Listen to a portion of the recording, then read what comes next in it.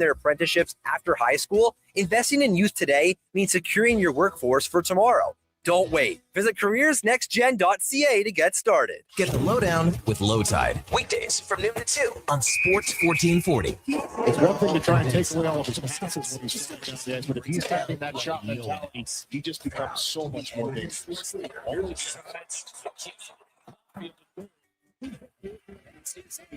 Over there. All-Star Construction. Professional drilling, hydrovacking, neighborhood renewal, and telecommunication work. Yep. Since 2009. All 3 World Cups in a row. I barely made it into work for me, but it was a sad day. Jake Wall and a That's what All-Star Construction. Up to 25% off select tires, a mail-in rebate of up to $100 off a set of 4 select tires, and LT of savings until April 25th. Or just on the go. Go Auto offers a massive selection with over 15,000 new and used vehicles to choose from. With over 70 locations across Western Canada. Whether it's a roomy SUV for the family, a sleek car for the open road, or a rugged truck for your weekend adventures. I'm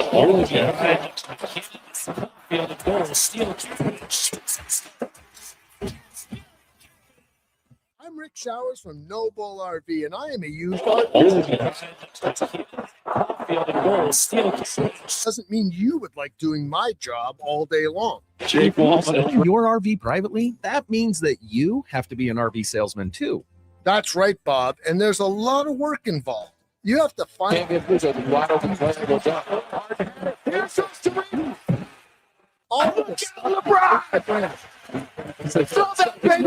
Glamour and being a used RV salesman. Bob,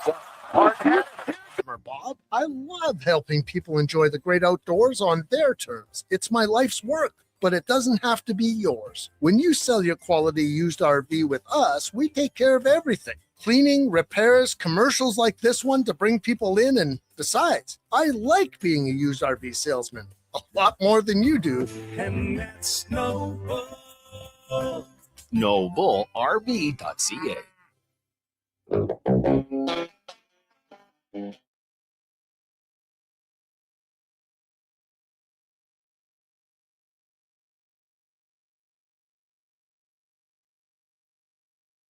The Jason Gregor Show. Jake Wall and a trend.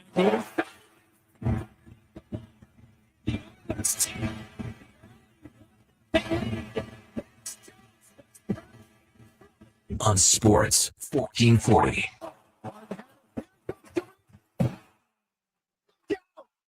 Look at LeBron! Throw that baby down! Presented by PlayAlberta.ca, Alberta's only regulated online gambling website.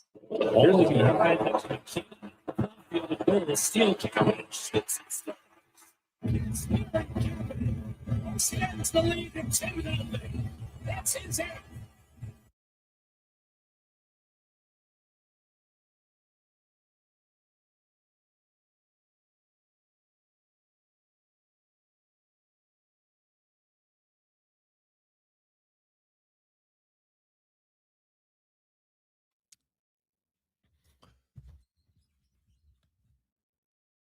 What a wonderful Wednesday afternoon. How are you? And welcome to the Jason Gregor Show on Sports 1440, sports1440.ca, YouTube, Facebook, X, Instagram. Thanks for listening. Thanks for watching the show as we are into April.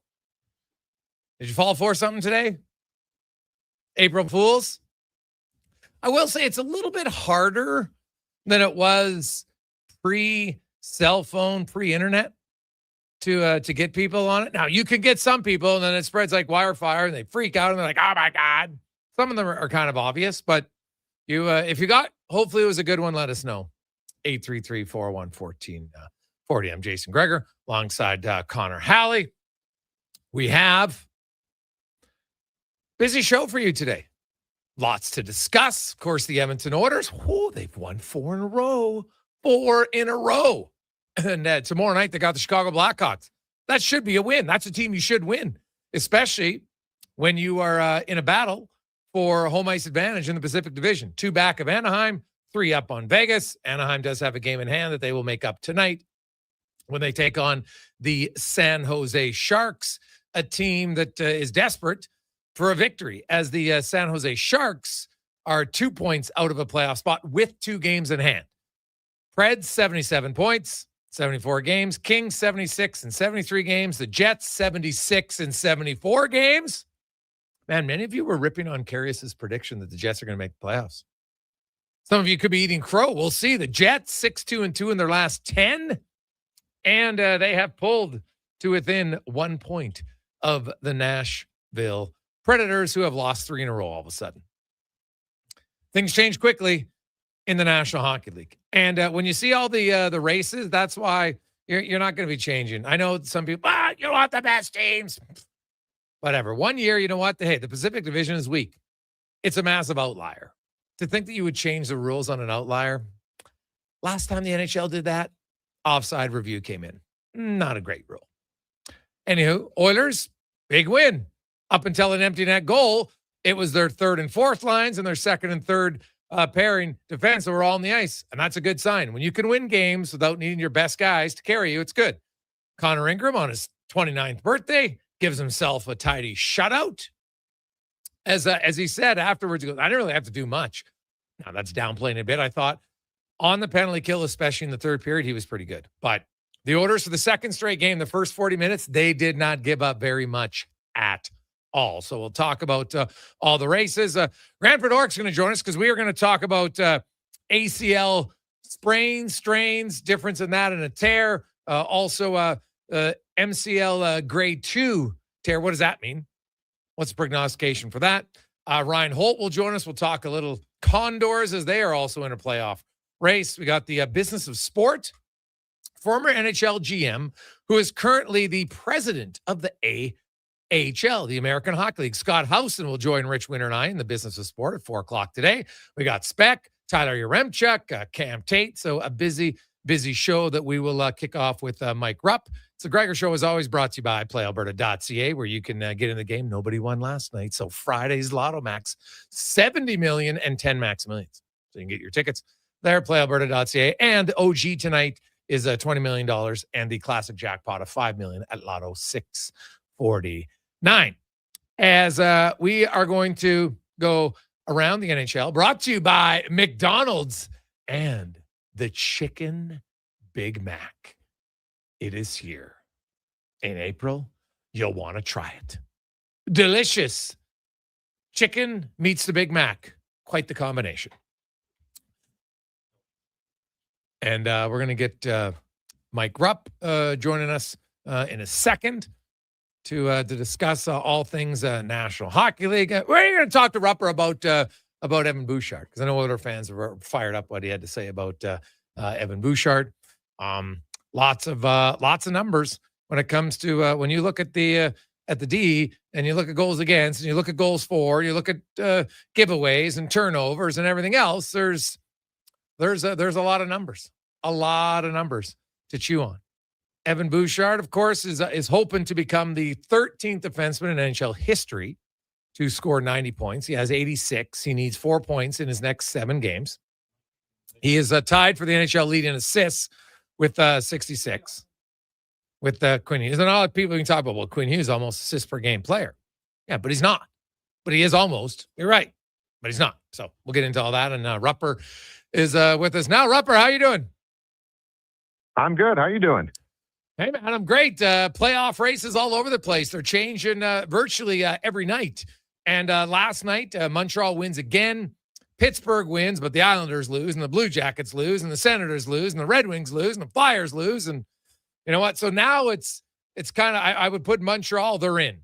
I think the Boston Bruins, they're 8 points up on Ottawa, Detroit, and Philly. I think the Bruins are in. So it really comes down to, and the Penguins are really close. I'd almost want to say the Penguins are in. Kind of comes down to the Islanders, 89 points, 6 games to go. Blue Jackets, 88 points, 7 games to go. Senators, Red Wings, Flyers, 86 points, each with 8 games. So they do have games in hand. And I know that the Flyers lost last night. Red Wings, the Red Wings just look discombobulated. And let's start, I guess, with Ottawa. Their loss, they gave up fastest goal in Panthers history. The nephew scored that one. I'd love to see it. But, man, what do you make of Ottawa? And when your goalie decides that he's too tired in a game, and by the way, no one mentioned mental health. So don't, if he's healthy enough mentally to sit on the bench as the backup, then he probably could play. But he didn't, and then they got absolutely annihilated, down 5-0. How much do you think that impacted them? Yeah, I mean, I think it certainly does. I think they're at a really interesting spot because I agree with everything you say. It's kind of coming down to Columbus Blue Jackets, Ottawa Senators, and the probably New York Islanders for that last spot there. So, or to get in. So I just think that they're at this stage now where, listen, none of this is to be meant to be insensitive because I don't know exactly what's going on or what that conversation exactly was. But at the end of the day, you need to know what you're going to get. And it's a pretty important position. And I think you're at the stage now where you have to seriously think about giving James Reimer the run. I think that's where it's at. Does he have the ceiling of Linus Ullmark? No, he doesn't. But at the end of the day, this is a really good hockey team. They are a good hockey team. They have not gotten good goaltending. I mean, we've said that numerous times. You're in the stage right now where you got to put something together here. And not only do we need to know that you're available or willing to go and play, but we also can't have a game like last night either. And it very well may happen with a James Reimer. You never know. But the fact of the matter is you got to at least know where you have this baseline. This is the baseline. We just need good professional goaltending right now, and we can put ourselves in a position to make it. I think that's where they're at. I mean, if you would ask me and play that game that you just did, running through all the teams, if you would ask me maybe 2 weeks ago, I'd been like, Ottawa's in. Ottawa's going to find their way in. I don't know right now. Yeah, well, it's true like that.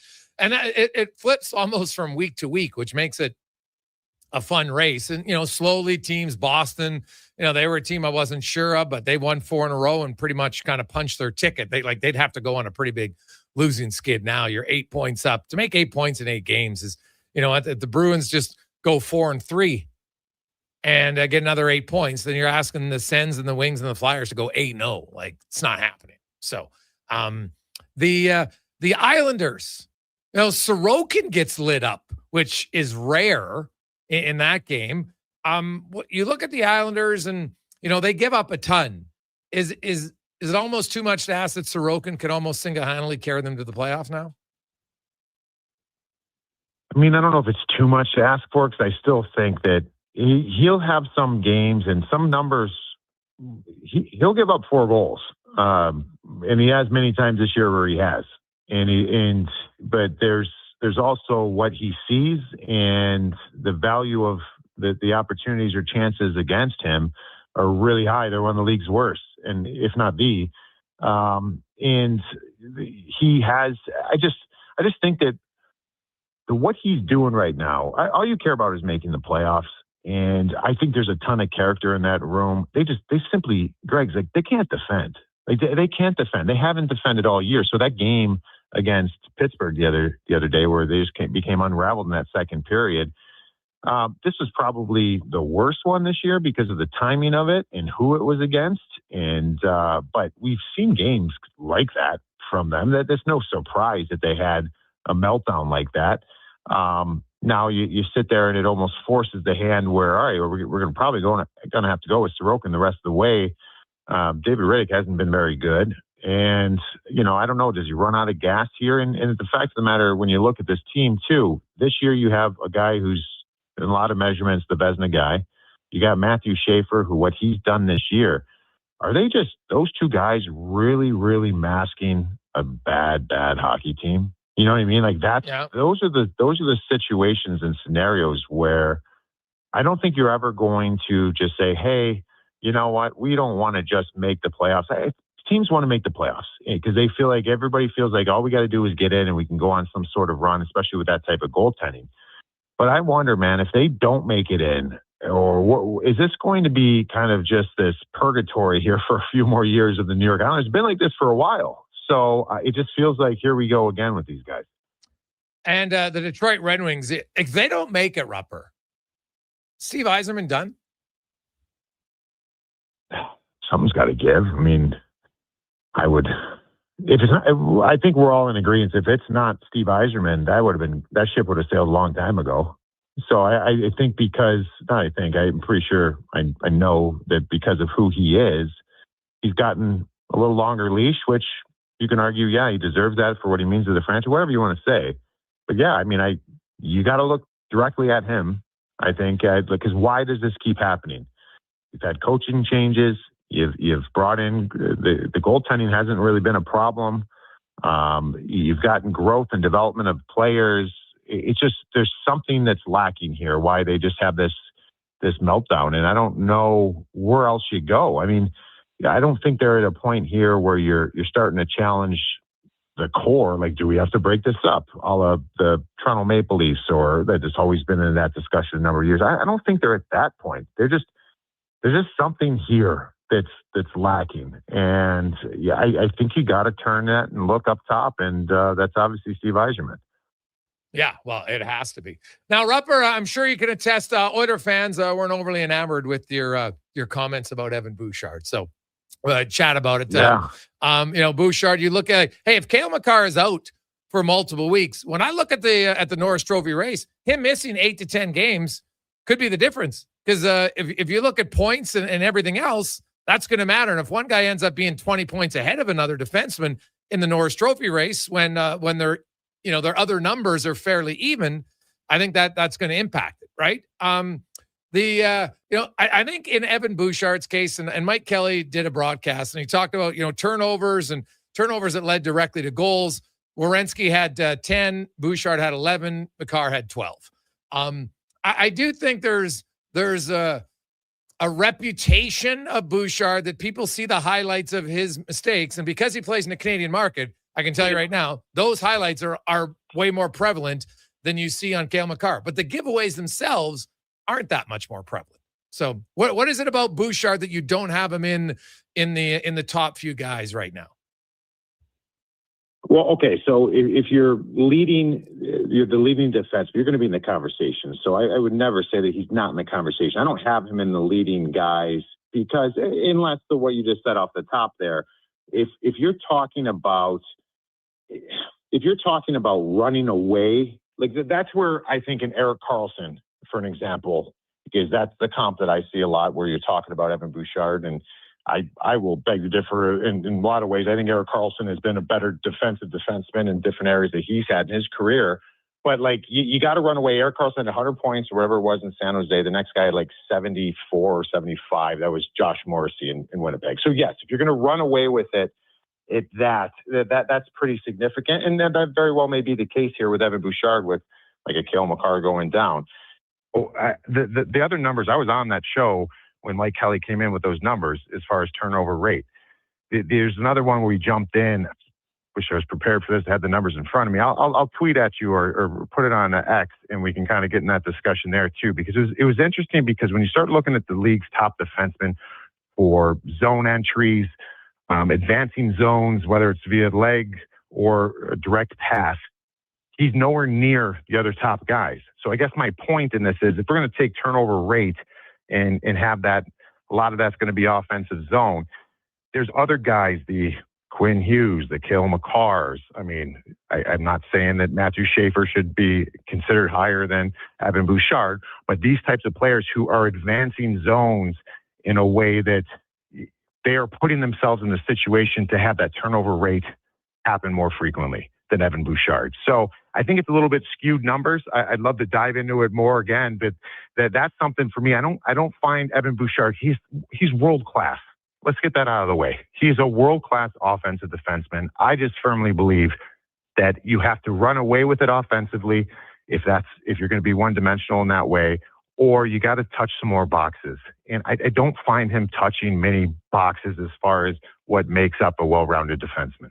Okay, interesting. Because I think Bouchard's better defensively than a lot of people think. Like if we look at just goals against, right? Quinn Hughes has been on the ice for more goals against this year than Evan Bouchard. Like a lot of people seem to want to eliminate his time in Vancouver. You can't. It's the season. It's not 41 games. It's the season.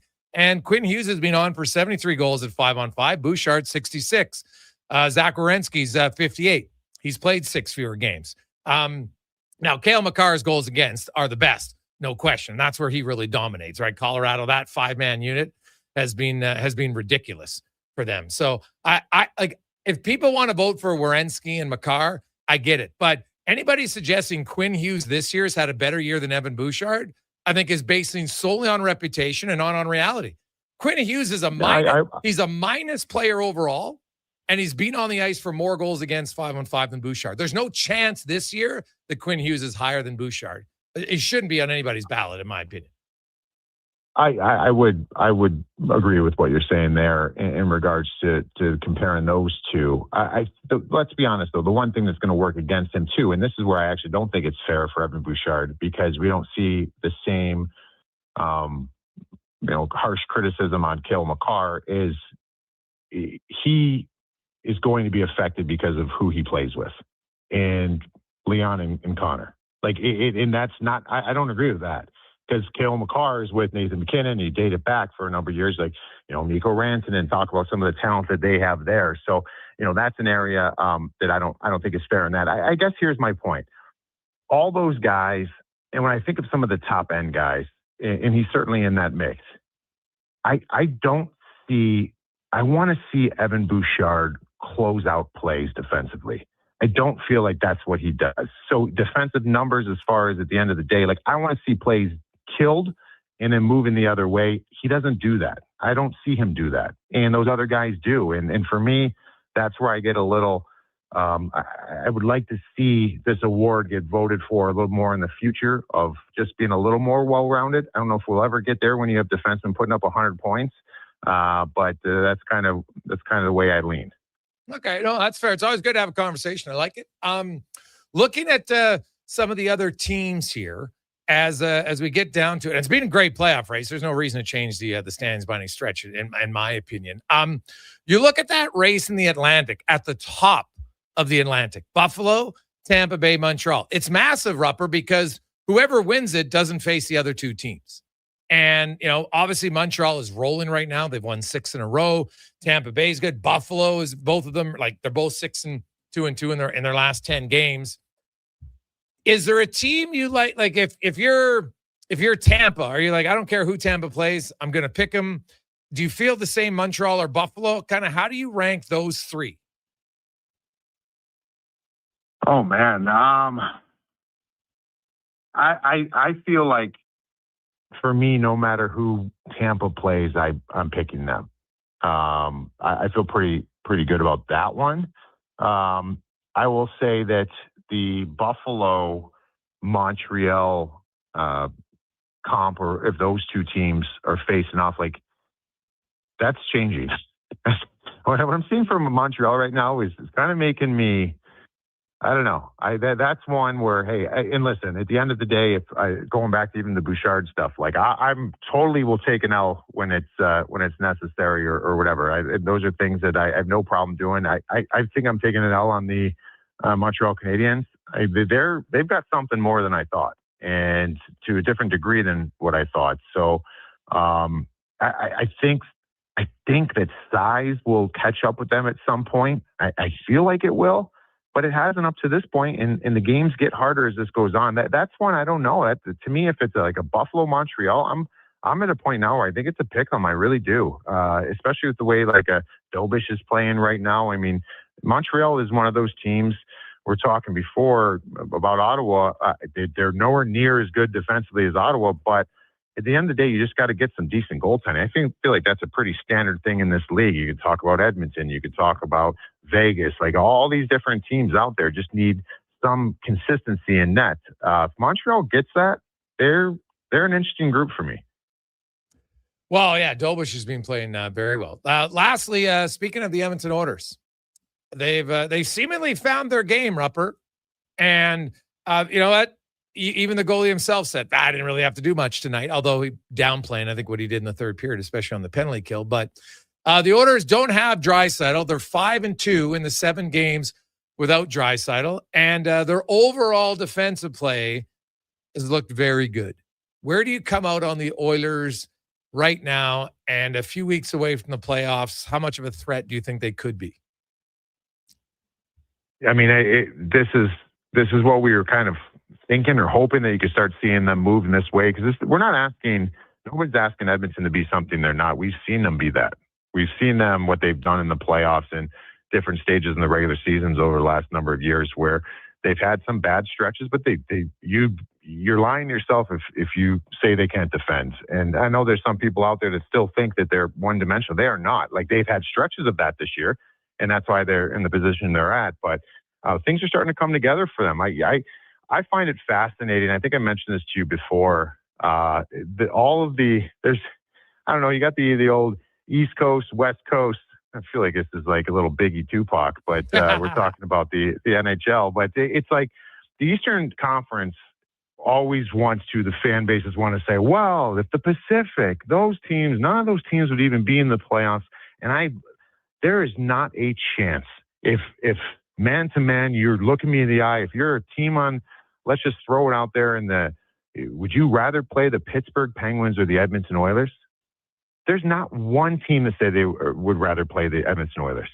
We're talking different conferences, obviously. There's not one team out there that would say, who would you rather play, the Vegas Golden Knights or the Montreal Canadiens? You're taking Montreal. Yeah. Like, you know what I mean? Like, so I don't care how this season has gotten to this point. There's still a pedigree here in the Pacific, and Edmonton is that team. That's the team that you feel like you got to go through to get out of that Pacific side and potentially get to a Western Conference final. So, I think I would not be shocked at all if Edmonton finds themselves there. We'll see what Vegas can turn around here. I mean, they haven't been as good as they probably hoped over the last couple of years.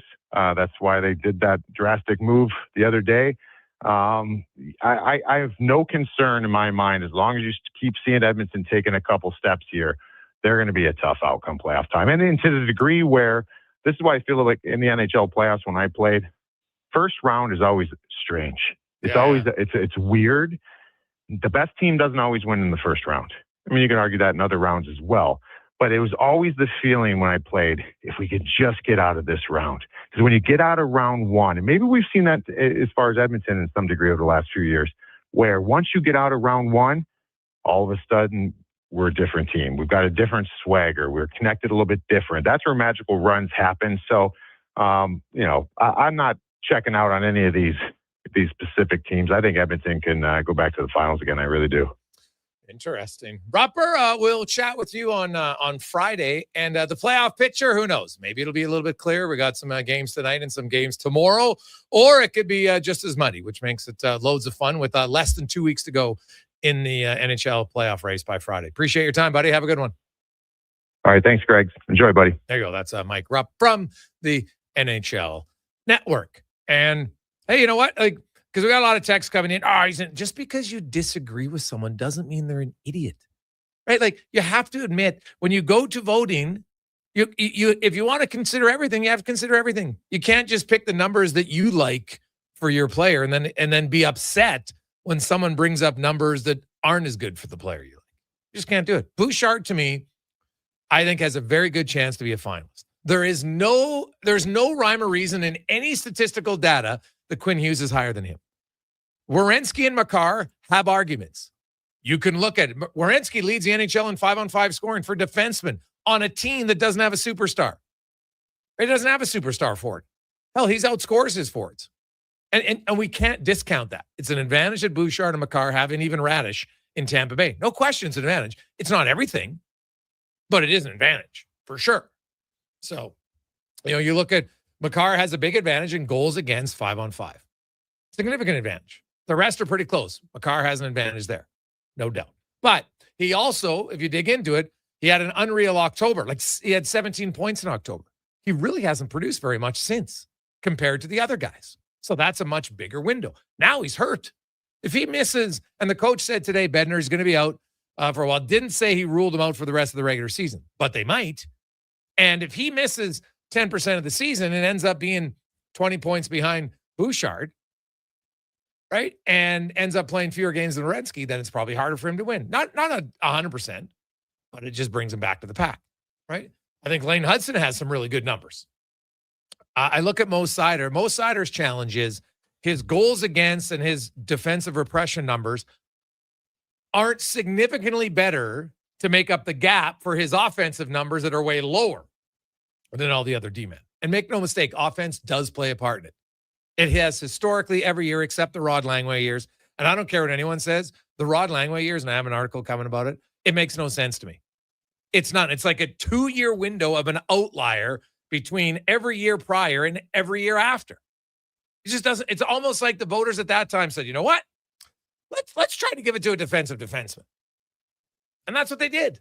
They decided to give it to a defensive defenseman because it wasn't based on offense. And it wasn't even, 1 year he was a minus freaking player. He was -2. And he won the award with 33 points. Coffey was plus 52 with 96 points and didn't win. Like, make it make sense to me. How are you going to tell me that his defensive game was so much better that it made up for being 60 points less in offense? And hey, some of those points are power play points. Take away Coffey's power play points. You're still plus 52. That's mainly 5-on-5. I know there's some empty net goals. I get it, right? So that'll be some. But it wouldn't be all of them. And the Capitals were a good team, so it wasn't like Langway was on the ice giving up a ton of empty net goals when they were trying to tie the game, right? He wouldn't have been the guy on the ice. Scotty Stevens would have been. Larry Murphy would have been. It wouldn't have been him. So, but he was still a minus player. So, like that, those 2 years, like, I'm sorry. Like, you could do a documentary and talk to the voters and say, explain to me how you did this, because I'd love to know. But lots of other years, there's been unreal votes. So Bouchard, Makar, they could all be close. And somebody's going to pick one. If somebody picks Werenski, I'm not going to be mad because there's lots of categories that he's better. And then Bouchard's got some categories he's better. So it's going to come down to which ones you value more as a voter. That's why you have 160-some voters. But you don't have to name call to people because they disagree with you. Be more mature. You would yell at your kids to do it, so don't do it. We'll take a quick break. We'll return on the Gregor Show presented by PlayAlberta.ca. One app, triple the action. Play Alberta is proof that good things do come in threes. Whether you're into playing any of our exciting casino games, betting on your favorite professional sports teams from around the world, or buying into Canada's biggest lotteries, Play Alberta is the province's only app to do it all. Download today and discover a new way to play. Must be 18 plus to play. If you gamble, use your game sense. Legacy Heating and Cooling is the #1 heating and cooling company for people who want heating and cooling, because you'll save a bundle by bundling. Then you can use hot, cold, hot, cold. Come on, thermostat, do what you're told. Turn up the heat, turn up the cold till the vents start pushing out tornadoes. Bundle my furnace with some AC. Gonna get a new from Legacy. Oh, yeah. Save a bundle when you bundle your new furnace and AC from Legacy today. Plus no payments and no interest for 1 year. That's how you build your legacy. Legacy Heating and Cooling.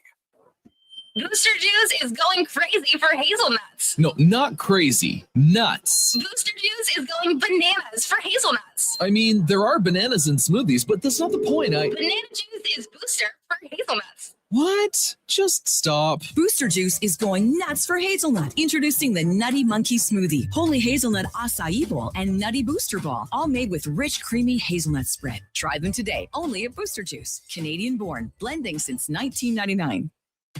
Spring into savings at The Brick. Refresh your home with huge discounts. Save up to $1,800 on sofas and sectionals. And buy more, save more, up to 25% off bedroom and dining furniture. Dreaming of better sleep?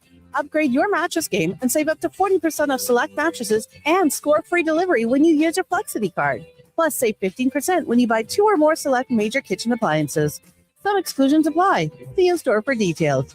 The Brick, proudly Canadian since 1971. Big guests, bigger takes. Jason Gregor brings the names you know and the stories you don't. Weekdays, 2 to 6 on Sports 1440. Don't miss a minute of the action on Edmonton's sports leader, Sports 1440. Summit Restaurant, located in the heart of the Silent Ice Center and just minutes from South Edmonton Common. Summit is your destination for exceptional house-made pizza, delicious entrees, and expertly crafted cocktails. Cheers. Experience the perfect blend of flavor and ambiance in a modern setting. Join us for a straightforward yet elevated dining experience where our commitment to quality speaks to every bite and sip. Make Summit Restaurant your next night on the town.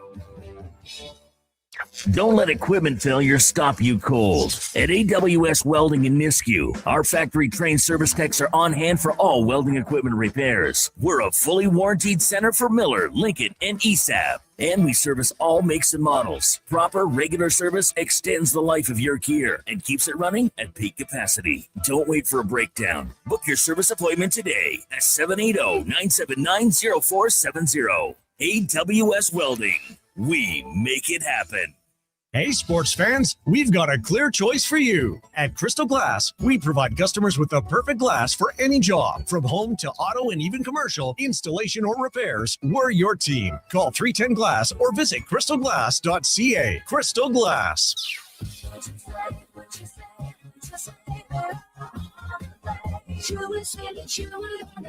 Sherwood Honda is home of the GOAT. That's your greatest offer all time. And they have plenty of pre-owned GOATs that they got on a trade. Every used vehicle they sell goes through a 182-point inspection and comes with a vehicle history report. Because peace of mind is an essential part of getting your GOAT. And Sherwood Honda sure would want you to buy with complete confidence.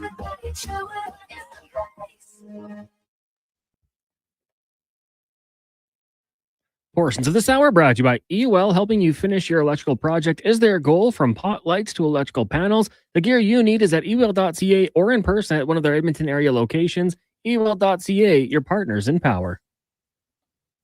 This is Sports 1440, where Edmonton talks sports. On YouTube, Facebook, and X. Here's Jason Gregor. Brought to you by PlayAlberta.ca.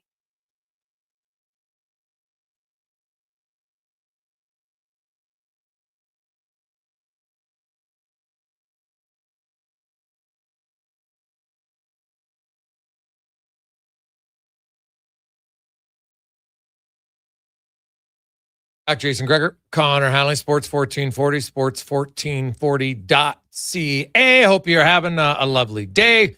The Toronto Blue Jays kind of waste another good pitch. How's Kevin Gausman have 2 no decisions this year? Like, come on. Guy's been pitching great for the Jays, but can't get a win. Right? Gave up 2 hits today, 10 more strikeouts in 6 innings. The Jays were leading 1-0. And I'll say this, their offense, they left way too many guys on base early in that game. It should have been they probably should have punched home a few more opportunities, but they didn't in that game. And then you get to the 8th inning and the Rockies tie it.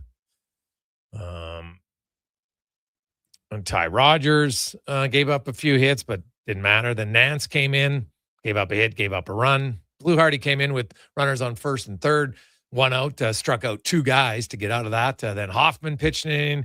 Then Brandon Lennon came in the 10th inning, gave up a hit. Of course, there was a guy on second base to start the inning.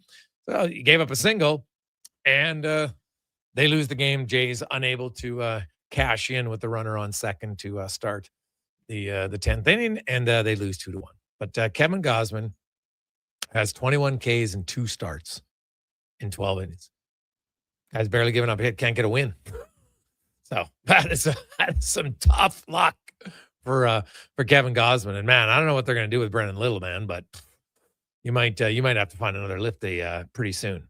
Like, the guy just gives up a hit, gives up run pretty much every time he's in the game. So not good at all. 833-401-1440, 833-401-1440. The Oilers, well, we'll get to that, but their game last night, it was never in doubt. That was one of the more controlled games I think they've had all season long. They got a kind of a fortuitous bounce on the first goal, right? Jones was laughing about it afterwards. I'm not sure if it hit my face or not, but hey, it doesn't matter how they go in, right? You're in front of the net, good things can happen. And it did. And then Kasperi Kapanen, what a shot. You watch the replay of that. He comes down. I love it. Really, no hesitation. Walked in. He was kind of in the middle of the circle, and he just beats the goalie clean. Kapanen can really shoot the puck. He has had an excellent season for the Edmonton Oilers. Right now, unfortunately, he's been banged up. But you look at Kasperi Kapanen's got 8 goals in 34 games. Right, he's right. That'd be like a 20-goal pace. He had a 20-goal season back in 2019 with Toronto, and it's had 13 and 11 and 11, and he did have 15 in 2023. Like he's a pretty skilled player, and I think this has been the most consistent I've seen Kapanen play. Like all 34 of his games, I think have been really good. He's had a really solid season for the Oilers this year, and when you got his speed. And, him and Dickinson playing some defensive situations. They're on the penalty kill. They're a very good unit together. Big body, can skate. We saw it last year. He's physical. Like, he's listed at 194, and he is like I think that might be light because, man, he's put together. He is really thick, and he's played great. And the Oilers, like the first line, they created a lot of chances in the second period, couldn't finish. But up until that third period, especially on the one power play, I'm not sure Connor Ingram had to make a real good save in the first 40 minutes. That was pretty much a clinic. Now, not a surprise because it's Seattle. Like, they're not an offensive team. But the Oilers didn't give up much. And you're watching guys who look to make a play and then, I'm going to hold on. I'm not just going to throw it away. And it continues on. So I thought that was just a really mature game for the Edmonton Oilers. Never really looked in doubt. Now you got the Chicago Blackhawks come to town. Now the Blackhawks, hey, they gave the Jets everything they had last night. You can't just roll over for the Blackhawks. They got some young guys. Frondell scored his first NHL goal last night. Tyler Bertuzzi's got 31 goals for the Blackhawks. Connor Bedard's having a good season, so you got to respect them. But make no mistake, that's a team you should beat. Now, Spencer Knight's been great. He can steal a game. But the Oilers, you come in and kind of like a cobra, a python, they just slowly suck the offense out of Seattle last night. And that's what you got to do. But they get their defensive game going. Once you get Draisaitl back, whether it's late in the regular season, probably more likely the playoffs, but there's a chance in the regular season. Salary cap will play a factor, remember? Because they got all these guys up here right now. Some are on emergency recall, but also some others are here just because they got the cap space. Because he's in LTIR. And that's a pretty big ticket when he comes off of LTIR. So we'll see. But not much. Like, I'm not sure you can complain about anything last night for the Edmonton Oilers. That was just like a methodical, mature game. Bordering on like uneventful Connor Halley, which, Chris Knobloch's talked about it. We got to get comfortable playing a boring game. And last night was they were in control, but it wasn't overly riveting. Oh, I would agree. I mean, it was kind of boring at times. Like there wasn't too much. And, credit to Seattle. They were able to, keep the Oilers' top goal scorers off the score sheet till the very end, to the empty netter. But, I thought the Edmonton Oilers did a really good job of, to a certain extent, making life easier for Connor Ingram, not to take away from what he did. You have a 20 saves shutout. It's pretty impressive. It just seems like he was always in the right spot. Rebounds were being kicked out quite far if they were there. And they got the job done. And I think you got to be able to get comfortable playing that type of hockey when it happens. And it's a good sign to me because, you go look at the stat sheet and that's not everything. But on the back end, you got a lot of block shots again. That's kind of playoff hockey. You keep doing this, you build up the momentum, remember how to play that way. And then all of a sudden going into the playoffs, you're inserted with Leon Draisaitl into the lineup. So, yeah, I mean, like you said, to me, it was a game where I didn't really feel like the Oilers were ever going to lose that game. Once they got the 2-0 lead, it felt like it was just inevitable. They'll kind of smother their way to a victory. But take it for what it's worth. That Seattle team, not too dangerous out there. Oh God, no! Like they don't look to me like a team that's a playoff team, right? Like the Winnipeg Jets, like you'd much rather, if you're Colorado, take on Seattle all day. You'd steamroll. But the Winnipeg Jets, I'm telling you, if they get in, and it's still an if, but if they get in, they present much bigger challenges than LA would, San Jose would, Seattle would. Much big because they got more skill at the top and they got hell of a. So. If you're Colorado, you're hoping the Kings, not that Colorado's scared of the Jets, they'd still be the favorite, but the Jets just offer more potential pushback than those other teams. When we come back, we're going to break down grade 2 tears, difference between ACL sprain, ACL strain, ACL tear, all that and more with the Grant Fedoruk next on the Gregor Show, presented by PlayAlberta.ca. Wondering what you can afford? Let Go Auto do the math with our free car loan calculator. No pressure, no awkward convos, just quick answers on your budget and payments. Bad credit, no credit? We got you. Text check to 780-777-7777. That's check to 780 all 7. Find out what you qualify for and start shopping with confidence. Go Auto. Drive what you love with payments that make sense. And here comes Action Electrical Service Team sprinting onto the scene. These are your first responders for any electrical emergency. That's right. With their fleet of service vans and specialized gear, they assess, they service, and maintain electrical lighting and automation systems. They're all about rapid response. Quick diagnostics and repairs to restore power and safety fast. Hire the Action Electrical team to bring home a win for your project. Visit actionelectrical.net. I'm Colin Livingston, president of CanTorque. CanTorque has always been a forward-thinking company, but now that we've turned 25, I can't help but take a minute to take a look back. Thank you to everyone that's been with us along the way. Craving your favorite mouth-watering pizzas? Papa John's has large specialty pizzas for only $19.99 for a limited time. Get a flavorful all the meat, the works, ultimate pepperoni, Hawaiian, barbecue chicken, and more on original thin or New York style crust. Use the code LSPEC at papajohns.ca or on the Papa John's app. Get yours today. Better ingredients, better pizza. Papa John's. Great news for your weekend project. CFI, that's Custom Floors Inc., is now open 6 days a week with Saturday hours from 10 till 2. Get top quality Canadian products from Beaulieu with the convenience you need. For your free estimate, visit CFI at customfloorsinc.ca. Edmonton's only 24-hour-a-day sports radio station can be heard anytime, anywhere. Sports 1440 is streaming on your phone, your tablet, your computer. Download an app today and listen to Sports 1440. Out on the rocks, the party never stops. Check it out. Mondays, bingo tunes. Tuesdays, tacos and tequila. Wednesdays, it's wings and karaoke. Shake what your mama gave ya with salsa lessons on Thursdays and the best Latin DJs. Plus, live music every Friday, Saturday, and Sunday, along with DJ Kenny K. Hold on, let's not forget $5 happy hour, 7 days a week. Your bar, your party. You're on the rocks. On the rocks. Jasper Ave and 118th. Come for Canada's largest trade shows, the biggest names in entertainment, exhilarating sporting events, and more. And stay for the experience at the Edmonton Expo Centre. Looking for the perfect place to host your next big event? From trade shows to galas, meetings, and concerts, the Edmonton Expo Centre has the space, event expertise, and service to make your next event unforgettable. With over 522,000 square feet of flexible event space, in-house catering, and operational expertise, they bring your biggest vision to life. Learn more at EdmontonExpoCenter.com today. Mr. Rooter sees a UFO. Mr. Rooter says 1 plunge, 2. What's this? A UFO? An unidentified floating object. It's beginning to glow and levitate. Thank you, Mr. Rooter. You have freed us from the gravity of the white hole. Humanity will be spared. Wow! People aren't going to believe this when I put it in our new commercial. If you want to believe in a plumber, call Mr. Rooter. He's a legend in the booth and a master on the mic. Low Tide brings the banter weekdays from noon to 2. Sports 1440 is where Edmonton talks sports. Get in the game. Text 833-401-1440.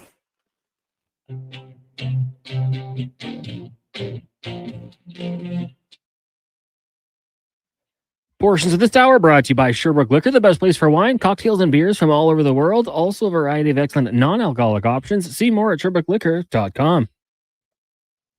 The Jason Gregor Show, the best of Edmonton sports talk and beyond. This is Sports 1440. Presented by PlayAlberta.ca, Alberta's only regulated online gambling website.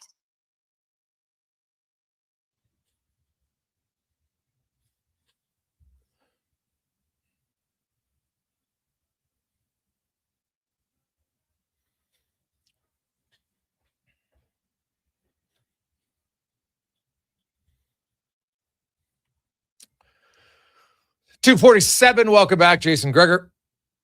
Connor Highline, Sports 1440, sports1440.ca, YouTube, Facebook, X, Instagram. Hope you are having a lovely, lovely day. Hey, guess what? Good news. Slowly going to warm up. Oh, it'll be nice. The melt can come. That'll be nice. Hey, we're into April. Masters is right around the corner. Local golfers are like, can I get on the course, please? That would be nice. That would be nice. So I think I can speak for many of us that, hey, we've had a good run of snow, but it's time to say goodbye. Let's get into some golf and playoff mode for sure. Let's also get to our injury report, brought to you by Leading Edge Physio. From weekend warriors to professional athletes, kids playing soccer to grandparents in the garden. Rotator cuff tears, tendonitis to post-surgical knees and hips. They fix your body. Life shouldn't hurt. LeadingEdgePhysio.com. As we're joined once again by Grant Fedorica. Grant, how you doing, my man? I'm doing good. I'm doing great, actually. How are you? Good. Is that are you a Max Verstappen fan? I'm an F1 fan, so I wouldn't say that I'm specifically a Verstappen fan, but I'm a fan of people like him who conquer their career. Just like I'm a Tiger Woods fan, but I'm not a fan of the things he does off the golf course. Yeah, no, that is totally fair. Yeah, tough year for Red Bull right now. It's kind of odd to see, like, they're not even really competitive through the first two races. It's wild. Good timing to have you on. I want to start with the Ponce injury. So they announced it's not an ACL tear, but it's an ACL sprain. Is that still going to be a 6-month recovery? Like, what's the difference? No, so I love when they use those terms, and if it's medical people who are saying it, a sprain and a tear are the same thing. They're just different grades. So a first-degree sprain, and I've said this before, first-degree sprain is just a small tear. A second degree is anything from that small tear to barely hanging on. That's all second degree. So second degree is a highly variable diagnosis. And third degree is a rupture. So I think what they're referring to is it's not torn, meaning it's not fully torn. So, but a second degree is still a significant injury when it comes to the ACL and can lead to some instability.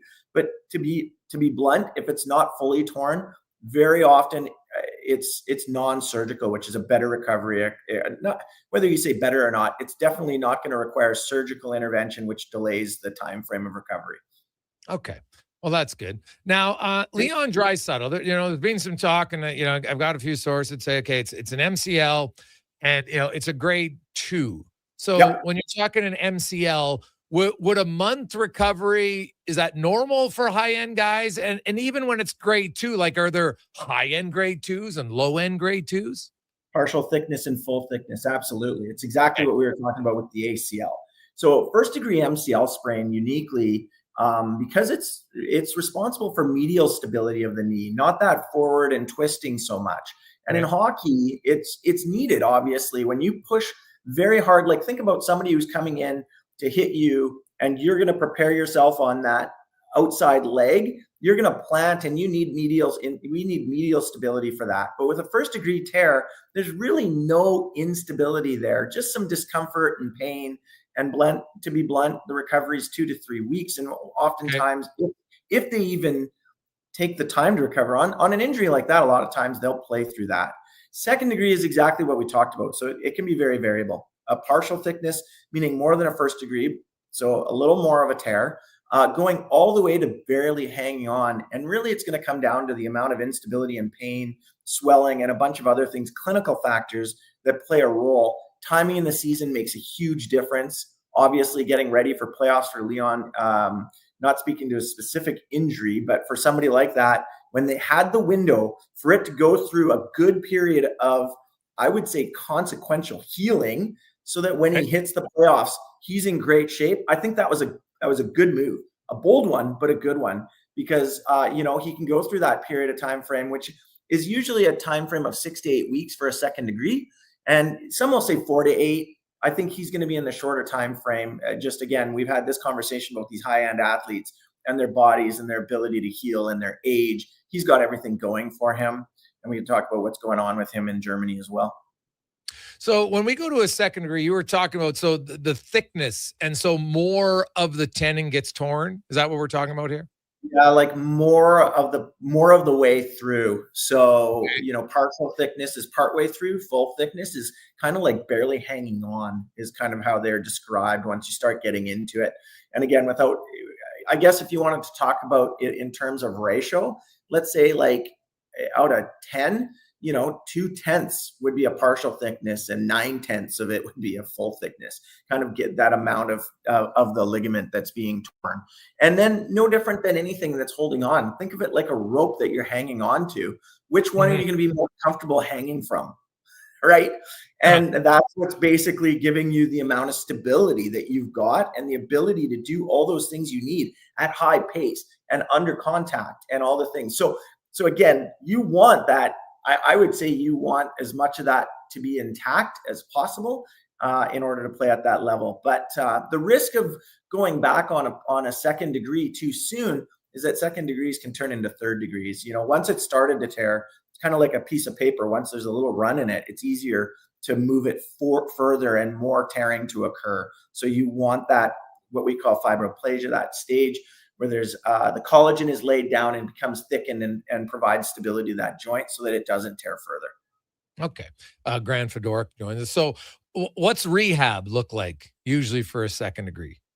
Okay, so the first stage you got to get through is that swelling and inflammation and pain. And in that stage, your body is going through the important parts of vascularization, and all the stuff that needs to kind of get there starts to show up.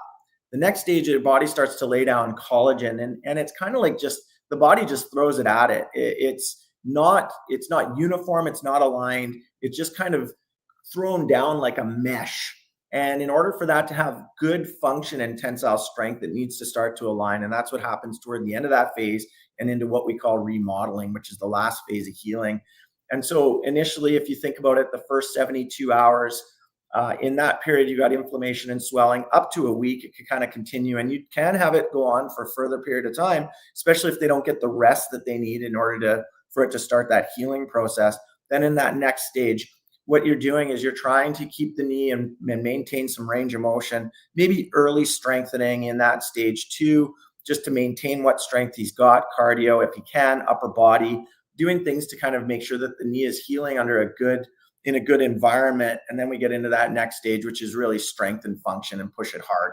And that's going to be guided by each thing that he complains about. So pain, swelling, inflammation, if those are continuing on, you got to be careful when you start to push those. That's your body. For those of you who are out there going through an injury like this, that's your body telling you it's too soon. And it's not the no pain, no gain kind of scenario, because you got to describe what is hurting. And if it's specifically around the MCL, which point on the inside of your knee, poke right to the inside of the knee, right on the joint line, that's where your MCL is.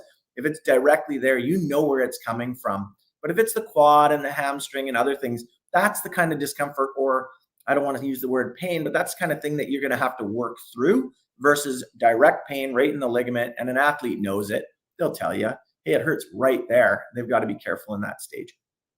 Yeah. And usually do you find, because you've trained a lot of high level athletes and they come back, and we know that in the playoffs, guys come back and they're hurt. And now I know the MCL is different for stability than the ACL. It's still important, but so can a brace help MCL at all? Yeah. It can. The neat thing about the MCL is they almost never operate on it. It's pretty rare for them to repair an MCL. The unique thing about the other unique part, to get back to your brace, is sometimes because the MCL, the way that the anatomy works with it is it's also partly attached to the medial meniscus. So if there's enough of it torn, it's often the meniscus that becomes the problem and the reason for a delay in recovery. So I'm hoping that's not the case here. The best wishes are that it's just an MCL, and I know this sounds strange, but yes, just a second degree, and he'll go through this 4 to 6 week window of time and be back and ready to go, with probably not showing too many ill effects from it.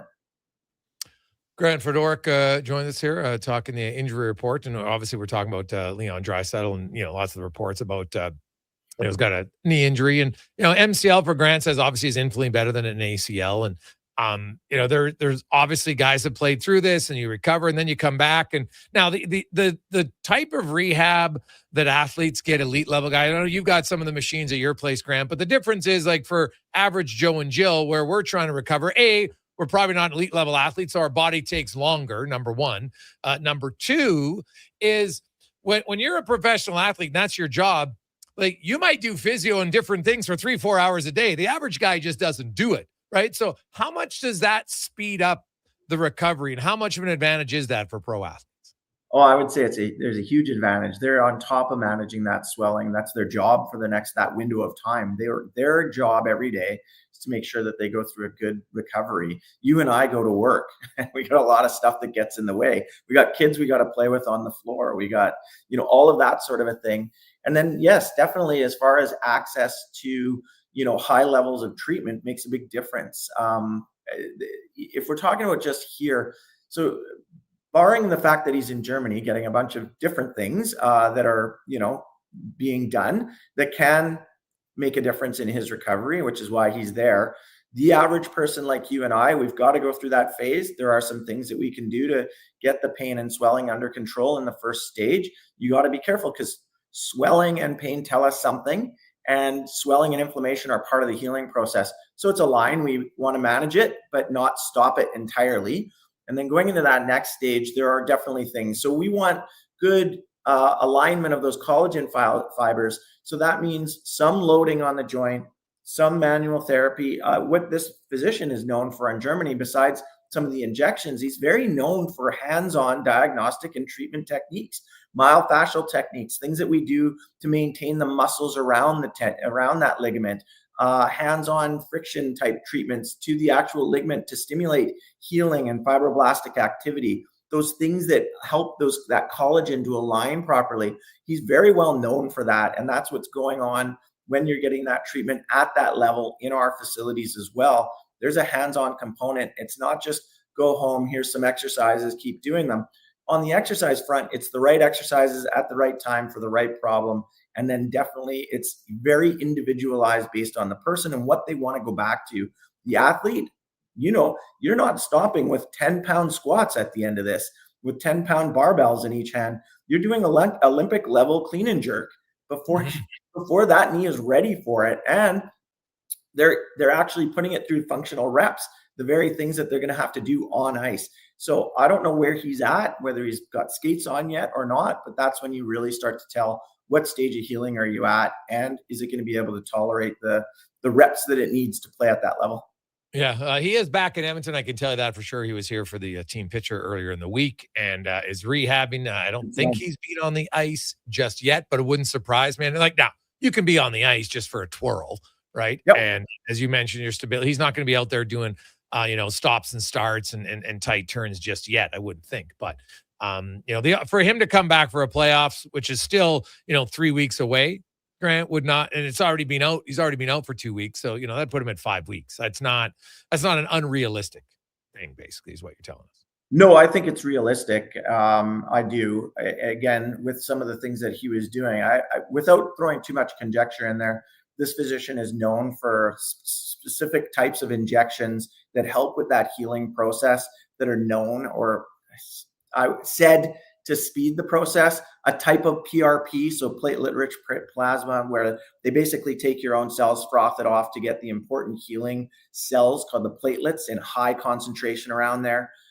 He's known for these injections called Actovegin, which it's kind of like calf's blood that brings more, I think the idea is to bring more circulation to the area and massively infuse it with that kind of circulation. And then some plant-derived injections that do and don't have a ton of evidence behind them. But this is kind of I guess what I would like to say to this is that him going there, I've been asked this a lot, him going there and having treatment from somebody that he believes is going to kind of speed the process. Interestingly, there's more evidence for believing it's going to speed the process than anything else. Yeah. And so that he believes that's making a difference is huge.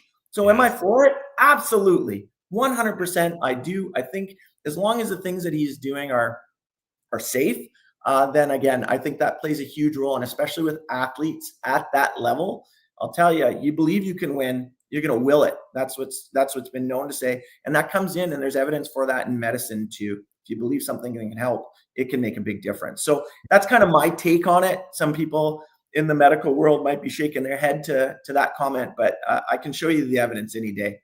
Oh, dude, the power of the brain, and you believe in something 100%. There's there's massive amounts of data that back that up. So I would agree with you wholeheartedly. Grant, enjoy it, man. As always, we really appreciate it. Have yourself a great day. Hey, did anybody get you with April Fools today? Everybody tried. I was well prepared for it.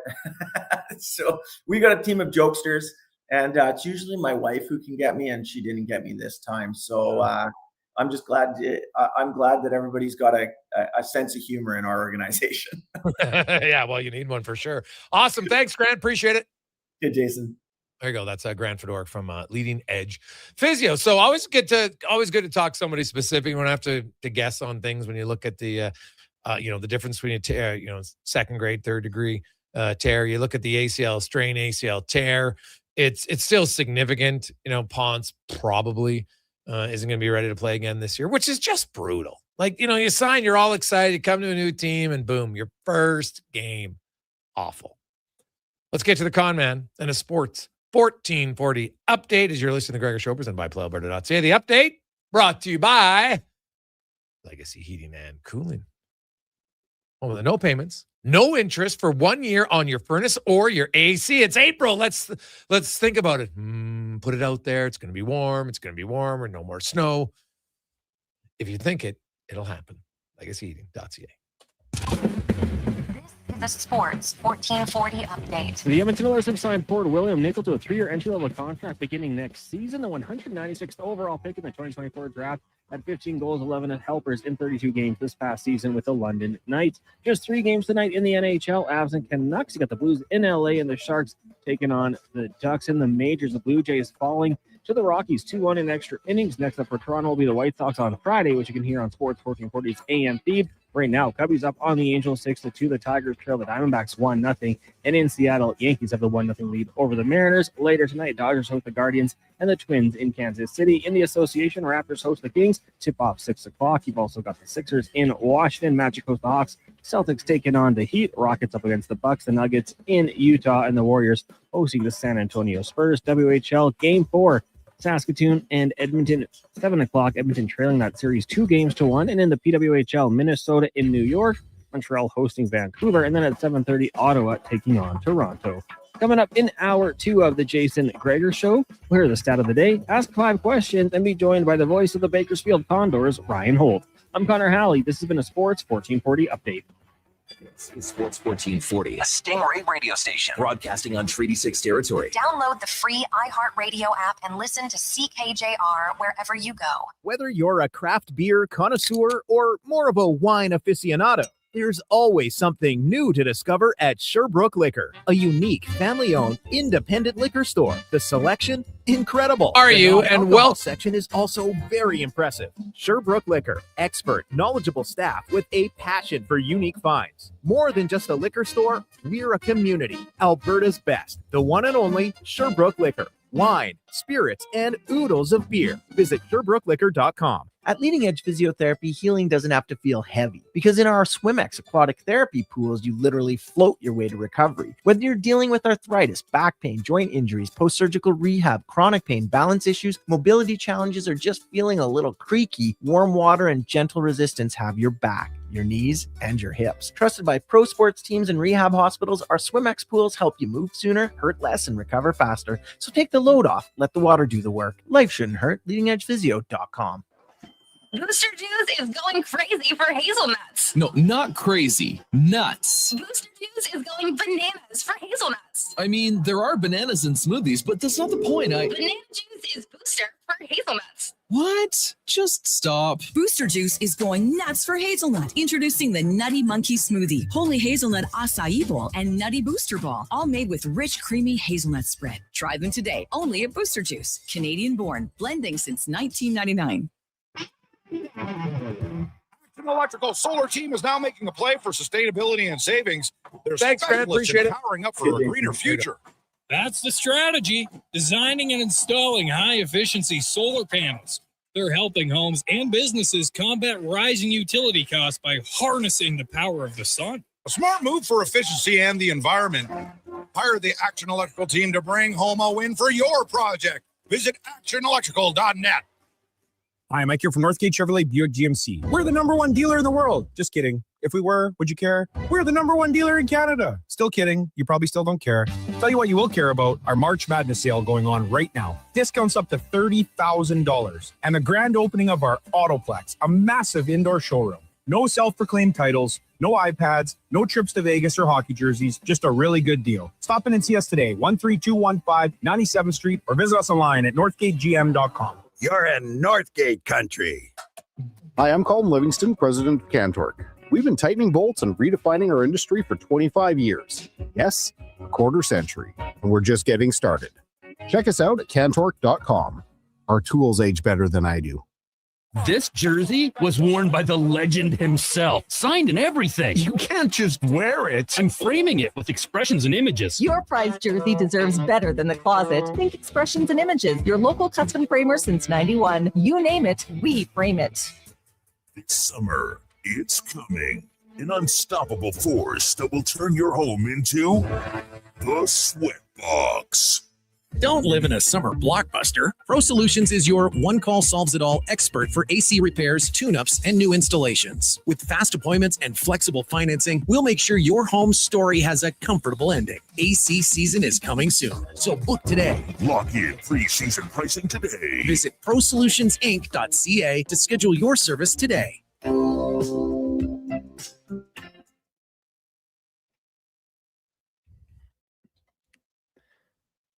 Portions of this hour brought to you by Crystal Glass, your clear choice for residential windows, locally manufactured and installed. Crystal Glass provides a beautiful product and incredible customer services for all of your residential needs. Call 310 Glass or visit crystalglass.ca for a quote. The Jason Gregor Show, the best of Edmonton sports talk and beyond. This is Sports 1440. Presented by PlayAlberta.ca, Alberta's only regulated online gambling website.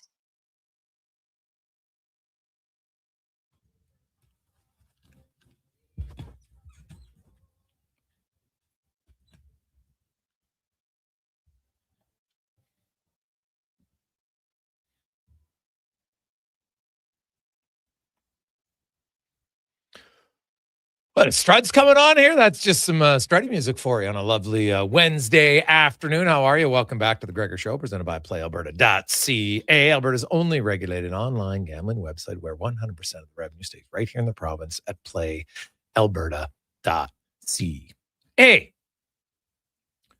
The Edmonton Oilers did have a practice today. Trent Frederick, as I'd mentioned earlier in the week, pretty good chance you could see him return to the lineup tomorrow night. It was interesting when you look at the lines that they had going today.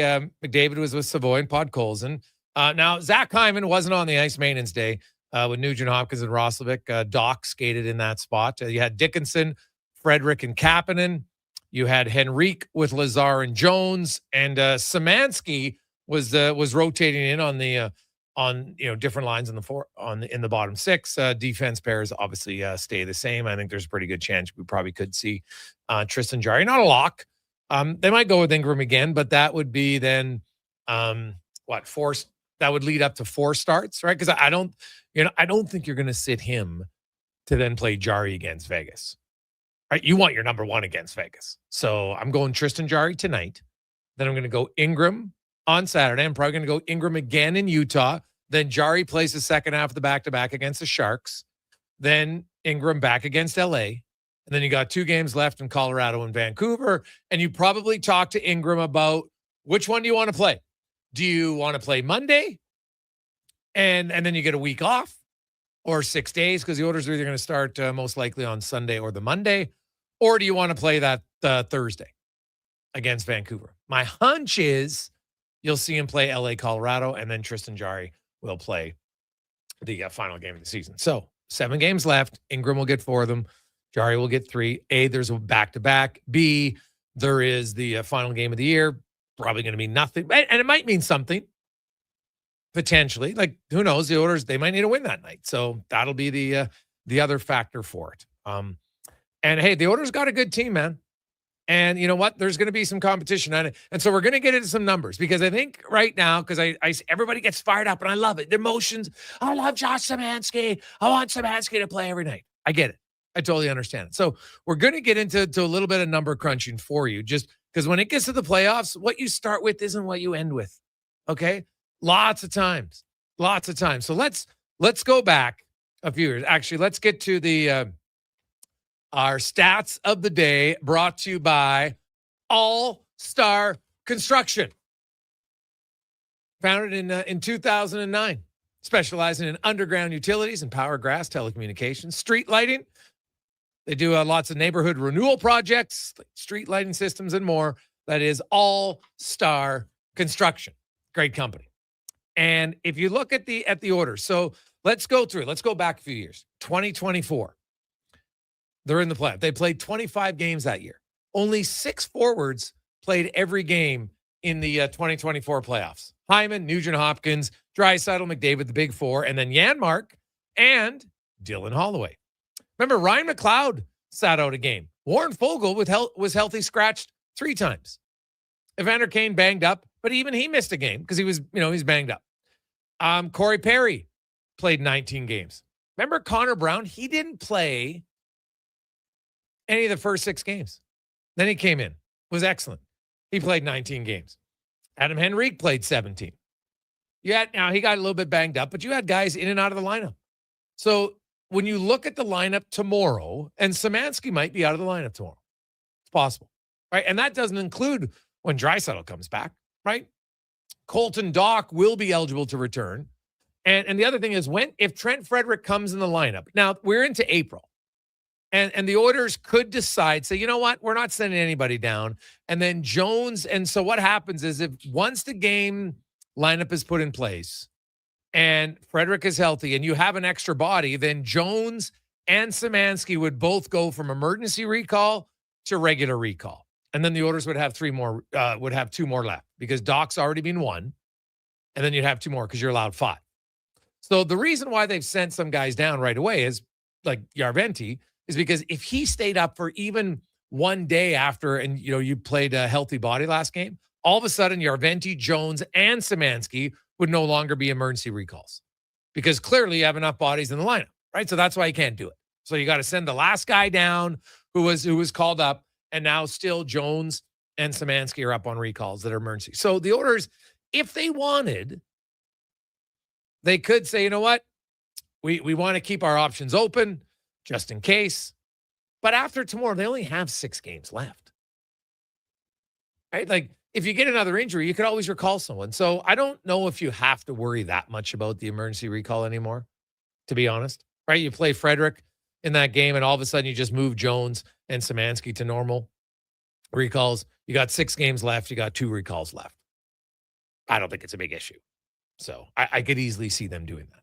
But I think it's important to remember that what you start with in the playoffs isn't always what you're going to end with, right? Last year, the Oilers played 22 playoff games. Now, 8 forwards played 22 games. Kane, right, obviously wasn't ready to start. Connor Brown, again, banged up, came in late. Hyman, brutal injury, right? Arvidsson was in and out of the lineup.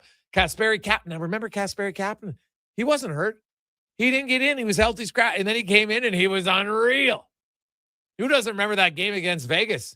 Just the shift. I'm not talking about Struddy's, the shift. We're talking about Kapanen's playoff shift. It was an absolute bowling ball, hammering guys. Crowd was going crazy. He had huge hits in that game.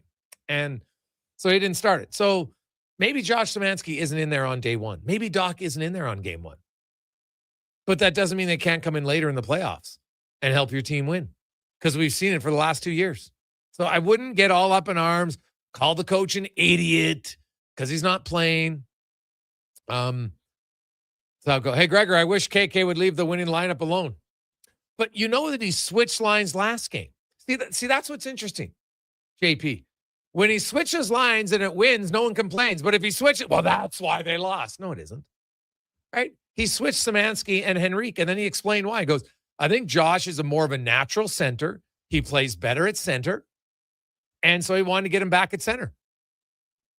Right? And so maybe he's thinking, hey, maybe we can play Szymanski, because Szymanski was more noticeable as a center iceman than he was as a winger. I think that's fair. And that's okay. It's like, it's a big change, because when you're the center, you're mobile, you're moving around more. When you're the winger, you start from a stationary position lots more. Now, eventually you can get used to it, but it is difficult for some players to go back and forth. right? And if you're used to moving the way he skates, he wants to be moving. So I think there's a chance Szymanski and Henrique can be together on your fourth line. And maybe Max Jones isn't there in game one of the playoffs. I know that Max Jones has played very well. But when you have a deep team, that's what's going to happen. So let's say Draisaitl is going to be back. I think the top 9 forwards, pick the combinations. McDavid, Draisaitl, and Dickinson are going to be your centers. You've got Hyman, you've got Roslovic, you got Kapanen. I think they're going to be your right wingers. And then you've got Savoy, Nugent Hopkins, and Podkolzin. Now, Savoy and Roslovic could switch lefty-righty, but I think those are the top 9. In what combination, we'll see. We could see a Podkolzin, Dickinson, Kapanen. Or you could have Kapanen on one line, Hyman on one line, Podkolzin on one line. Because you want a bigger, heavier forechecking guy. I understand it.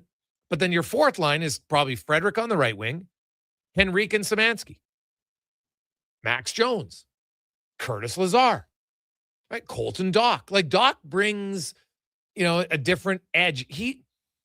This is how I describe Colton Dock for Oilers fans. I think Colton Dock, right now, at this stage of his career, is a more refined Clattenburg. Right? Can bring you a little bit more offensive polish right now. Skates a little bit better. Right? Plays with an edge, big body.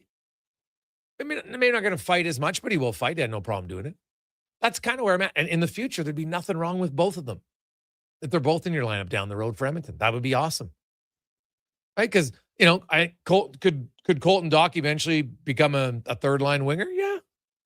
I don't think that's a big reach down the road, but for the playoffs, he's probably a fourth line guy. And you got a lot of options. Max Jones has played really well. So, I see a lot of people, oh my God, Szymanski got moved out for a game. Like, hey, and so here's some numbers. Because me, I like to look it up. Let's look at some numbers. So it's really kind of, I think, well, it doesn't matter what happened in October, November, December. The team was playing crap. Lots of guys are playing crap. So let's just look at the numbers from January 1st for Henrique and Szymanski, because it's fairly even. Games played, Szymanski 18, Henrique 17. So enough of a number that we look and say there's not a huge disparity. It's not like one guy's playing, I'm comparing a 34 games to a 17 game. I'm comparing 18 games for one guy, 17 games for another guy. In that time, Henrique at 5-on-5 numbers outshot the opponents 61-48. Szymanski's outshot him 58-50. So, both good. Henrique slightly better. Goals for against, Henrique 4-6, Szymanski 8-5, advantage Szymanski. Expected goals for, if you're into that, Henrique has 58.4, Szymanski 54.7. PDO, a lot of people look at PDO like when a team's going bad or somebody's going bad, they like to look at PDO. But usually if a player's going good, magically they don't mention that. I always find that kind of funny. But Henrique's PDO is well under at 94. Basically, he's at 94%, right? 0.941. Whereas Szymanski's is well, he's at 130, like 1.038. So well above. If you buy into that thing. Face-off percentage, Henrique is 54.3%. Szymanski's 52. Szymanski's 38-35. Henrique is 50-42. But here's the difference. Penalty kill minutes. Remember, Henrique's played one fewer game, but he's penalty killed for 27-39. Szymanski's killed for 5 minutes. And right there, I'm telling you, that's going to be a big difference as to why one guy's in the lineup and one guy isn't. So, because I'm looking at their 5-on-5 numbers, and Szymanski, you know what? Goals for, goals against are to his advantage right now. PDO is a little bit higher if you believe in that. Some people say it evens out. I'm not always sold on it, but either way, that's what it is. The other underlying numbers favor Henrique. Face-offs favor Henrique. Experience favors Henrique. Penalty kill, massive advantage for Henrique. And so you always have to look at, okay, what's the coach thinking? The coach trusts Henrique. He really likes him and Matt Savoy as a pair on the penalty kill together. They've worked well. You've got Dickinson with Kapanen. That's your other pair. Then your third pair now is Nugent Hopkins and McDavid. Sometimes it's Nugent Hopkins and Szymanski when he's in the lineup. And those are you guys. Right? That's what they've been doing. So I think it's kind of unrealistic and a little misleading to think, well, Szymanski is head and shoulders giving you way more than Henrique is.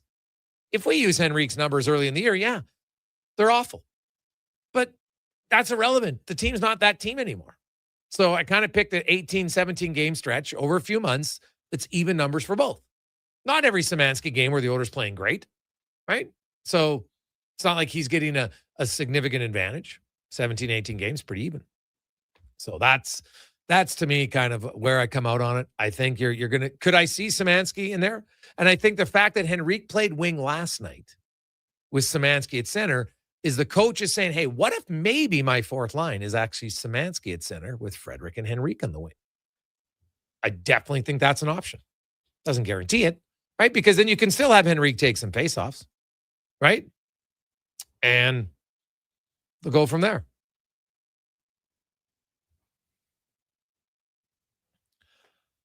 I think the coach looks at lots of different things as he should be. Some other numbers for you to chew on right now. The race for the Art Ross, pretty damn close. You look at it, 125 for McDavid. Kucherov didn't get any points last night. Got hammered in that tit. He's 4 back, and McKinnon is 5 back. And if you look at how many games remaining, Tampa Bay has 8 games left. The Oilers have 7. Colorado has 9. So now, could McKinnon make up 5 points in 2 games? Yeah, he could. A 5-game, 3 and a 2, a 4 and a 1, not a heck of 5. Wouldn't surprise anyone. So I think the Art Ross race is still very much up for grabs. The other race that is interesting is the Maurice Rocket Richard, because Cole Caulfield is putting the pressure on. Kid's on fire. He's got up to 47 goals now. McKinnon's at 49. And don't look now. I don't think he's going to win it, but Connor McDavid has got goals in 5 consecutive games. He's now at 43. Can McDavid get 7 in the final 7 games? Yeah, he could, right? Getting a 2-goal game wouldn't hurt him at all, but because that's what he's got. He's got a 5-game goal scoring streak, which of course has 6 goals in his last 5 games.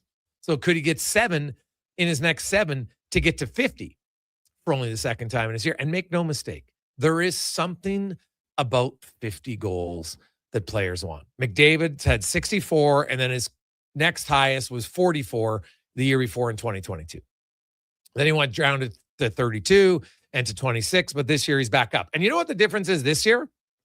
He's shooting the puck more again, right? Like last year, McDavid had 196 shots in 67 games. This year he has 272.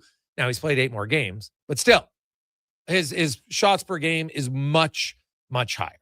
He is likely going to finish probably the 3rd most shots in his career, maybe the 2nd, but I would guess probably 3rd, right? Because he's right now averaging about 3 and a bit per game. He's got 7 games left. It's gonna get him to around 290. So that will be the 3rd highest. He had 314 when he had 44 shots. He had 352 the year he had 64, and this year he has 272. Now keep in mind that when he had 352 shots, they weren't tracking shots like they do now. I guarantee you some of those shots on goal would not be shots on goal today. So you have to remember that. Because now they review every shot. Goalie makes a glove save. His glove's outside the post. It's not a shot. So that will factor in. But I think McDavid, he's got a chance here to get to 50. And, man, he gets close, he's going to want to get it. You're a player. You want to get it. I know everyone's, only matters the Stanley Cup. BS. You can't win the Stanley Cup until the playoffs start, but you can score 50 goals before the playoffs start. So it does matter. That is the stats report brought to you by All-Star Construction. Quick break. We'll return, and Ryan Holt will join us next. We'll update you on the Condors, who's playing well, and they're going to get some more help, some healthy bodies back on the Gregor Show, presented by PlayAlberta.ca. One app, triple the action. Play Alberta is proof that good things do come in threes. Whether you're into playing any of our exciting casino games, betting on your favorite professional sports teams from around the world, or buying into Canada's biggest lottery, Play Alberta is the province's only app to do it all. Download today and discover a new way to play. Must be 18 plus to play. If you gamble, use your game sense. And now Action Electrical's testing team is on defense duty. They're the guardians of safety and compliance, a critical part of any lineup. Precisely. They perform rigorous safety and code compliance testing for commercial operations.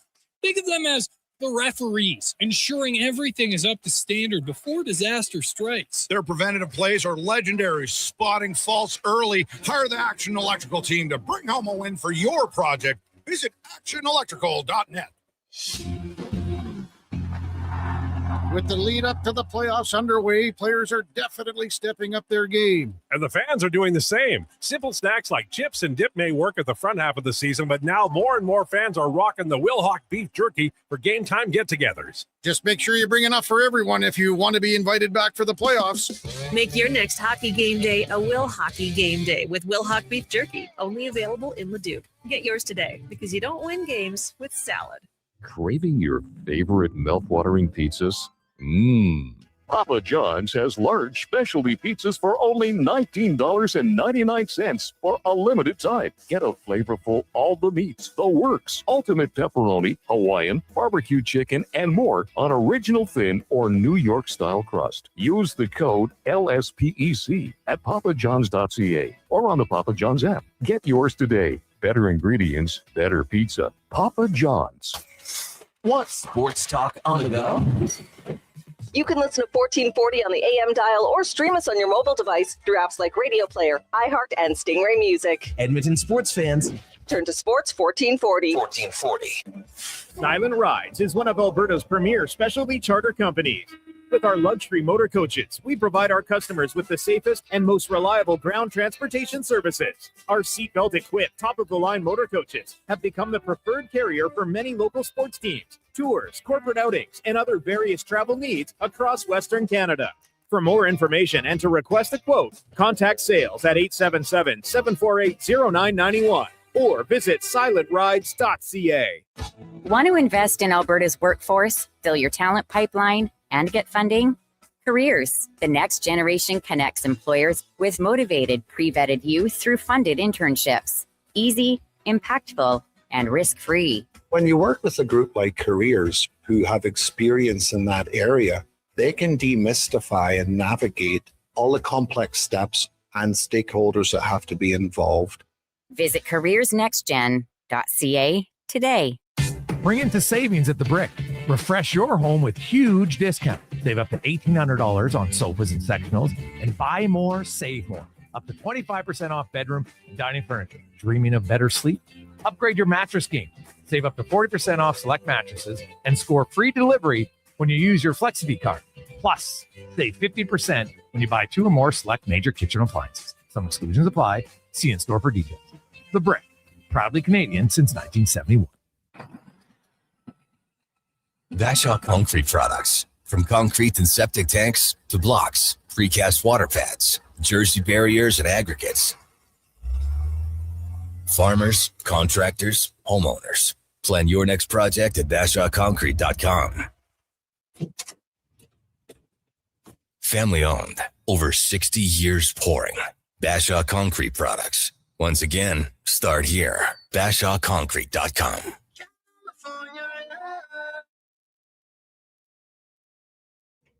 Portions of this hour brought to you by Papa John's. For a limited time, get your favorite large specialty pizza from Papa John's for only $19.99. Use code LSPEC at papajohns.ca or on the Papa John's app. This is Sports 1440, where Edmonton talks sports. On YouTube, Facebook, and X. Here's Jason Gregor. Brought to you by playalberta.ca.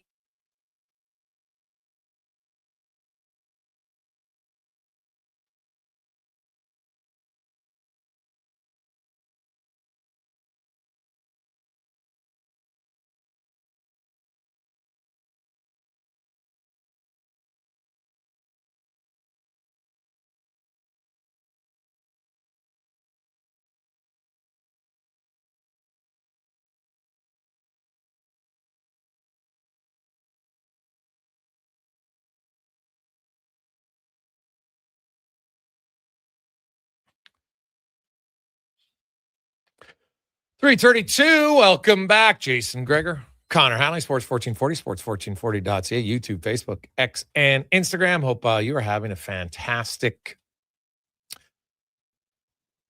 Wednesday. I almost said Monday. Wednesday afternoon. Let's get to the oil report brought to you by Go Auto. Cars, trucks, SUVs. You're thinking, hey, well, you know what? I might have to look at one. Well, go to goauto.ca. They have over 15,000 to choose from, 73 different locations close to you. Get in for a test drive today at goauto.ca.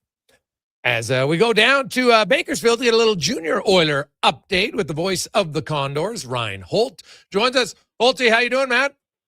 I'm great, Greg. How you doing? Hey, I'm fantastic. Playoff push up here. There's a playoff push down there in the American League for the Condors. I guess let's start with health. I know there's been some guys in and out of the lineup. How's the team health-wise right now as you're in a great race for third, fourth, and fifth? 2 points separating those three teams between you, Coach L, and San Jose.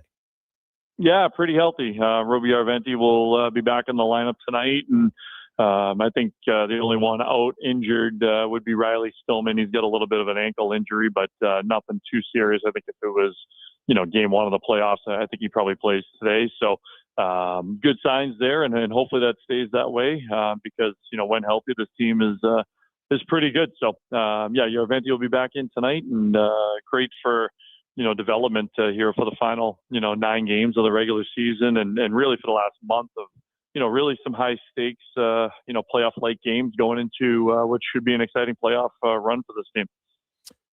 What are the lines running right now? Because you're obviously got Jones up here, you got Szymanski up here. Arventi just came back down. So how has that impacted? Like who's playing with Hudson and Howard right now? Yeah, Marielle has been centering them for the last probably 2-3 weeks. They put them back together after maybe some struggles for Howard and Hudson in February, but they really broke out of it in March. They were both point per game in March. Marielle is on a 4-game point streak now too. Hamlin has Griffith on his right and Arventi on his left. And then the bottom 6 is kind of jumbled around based off who's been, available to the team. But, Sam Poulin's been one of the centermen here down the stretch. He's been very good of late, 6 goals in the month of March, been a key piece for this group. And Matvei Petrov has come on here over the last couple of weeks and provided some nice minutes too. So they've spread it out a little bit. And I think, mostly due to, who's killing penalties and who's on the power play. But that's basically your top 3, and then Clattenburg is kind of moved up and down depending on who's in the lineup and maybe what this team needs. Okay, and I noticed, and I saw your tweet out about he got into a fight and everyone's like, oh my God, he's going to get a suspension. But one of those fights had to do when the other guy instigated it, so that actually doesn't count in the fight total, which actually makes sense because you're like, hey, let's try to get this guy out. Let's just jump him a few times. Exactly. So that's actually a really smart rule. We're dipping deep in the rule book on can Clatty play the next game or not. So I sent what I thought was a fairly funny text to the coaches, and I said, hey, we have 3 more weekend home games. So good to maybe alert him to the weekend home games in front of the nice crowds here in Condorstown. But he hasn't gone out looking for it, I wouldn't say. It's obviously a part of his game, but his physicality is what's going to draw the ire of the opposition, night in and night out. And the other night, his fight for Texas, they were chasing after Griffith pretty much all night. So he kind of provided that element to obviously protect the captain. You look at the Condors, and Coachella's on a little bit of a run here, 9-1 in their last 10, and so that's allowed them to jump one ahead. They each have 9 games remaining, and San Jose has 8. You look at the playoffs format, and how important it. Like obviously, you want to always finish as high as you can, but getting third, is it a clear massive advantage that you see if you can get third, or because even Henderson's right behind you, so 3, 4, 5, 6. I don't know. Does it really matter? Or does it just come down to matchup then? Yeah, it's they'll all be best of 3 series, right? So it's a quick series, as we know, and it's a quick turnaround. It would be better to have home ice, I think, but to have games 2 and 3, if you choose that route, right? You could choose having game 1 at home, but I think the teams 3 through 6. Henderson's won, I think, 14 out of their last 16. Raphael Lavoie's on a tear right now for for Henderson, much to the chagrin of everyone here in Condors Town. But Coachella's on a good run, but that's a good matchup for this Condors group. I think, the Condors are a better team at Coachella's game than Coachella is. I think the goaltending for the Condors is better than Coachella's. And I think offensively, I think the team just has a little bit of a step up. We'll see Henderson one more time here down the stretch, so get a look at them. San Jose is a more physical team, but they're a little bit banged up right now, and they did get Brossoit back, which helps them. This team wants to finish top four. I think that's been the message all year from Colin Chalk and the coaching staff. Top four for us means home ice, means you played above 600, maybe 620 it's going to take this year, points percentage to get in the top four. And, let's be honest, I think if the Condors can win tonight against Colorado, you're only 6 points back with 8 left, for Colorado, and they got to go to San Jose this weekend. That second seed is in play, I think, if the Condors win tonight, in regulation. And that second seed comes with having all 3 games at home, regardless of who you play. So that's the little nugget there. So, yeah, I think if, the team takes care of business tonight, there's an opportunity there. But it's been a fun year. It's been a fun group, and they should be rewarded for what they've done here, for the first, whatever it is, 65 games of this year. So the number 1 and number 2, or is it number 2? Does one get a bye? One gets a bye. Two plays 7. 2 play 7 at home, regardless of who you are. Okay.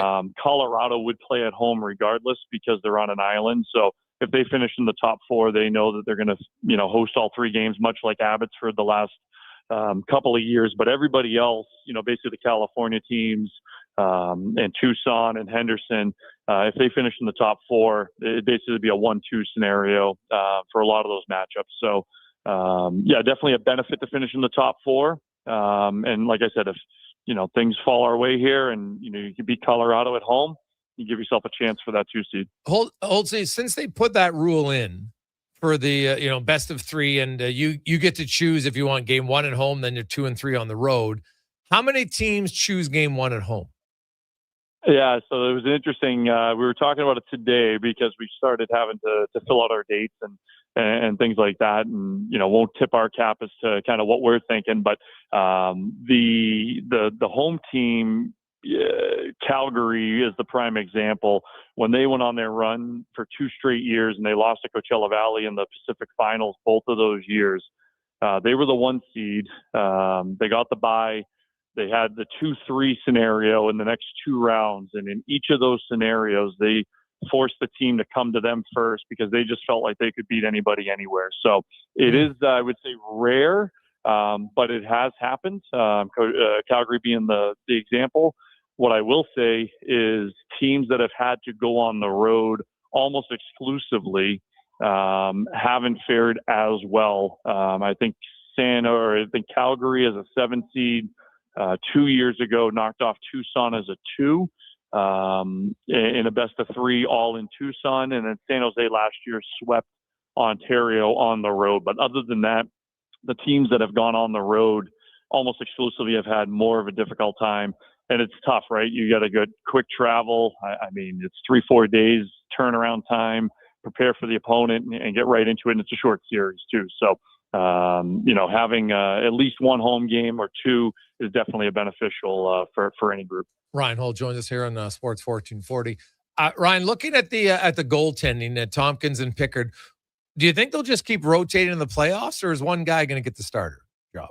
I think so. I think they would rotate. Tompkins will get the start tonight.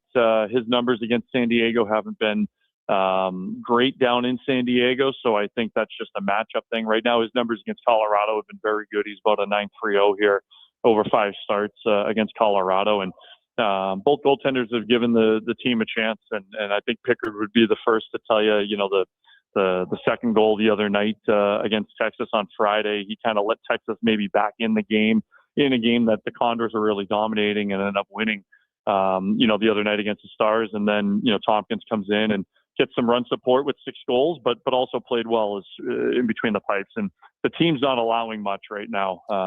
We had 84 shots over the weekend and, I think 40 shots against combined. So it certainly wasn't, sacrificing the defensive side of the game to play on the offensive end. It was a really well played weekend for the group, and it started from the netminders out, and complete team effort to sweep a Texas team which had been the best team in the Central Division in 2026. Well, Ryan, we appreciate it as always. Quickly, before I go, how's Bo Wakey looked? Bo's been in and out of the lineup lately just because, he's felt some of the effects maybe from taking the shot to the face back in, late February. He got a little banged up the other night, so he'll be out of the lineup tonight, but nothing too serious. But he's been in and out of the lineup, so they've played him basically every other game here for the last week or so. So look for him to probably get in here sooner rather than later. But he's been good. He's a rookie defenseman finding his way. I think the shot to the face might have impacted him a little bit, as would anybody, right? I think he lost 5 or 6 teeth at least, and he's had probably 6 or 7 surgeries and dental visits here over the last month. So he'll definitely be a guy that gets in here pretty soon, and him and Damien Carfagna as rookies have been great. Great stuff, man. As always, we appreciate it. Have yourself an awesome day. Thanks, Greg. I appreciate it. Talk soon. There is Ryan Holt. So great rundown. Interesting playoff format going on in the American League. So now it's pretty tough for the Condors to think that they would somehow be able to close the gap on Colorado and finish second, because that would guarantee them, right? They're 8 points back with the game in hand. They'll need somebody to sweep Colorado on the weekend in order for that team to have a prayer. So likely they'll be in the 3, 4, 5, 6 spot and decide. Probably even if it's 1 versus 2, you're going to want game 1 at home based on what Holt just said about past history, other than Calgary. So I guess if you believe you're a dominant team, then maybe that's different. So we'll see. Should be fun. And, I'll be interested about Edmonton because you got Frederick coming back, you got Doc coming back, and then you'll have Draisaitl. So that is 3 guys. So are they going to want to carry 15 forwards for the playoffs in Edmonton and have 3 of them sit out? But what if there were some young guys? Would you want them in the American League playing for a bit? That, I think, is going to be the question for the Edmonton Oilers. I know, hey, Stanley Cup's what matters most for the franchise.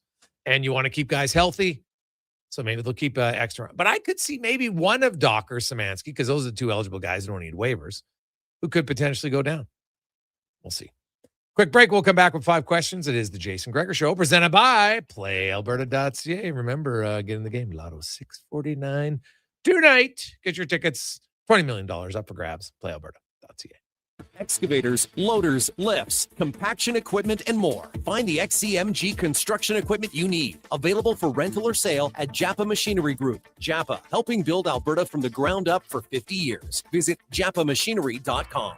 Whether you're a craft beer connoisseur or more of a wine aficionado, there's always something new to discover at Sherbrooke Liquor, a unique family-owned independent liquor store. The selection? Incredible. The non-alcohol section is also very impressive. Sherbrooke Liquor, expert, knowledgeable staff with a passion for unique finds. More than just a liquor store, we're a community. Alberta's best, the one and only Sherbrooke Liquor. Wine, spirits, and oodles of beer. Visit SherbrookeLiquor.com.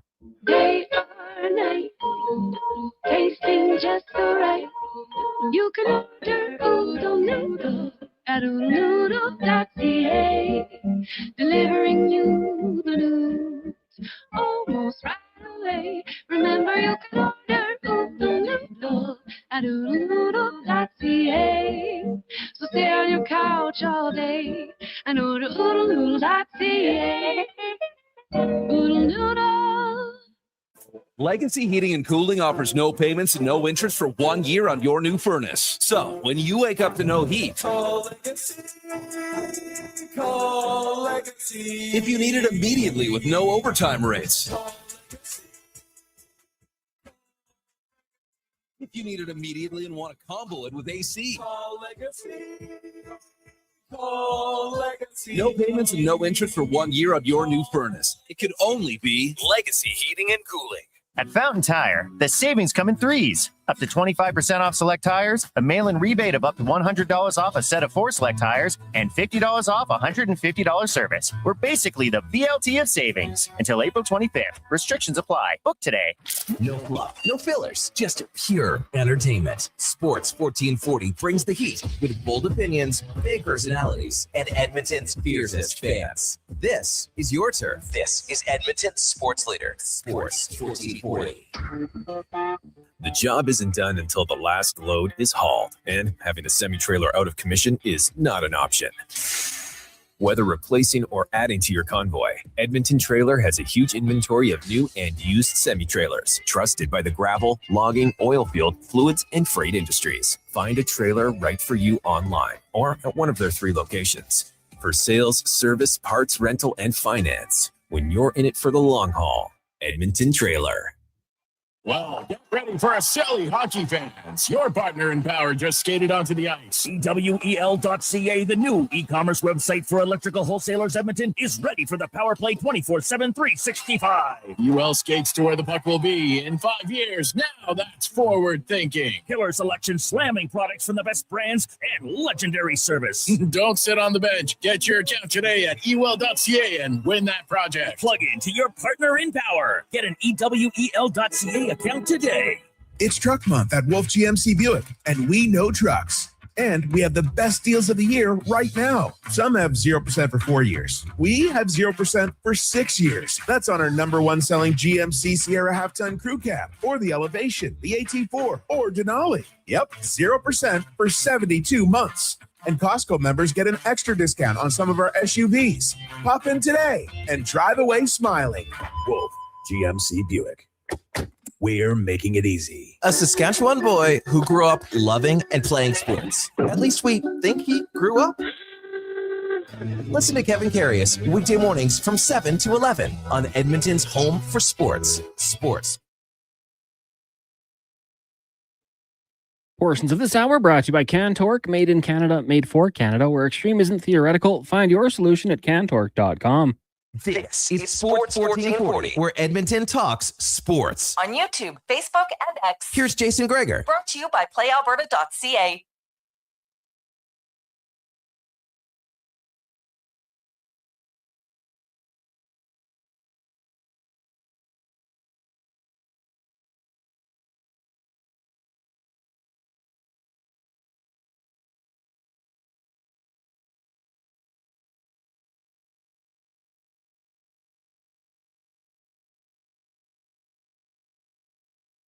And rolling through, man. This shows are pretty easy right now. I'm not gonna lie. There's so much going on in the world of sports, and but even you get good guests like Grant and give you a real good insight into MCL, which last I checked, right now, a pretty big topic for Oilers fans when it comes to Leon Draisaitl. And you heard Grant's his prognosis. He's dealt with a lot of players recovering from those type of things. You like 99%, you never have surgery on it, so that's good news.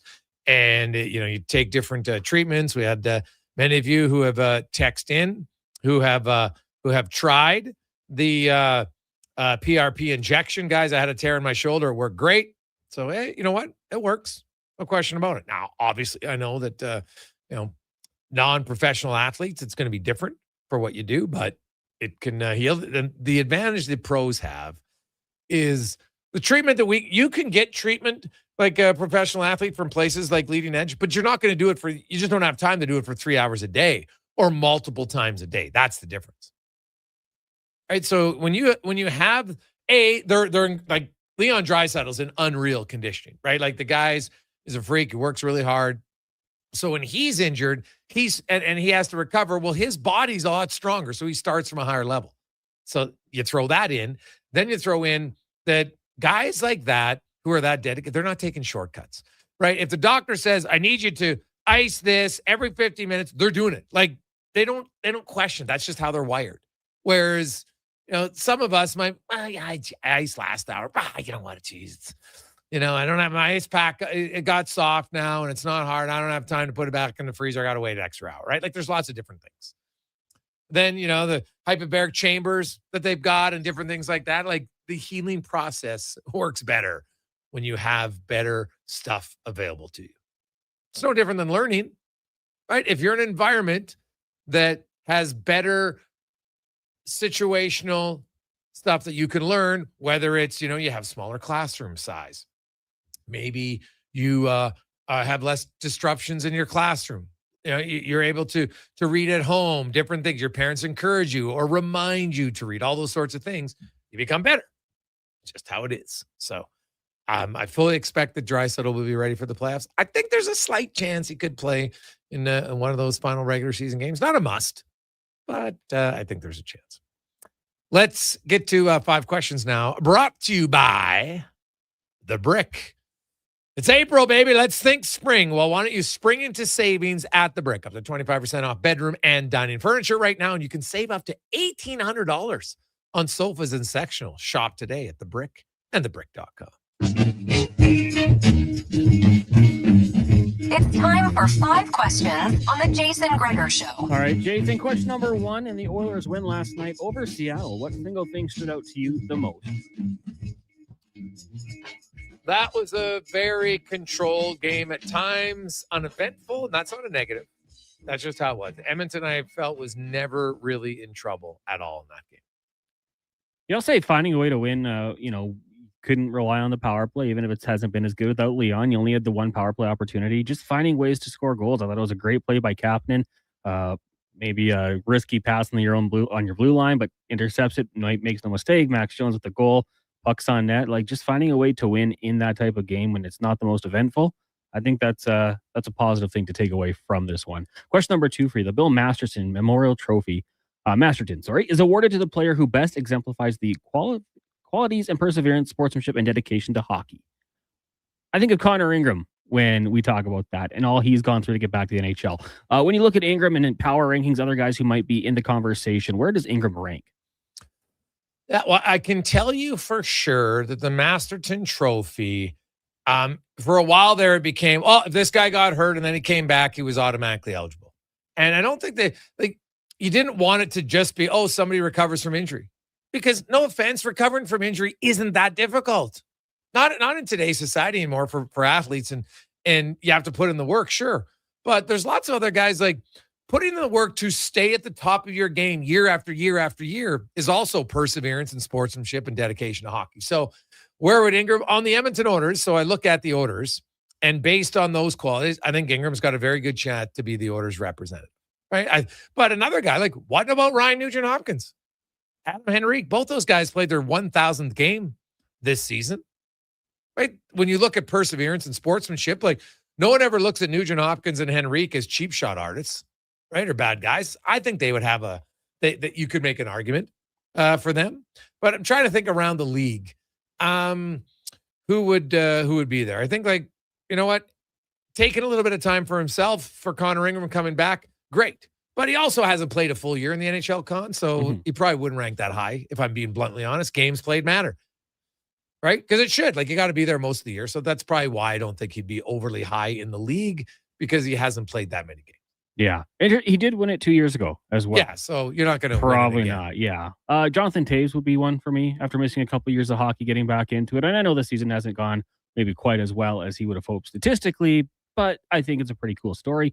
Question number 3 for you. The Frozen Four gets going this weekend. You got Michigan, North Dakota, Wisconsin, and Denver taking part. Who's your pick to win it all? I haven't done a lot of research into this. Just vaguely around the edges, reading up on it. It's a pretty good group. It's funny. Some of the college hockey fans, like, guys, it's like the worst group. Like, there's lots of fans don't like some of these schools, probably because they're good. But I will, I don't know. It just seems like it's Michigan's year. I could see a Michigan hockey basketball. So I will say Michigan. Yeah, I think that'd be pretty cool. I think I'll take Denver. Just, you're always kind of in that position. I like all these programs. Good history there, but I'll go with Denver. Question number 4 for you. We've got Canada's official opponents in their group at the World Cup. When you look at each of these matchups, how do you think the results go? Oh, man, that's tough. So Bosnia first. They got Qatar. They got Switzerland. Now, I know rankings are just rankings. It doesn't guarantee you success. Ask Italy. They just lost. So now Bosnia plays a pretty boring. They're just going to sit back, right? Like, I don't think they're going to be that intimidated by playing on Edmonton, in Canada. But so I don't know. How healthy is Canada going to be? Like, right now, they're decimated, man. That's it. Like, is Alphonso Davies playing? That's my concern for Canada. Their draw is favorable, but their injury bug right now isn't. So, but I think I'll say this: Canada will win its first ever game at the World Cup. Right? I know we got the goal out of the way the last time. Great. Canada's going to win, and I'm going to say they're going to go 1-1-1 and be enough to get through. All right. I'm going to say they start off with 2 wins, actually. They beat Bosnia, beat Qatar. Okay. And then they tie the Swiss because both teams are 2-0 and just taking it easy. Kind of a boring game. That's my long-term prediction.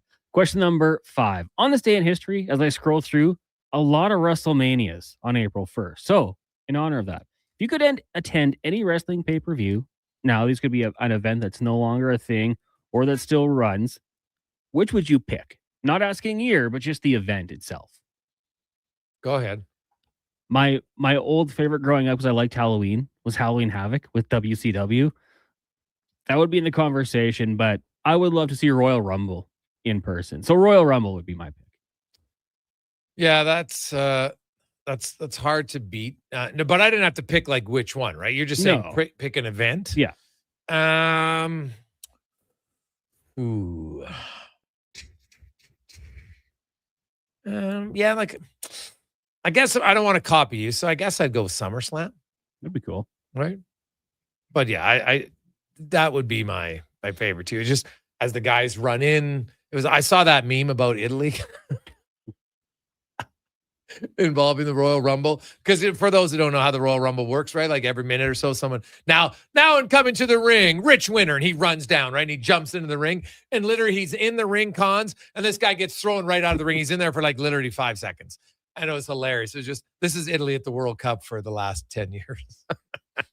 They're in, but they're not in, and they were right back on the outside. So I know Italians probably didn't laugh, but you got to chuckle a little bit because it's very fitting of how things aren't going for Italy at the World Cup. But let's get to a break. When we come back, Ritch Winter will join us for Business with Sport. And today, former NHL general manager is currently the president of the AHL, Scott Howson, will join us. We got lots to talk about the Business of Sport from the AHL. We're talking a little bit about their playoff format, kind of unique, that we were talking to Ryan Holt about. That and more after a Con Man Sports 1440 update brought to you by Fountain Tire.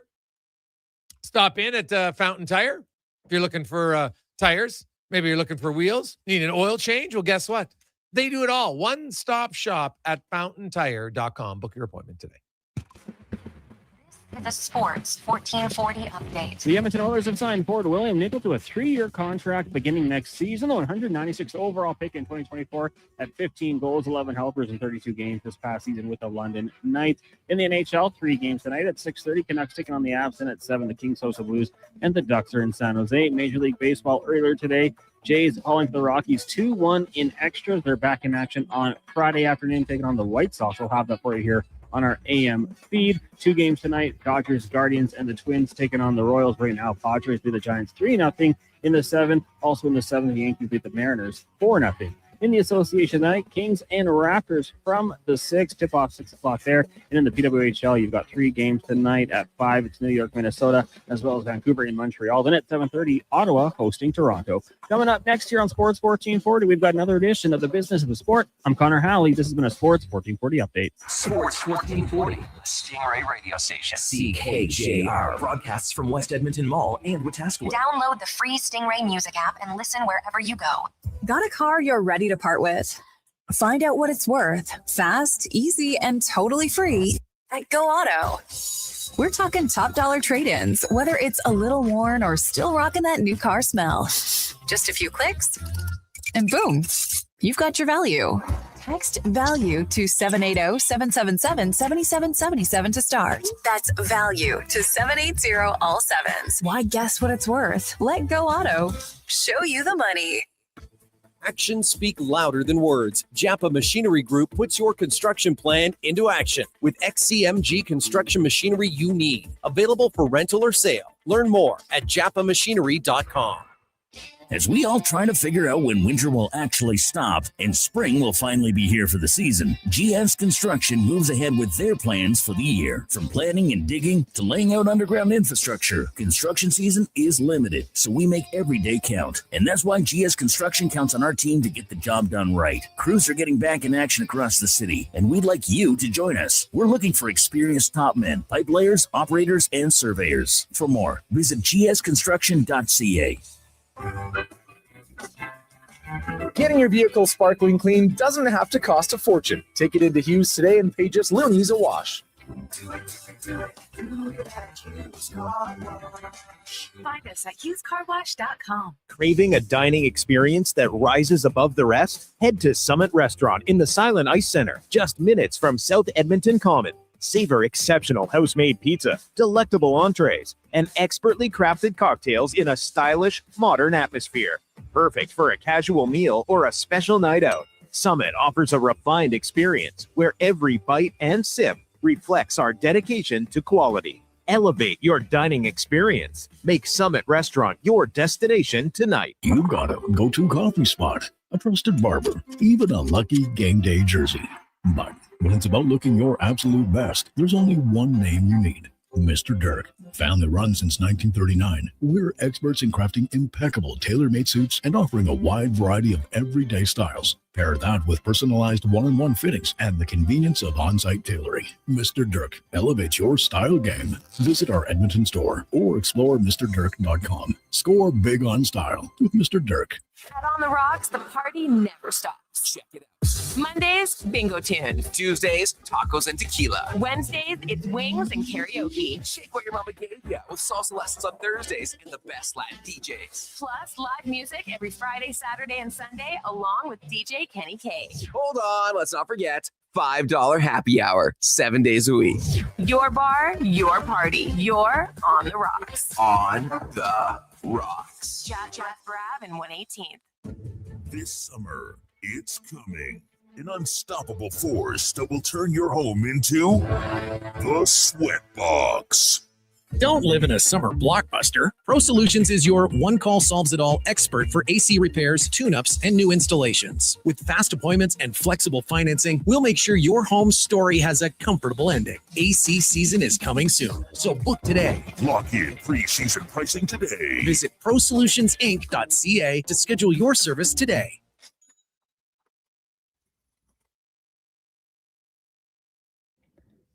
Portions of this hour brought to you by Leading Edge Physio. From weekend warriors to professional athletes, kids playing soccer to grandparents in the garden, rotator cuff tears and tendonitis to post-surgical knees and hips. We fix your body. Life shouldn't hurt. LeadingEdgePhysio.com.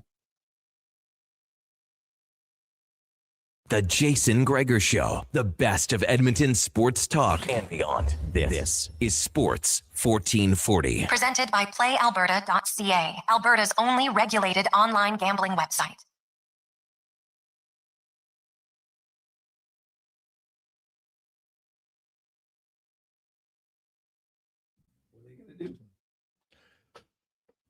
Wednesday afternoon as we roll through quickly on the Jason Gregor Show, presented by PlayAlberta.ca. We are live, Sports 1440, sports1440.ca. Say hi to Declan at YouTube, Facebook, X, and Instagram. And while you're on the YouTube chat, I want you to go there and let us know.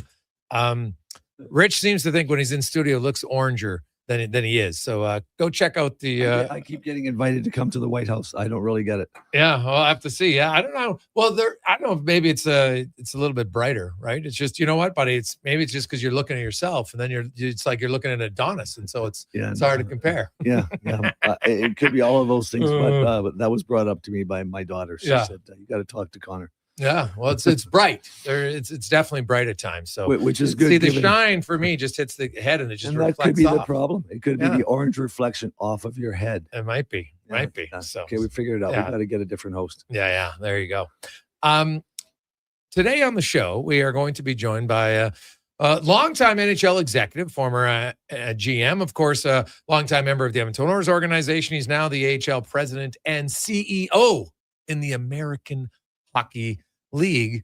As our big guest of the day is brought to you by the Spruce Grove Saints and BCHL. Everybody's into the playoffs right now, and it is awesome. You want to get your tickets, SGPN sgsaints.ca.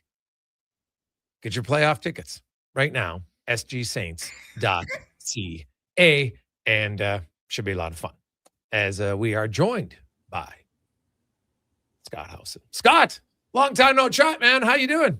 I'm good. How's everything there in Oilerland? Well, you know what? They've won 4 in a row for the first time this year, so Oiler fans are quite excited that things are looking up, and even the players admit that, hey, you know what?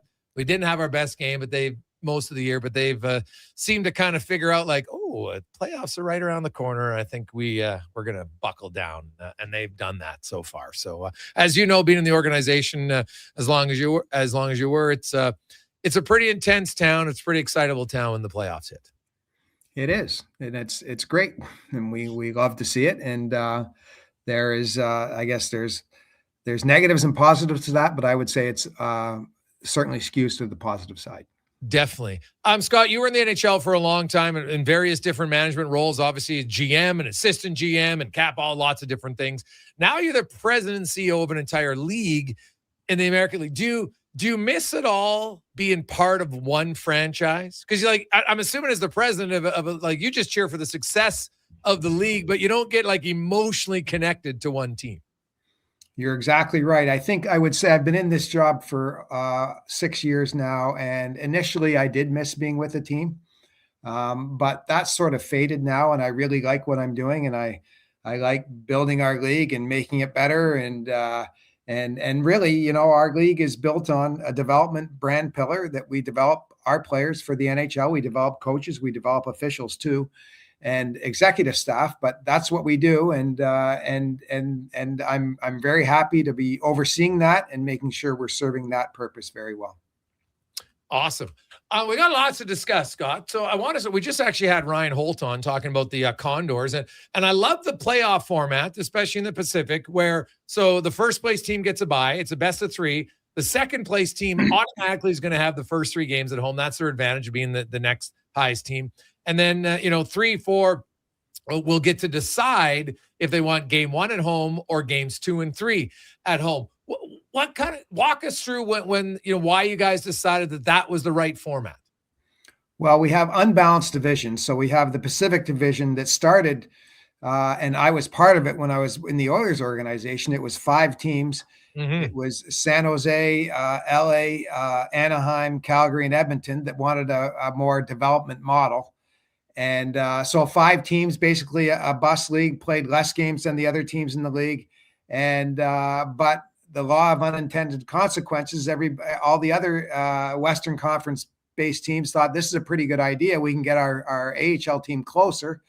So we had 5 more teams come in. So that really led us to a 10-team division. And the other divisions are only 7, 8, and 8. Or 7, 7, and 8, sorry. So what really happened was as this division grew and we had this disparity in games, at one point, you might remember the Pacific Division only played 68 games. Everybody was playing 76. So as part of the compromise, everyone went to 72 and we increased the teams in the playoffs. And the Pacific Division was adamant about they wanted, and really our whole league was, they wanted more meaningful games for the young players. Yep. And we're accomplishing that.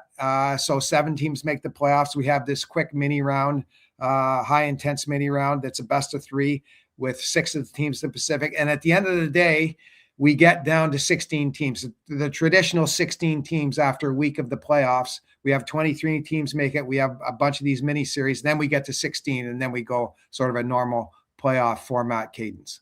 Okay. And even the idea of, okay, number 2 in the Pacific's going to they get all 3 games at home regardless. But even if Colorado had finished somewhere else because of travel, if they were the higher seed, they would automatically get it. So there are, people could look at this and say, wow, it's not fair for everybody. But it seems like, Scott, you guys have actually had a very common sense approach that sometimes not everything has to be even because geography isn't even. Well, geography isn't even, and the costs in our league of going back and forth from a Colorado to a Bakersfield would be enormous. So we do that in our other divisions too. There's just not this great distance disparity that we have in the Pacific Division. So if you're, I think it's if you're over 350 miles apart, then the mini round anyways stays in one place. Scott, the as the growth of the league, you've looked up at, and now I think you've got 17, you got 32 teams in the league. Obviously, if the NHL expands, then the AHL would expand. But has there been any talk of changing anything else on a league-wide level, or do you think the league's in a pretty good spot right now? Excluding, we'll get to the 19-year-olds in a second, but I'm talking, games played, formats, anything like that changing?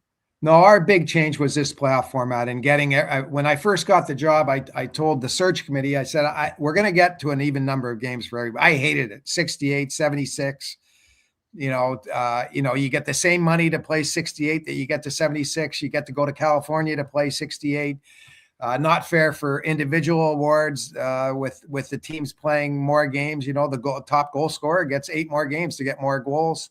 So all those things. So I was pretty convinced we had to get to an even number of games. I didn't know it would happen so early in my tenure, but it did. So that was really the big change: a uniform schedule for everybody, and an increased playoff format so that the young players would get more meaningful games.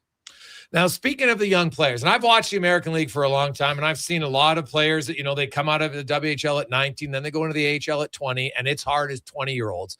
And the rule is going to be put in place now that teams can send down a 19-year-old player if they choose to go play. You've covered the league. I'm sure you look at all the numbers. I don't know if this is going to lead to 32 19-year-olds being in. I think it's going to be very select. What do you think is going to happen with that new rule change? Well, I don't know all the details of the rule. My understanding is it's only going to be first-round picks. Yeah. And it's only going to be 19-year-olds. So during COVID, we had 2 or 3 18-year-old players in our league because, as you know, a couple of the junior leagues weren't playing. So I agree with you. I think it's going to be, if I handicapped it, it'd be 5 to 10 a year. I think the NHL teams really want the option to control the development of the players. And I go back to my earlier days. We had a player you all know, Ales Hemsky. We kept him as a 19-year-old. Probably wasn't quite ready for the NHL. And it would have been good to have the American League option for Ales for the first half of the season. So I think it's going to benefit those players, those select few that have outgrown junior. And the problem is with the player like that is you're going to get the same player back 12 months later. He's going to do all the same bad things that he does in junior in terms of habits, ice time. The coach won't pull him off the ice, and he's going to have to learn again in 12 months. So, this gets you a head start on that development curve. That's what I believe anyways. Sorry, guys. I got cold from my travels to Russia, but Scott, I had this debate with Jim Neal a number of years ago over Thomas Tatar, and he really wanted to send him to junior. But Thomas had played in the men's league in Slovakia. So we had a bet that after 10 games, he wouldn't be able to be sent down because he would perform at a level that would justify him staying. And he did. And I think it's healthy for these guys to have this option because some players, it's not a one size fits all set of circumstances. Yeah, I agree, Rich. There's players that just won't benefit from junior hockey another year. And this AHL option, I think of the defenseman in Calgary, I think it's Zane Perek. Yeah. He's playing now, I think, in Calgary and holding his own, but he kind of stumbled around a little bit in the NHL. Hey, it's 19-year-old playing defense in the NHL. It's really, really hard. And he probably could have benefited from some time in the American League. He did get 2 weeks, but he probably could have benefited from, a couple months, 3 months, and then he's ready to go and really play in the NHL. So I think it's going to be really good for those types of players.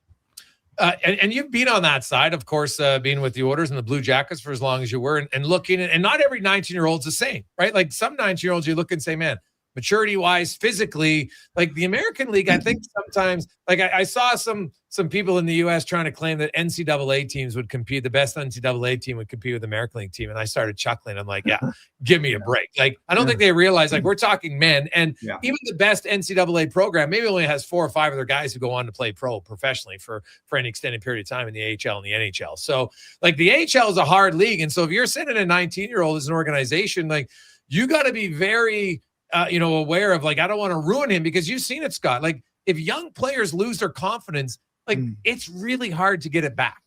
Really hard, really hard. We've all seen the 19 and 20-year-olds come to the American League.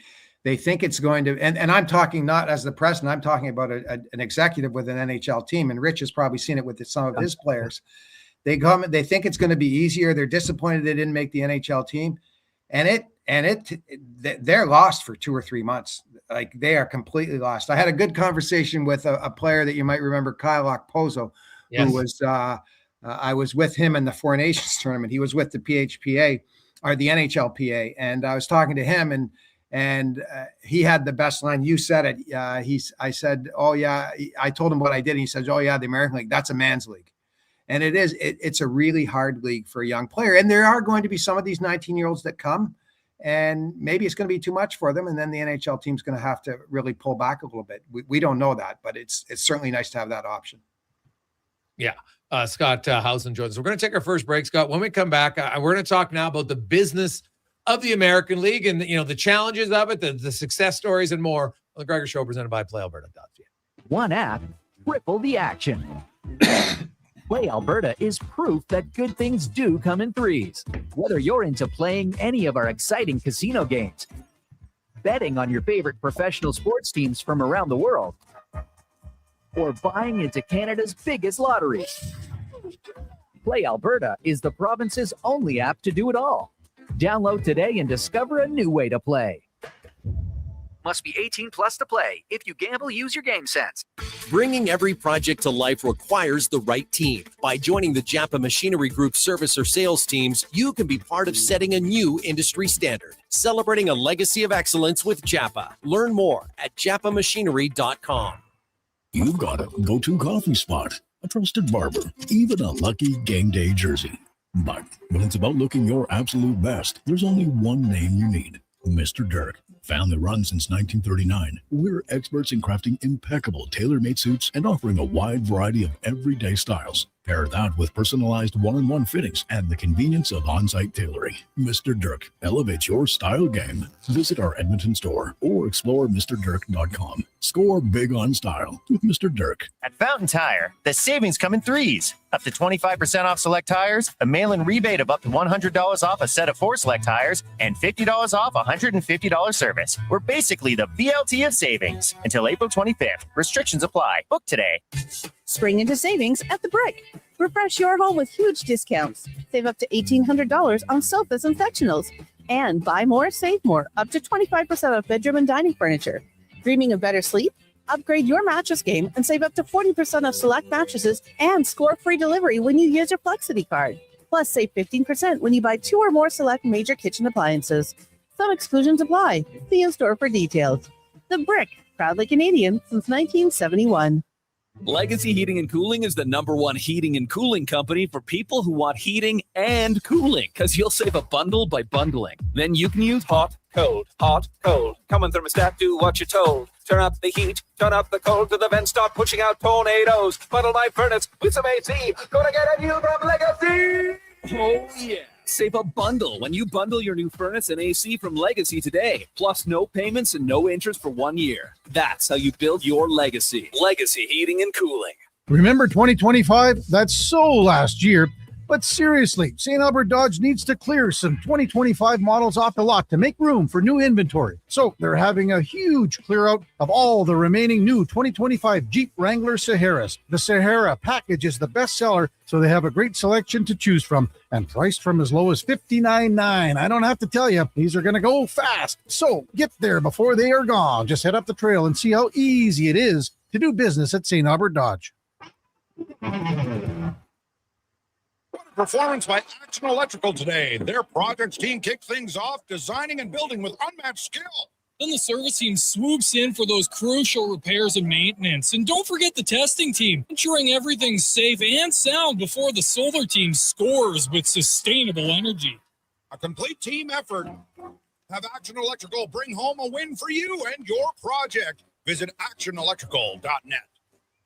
I'm Rick Showers from Noble RV, and if you want your trailer to be ready for May long weekend, the time to make your plan is not in the spring, it's now. Everyone wants to be ready to hit the great outdoors at the same time, right, Rick? That's right, Bob, but a little foresight can have your camping plans firmed up while everyone else is putting it off for later. At No Bull, we're building our spring startup schedules now, so it's a good time to get on our list. And there's only so many RVs you can work on between then and now, right, Rick? It's a zero-sum game, Bob. We have a finite number of RV techs and service bays. We're working every day from now until the busy season, and there's one thing I'll guarantee. Every spring startup slot for May long weekend will be reserved by April 1st. So if you want to spend Victoria Day in the great outdoors instead of wishing you were in the great outdoors, drop by or give us a call now. You'll thank me later.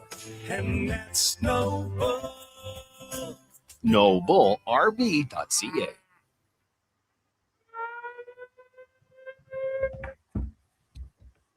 Portions of this hour brought to you by On the Rocks. The Oilers' push to the playoffs is on, and OTR is ready to be your hockey headquarters. $5.75 Molson Canadian, 69-cent wings, and play score and win every game. See more at OnTheRocksYEG.com. The Jason Gregor Show, the best of Edmonton sports talk and beyond. This is Sports 1440. Presented by PlayAlberta.ca, Alberta's only regulated online gambling website.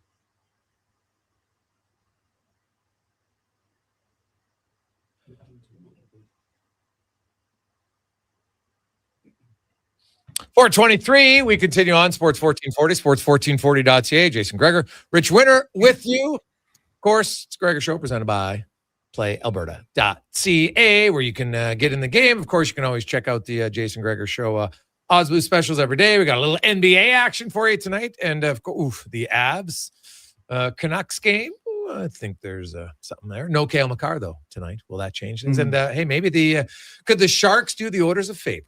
We shall see. Check it out at PlayAlberta.ca. Our guest today in the business of sport is the president and CEO of the American Hockey League. Of course, former longtime NHL management GM in the NHL, Scott Housen, of course, with the Oilers for a long time, then the Columbus Blue Jackets. And Scott, thanks so much. I want to get into kind of the business of the American League. So when you left the NHL and you took that job, and so you've now been on the job for 6 years, what was the biggest challenge that you've incurred in your 6 years as a president of the AHL?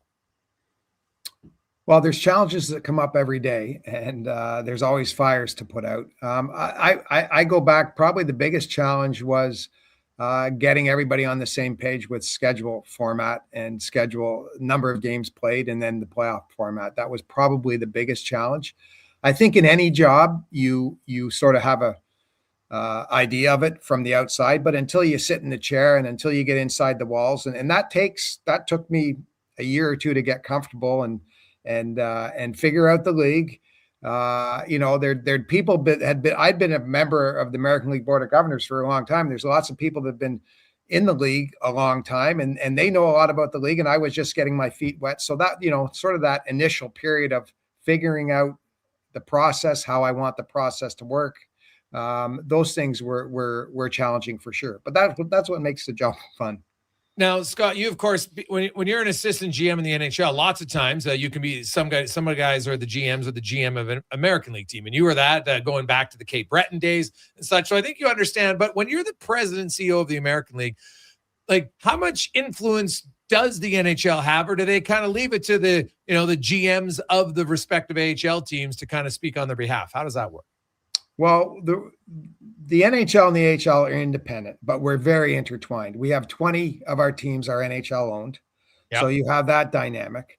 And a lot of what we do is connected to the NHL. So I have a terrific relationship with Bill Daly. I deal with Bill, certainly not on a daily basis, but regularly.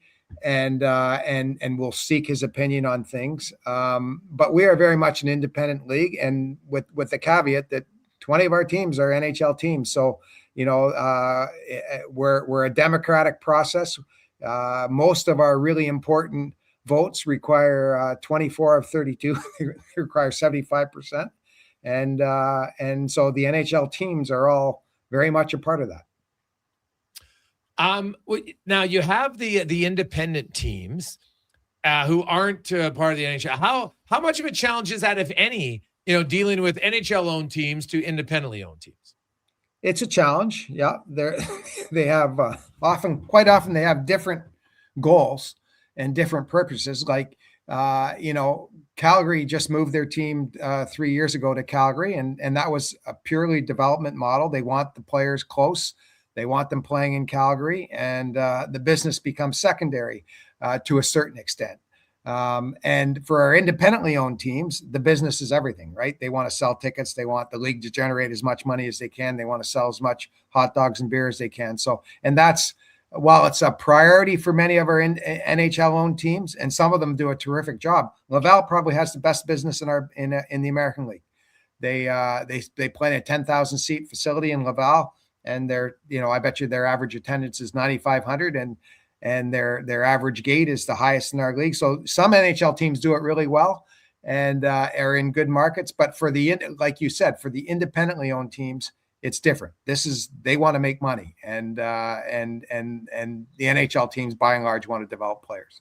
And excuse me, Scott, it makes it tough for the independent teams scheduling wise, because you can't get a fan in the building on most of these AHL cities in Tuesday, Wednesday, Thursday, right?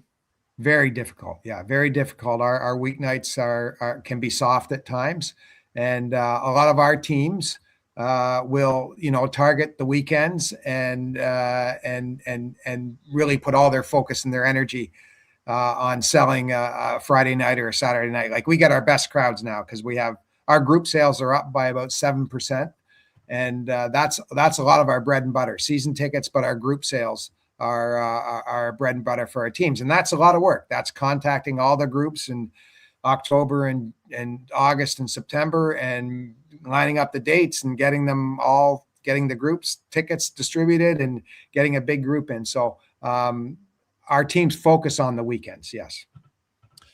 Now you talk about the independent teams, and they're always looking, because we see some markets, like in every pro sports league, Scott, not every market is going to be, flush and perfect every year. Ticket sales, all those sorts of things, team success plays a factor in it. How closely do you watch some of the ECHL markets and think that some of those markets could be viable options for the American League? There's some ECHL markets that are very successful. Now, Really granted, their costs are a little bit less, but so I don't know if it would just be a straight across the board switch. But how often do you look at that? Well, I'm aware of it. I certainly have relationships with the ECHL. I think of Toledo is a terrific market in the ECHL. Indianapolis is a terrific market in the ECHL. Some of the southern markets, Savannah is terrific. Got off to a great start. So yeah, we're aware of it, but by and large, the teams dictate where they want to play. The league doesn't start placing teams around, and we've been pretty stable. This league has had a lot of movement over the last 30 years. I mean, we used to be a 15-team New England league with Atlantic Canada, right? You guys remember that? 100%. Yeah. And now we're across both, ocean to ocean on in the States, and then across all the provinces in Canada. It's a different league now. So our teams dictate where the market is that they want to go. I know you have the veteran rule. Has there ever been talk of altering that, or is the league really happy with the amount of veterans you have, 5 in games? Well, we just went through a negotiation with the PHPA on a new collective bargaining agreement. Just completed a collective bargaining agreement, a 5-year agreement, and that was the topic of discussion because the players on their executive committee are all older players, and they want us to loosen it up. We did have a very slight loosening of it as we move into next year, but it's still it's 12-6. You have to dress 12 skaters that are under 260 pro games. Okay. And that hasn't changed, and it's not going to change. And then there's room for 6 players that are played over 260. And so then the goalies don't count. Yeah, goalies don't count. Yeah, okay. So, which I do understand that. Like, rarely do two teams. There's not a lot of teams that are going to run with two rookies anyway. Usually, you want your number 3 goalie in your NHL system is somebody that you feel, if we're one injury away, boom, that guy's got to have experience to come up. So that makes sense. Well, look what's happened to the Oilers this year. Like they brought Ingram into Bakersfield, and now I think he's the number 1 goalie in Edmonton as we speak right now. Yeah. And I find a lot of the NHL teams, just to go on with your point, they need a veteran as their third goalie. Yes. Michael DiPietro is a great example in Providence. He's lit up our league for 2 years now. He's on a one-way deal. He got I think a 2-year one-way deal from Boston because they wanted insurance, because we know how fragile and valuable that position is. So Scott Housen joins as president and CEO of the American Hockey League today on the Business of Sports. And now, Scott, is there any now the minor change you said for the league in the agreement? What's the minor tweak for veterans next year? What's the minor tweak? Well, it's still the 12 skaters, and then it used to be 5 over 260. And then you could have another one over 260, but he couldn't have played 320. So there was really 12 to 260, 1 to 320, and then 5 unlimited. And we've eliminated that 320. So now it's just 6 unlimited. A very slight tweak to it. Talking to our general managers, our assistant, many of the NHL assistant general managers are the general managers in our league. Yeah. And everyone thought that was a give we could give to the players. It was very important to the players. They fought hard for something to give on the development role. Well, you look at the American League, and I always kind of chuckle at some people who scoff and look down at the American League. And usually I'm like those people. I'm like, I don't think you have any idea what you're talking about. If you, like, the American League is hard, and you know what? Like, there's lots of players who can become a real big part of an organization in that community. And you can make a really good living. Like, there's lots of guys on one-way deals in the American League. There's lots of guys, on making $600K. Not that money's everything, but it definitely helps in life. And so you can look and say, hey, do I want to be in the NHL? Yeah, but I'm in a pretty good situation. And I know, Rich, will get you to talk about that as an agent. But the AHL has become much more of a league where you can have a really good career, Scott, and be very proud of being somebody who lasts that long. Like you mentioned, Seth Griffiths the other day just played, I think it was like 800 games in the American League. That's a lot of games. Yeah, and Seth has found his home right in Bakersfield, and probably going to play 7, 8, 9 years there. Those veterans, and Rich can speak to this too, those veterans are just, crucial for development for the young players. The young players need the help. They need the guidance. And it can't just come from the coach. It can't just come from the agent. It's got to come from their peers. And when you have good veterans, it just aids your development so much. No, it's really true. Geez, I'm losing it here, but it's it's essential. I mean, we see it in the NHL level. No culture in Vancouver, no culture in Toronto. It was interesting to me. I won't say the team or the players, but one of my clients was traded to another NHL team who had 2 pretty good NHL players, leadership group. And he said he was just surprised at how hard the veteran leadership in this new NHL team worked compared to the one he left. And when your 2 best players at any level aren't leaders, aren't working hard, you're screwed to start with, right? Culture is so critically important, and if it's you don't have that in the leadership group, I still remember when Barry Trotz told me the story the night he sat Alex Ovechkin, made him a healthy scratch because Alex missed a meeting, and he said to Alex, you're not playing tonight. You have 2 choices. One is you can go call Ted, the owner. Ted might tell me to put you back in. He's the boss. Or you can take it like a man. And Obi sat in the press box, and Barry said, that's the night we won the Stanley Cup. Because everybody here knew the rules applied to everybody. And you need that kind of leadership group that will keep people accountable. Yeah, and if you don't have it, you put the coach especially in the American League, put the coach in a really difficult spot. Because if you don't win over your veterans and have them on the same page, it's going to go through the whole team. And it's incredibly valuable to AHL teams and NHL teams to have the right leadership and group in place.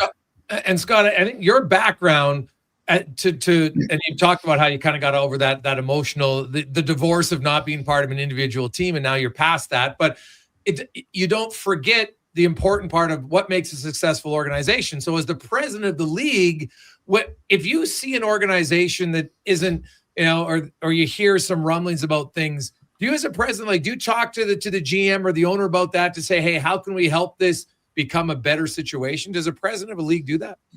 Well, we're always ready to help, but we're more helping on the business side. I wouldn't get involved if I see something on the hockey side or whatever. I mean, hockey's my strength, and I'm very proud of what we've done on the hockey side so far, because I really believe the product is everything, and we have a terrific product. It's affordable. It's really important in their communities, but really we're there to help them on the business side. We have a whole department called Team Business Services, modeled after Teambo in the NBA. And it's all about helping each team in their market, sharing best practices, giving them analytic information to help them succeed in their market.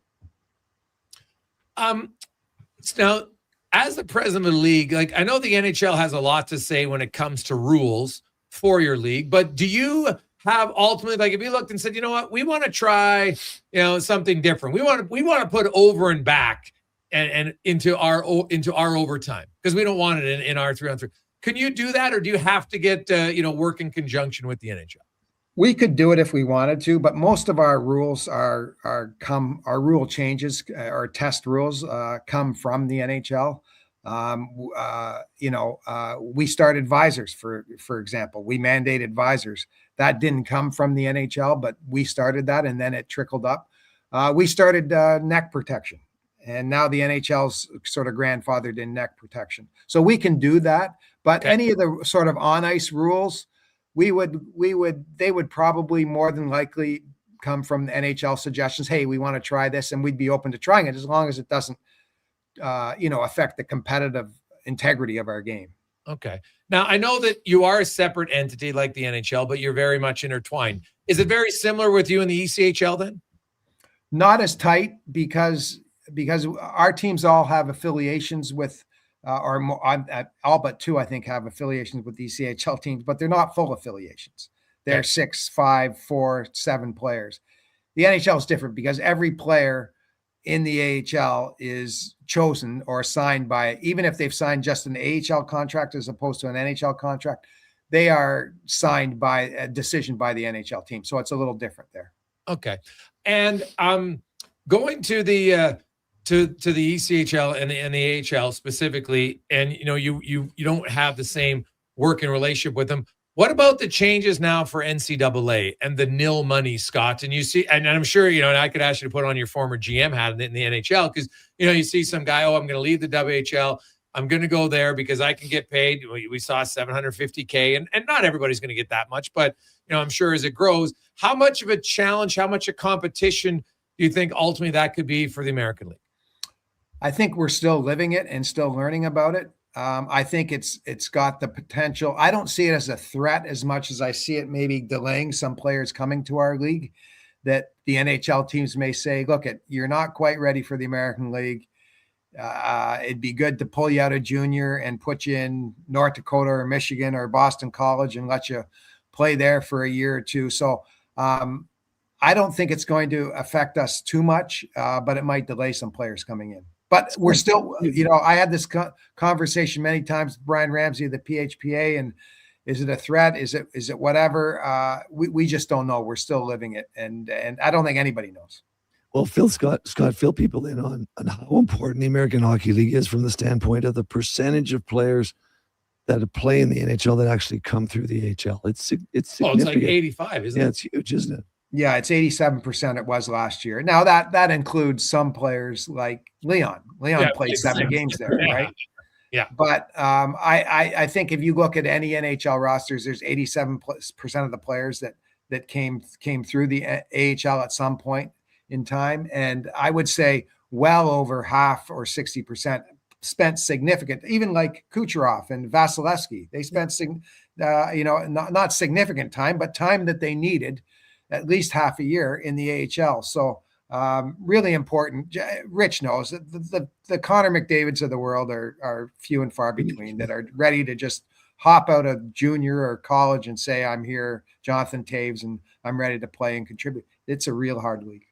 Oh God, yeah. Like I just look at a young player like Matt Savoy and how much better of an NHL rookie he is this year by being able to play all the minutes he played in the American League last year, play in every situation, penalty kill, power play. And because he was on the penalty kill, that allowed him to get into the lineup in the NHL and get, because it's hard to come in and be a top 6 forward in the NHL right out of where, like, I know there's, McDavid's and Celebrini, sure, but they're pretty damn rare for 95, 98% of the players. And, with that in mind, Scott, being a development league and working with the players, and you have the rule book, what about from the business side of things on the American League? What have you implemented that you feel in your 6 years has really helped build the business side of the American League? Well, I mentioned the TBS department. That was something that when I got here 6 years ago, that the director retired, and I couldn't find anybody to replace him. And so that department sort of sat vacant for a while and without leaders, and we were still trying to service our teams. And then we finally hired a woman named Courtney Prezan, and she's done a terrific job on that side of it. The licensing side of it, where selling jerseys, our team sell a ton of jerseys, and we help facilitate that. We have a great deal with CCM that our teams really benefit from a cost standpoint in terms of purchasing equipment, and CCM benefits because they got a lot of branding in our league. So that relationship has really grown and been a strong part of our league too. But I do want to go back to Savoy, because I think he's a great example of what the American League can do. Because I don't know Matt Savoy as a junior player. He probably was an offensive dynamo, never had to probably check very much. And then he gets to Edmonton, or he gets traded from Buffalo to Edmonton, and he looks at the Edmonton roster and he says, well, I'm not going to play in the first power play unit because I'm not going to replace any of those guys there. So how am I going to find a way? And part of his finding a way was learning to do things in the American Hockey League, which he couldn't have done in the NHL. So yeah, he's a great example of and I also think it's a decision of the player. It shows his competitiveness, his will, that he said, okay, this is what I'm going to do. I'm going to become this player. And he's going to have a great NHL career now. Well, I love that you bring that up, Scott, because you lived it, being a GM in the American League, obviously an assistant GM in the National Hockey League. You want to develop players, but the players do have some say in their development, right? Like, you can be stubborn and you can go down to the American League and be like, I'm just going to be a scorer down here and I'm not going to work on my play away from the puck. Well, you're not going to be successful. But at the same time, you really have to nurture that as an organization and really as a league, right? Like, that's why you guys have the rules of the 12 and 6, because then you have more opportunities for young players. Yes. Because even in the American League, like, there's lots of 20-year-olds that come down that first year. And man, it is I'm sure you've lived it as a GM and assistant GM. And now even as a pres, you watch the league and you're, geez, this kid coming in here, wow, he's pretty highly, and a month into the season, he's got 1 goal and he kind of looks lost. Like, it's why do you think the American League is harder than a lot of the perception of, because I think a lot of people think, it's the American League, it's not that hard. And I'm like, dude, it is way harder. And I know the players say sometimes it can be scramblier at times because it's a younger league, but yeah. What is it about it, having been in both leagues for so long? What is it about the American League that makes it harder an adjustment than a lot of young players and maybe even fans think it should be? I think it's just the expectation. A lot of these younger players, in my view, think that they're going to be going to the NHL. They've been the top of the heap for a long time, and they think they're going to go to the NHL right away, and they don't, and they're very disappointed when they don't. They're very disappointed, and it takes them a while.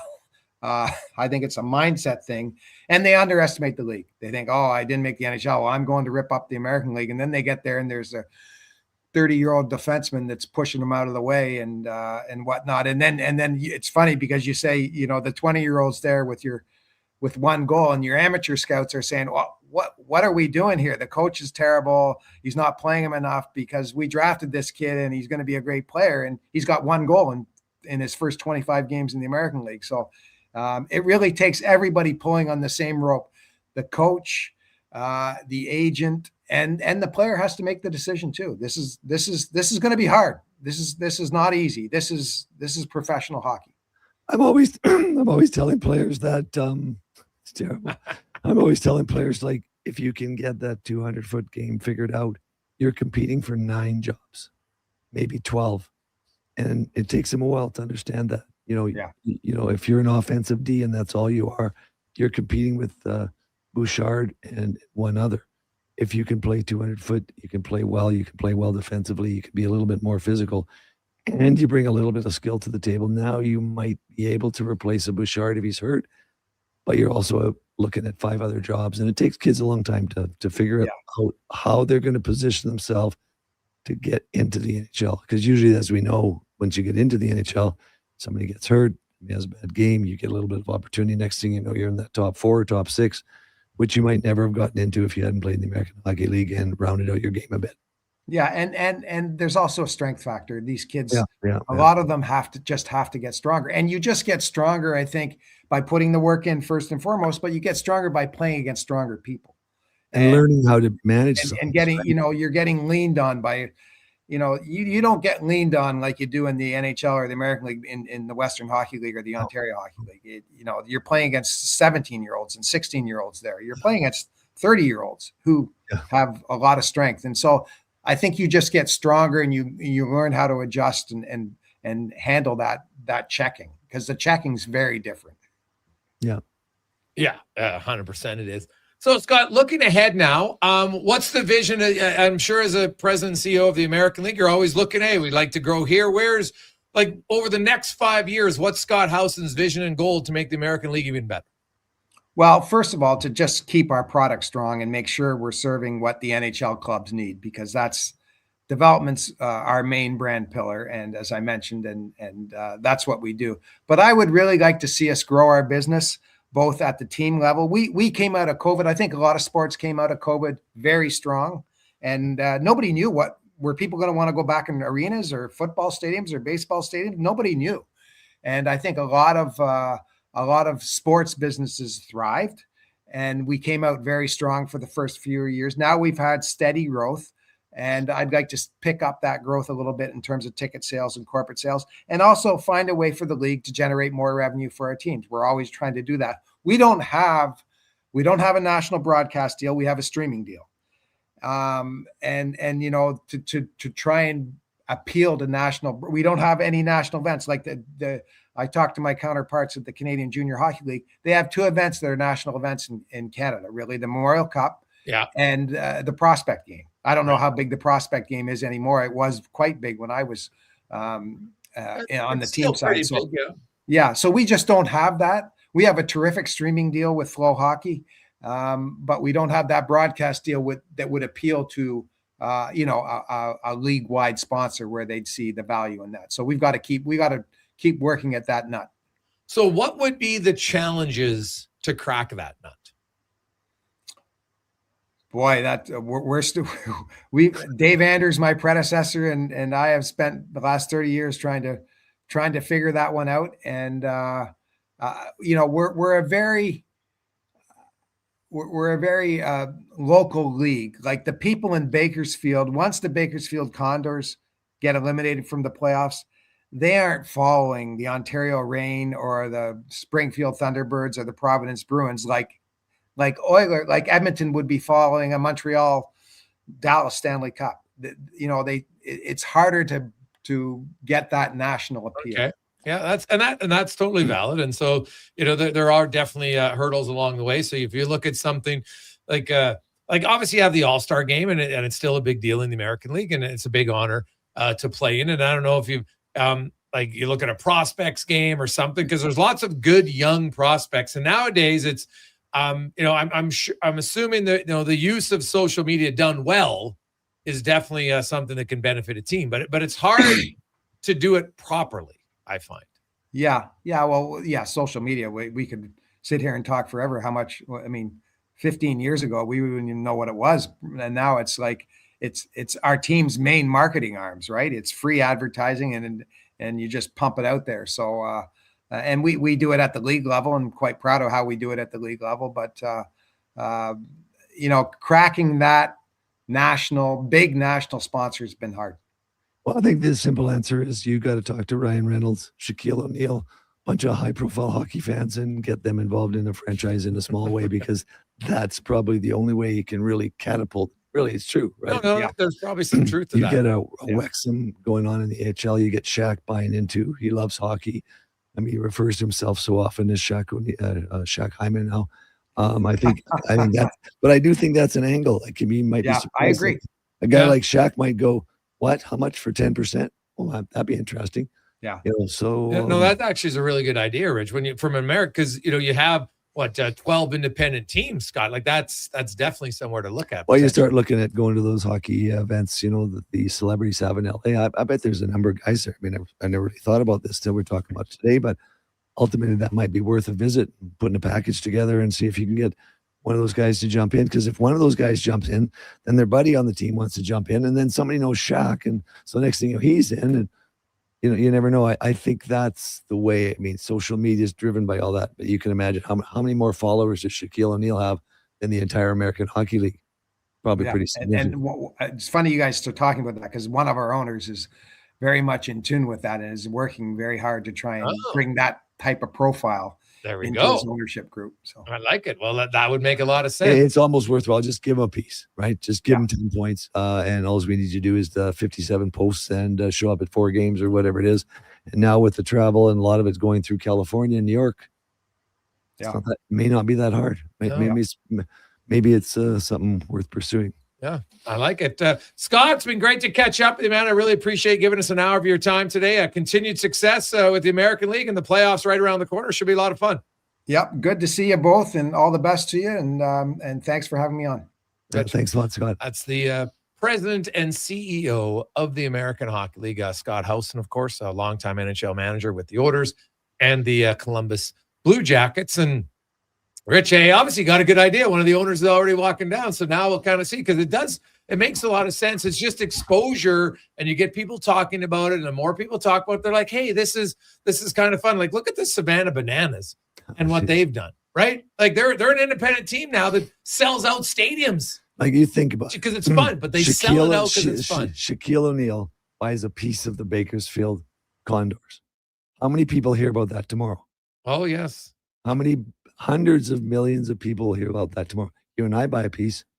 Nobody cares. Yeah. Well, they should, but they wouldn't. You're totally right. Maybe in my case, I'm pretty high profile. Yeah. Well, they could hear you, right? Once you get healthy. Yeah, you can hear me, or as long as they could see me and not so orange as apparently I am on screen. No, it's all good, man. Well, we'll let you go home. Go get some tea and some honey, and hopefully you feel better next week. I may be telling my NHL client who's in town tonight that he better take that reservation over Range Road, but with one of his teammates. Yeah. The last thing you want to do is get one of your young guys.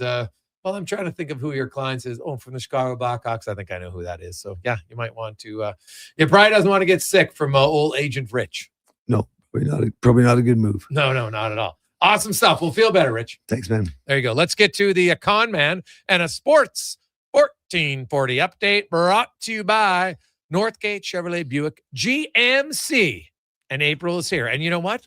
Spring comes like flowers. You're like, hey, maybe I need a new car. Well, stop in NorthgateGM.com. You can see all the new vets. They got tons of new vehicles in the brand new indoor showroom they have. It is fantastic, the Autoplex. Let's check it out, NorthgateGM.com.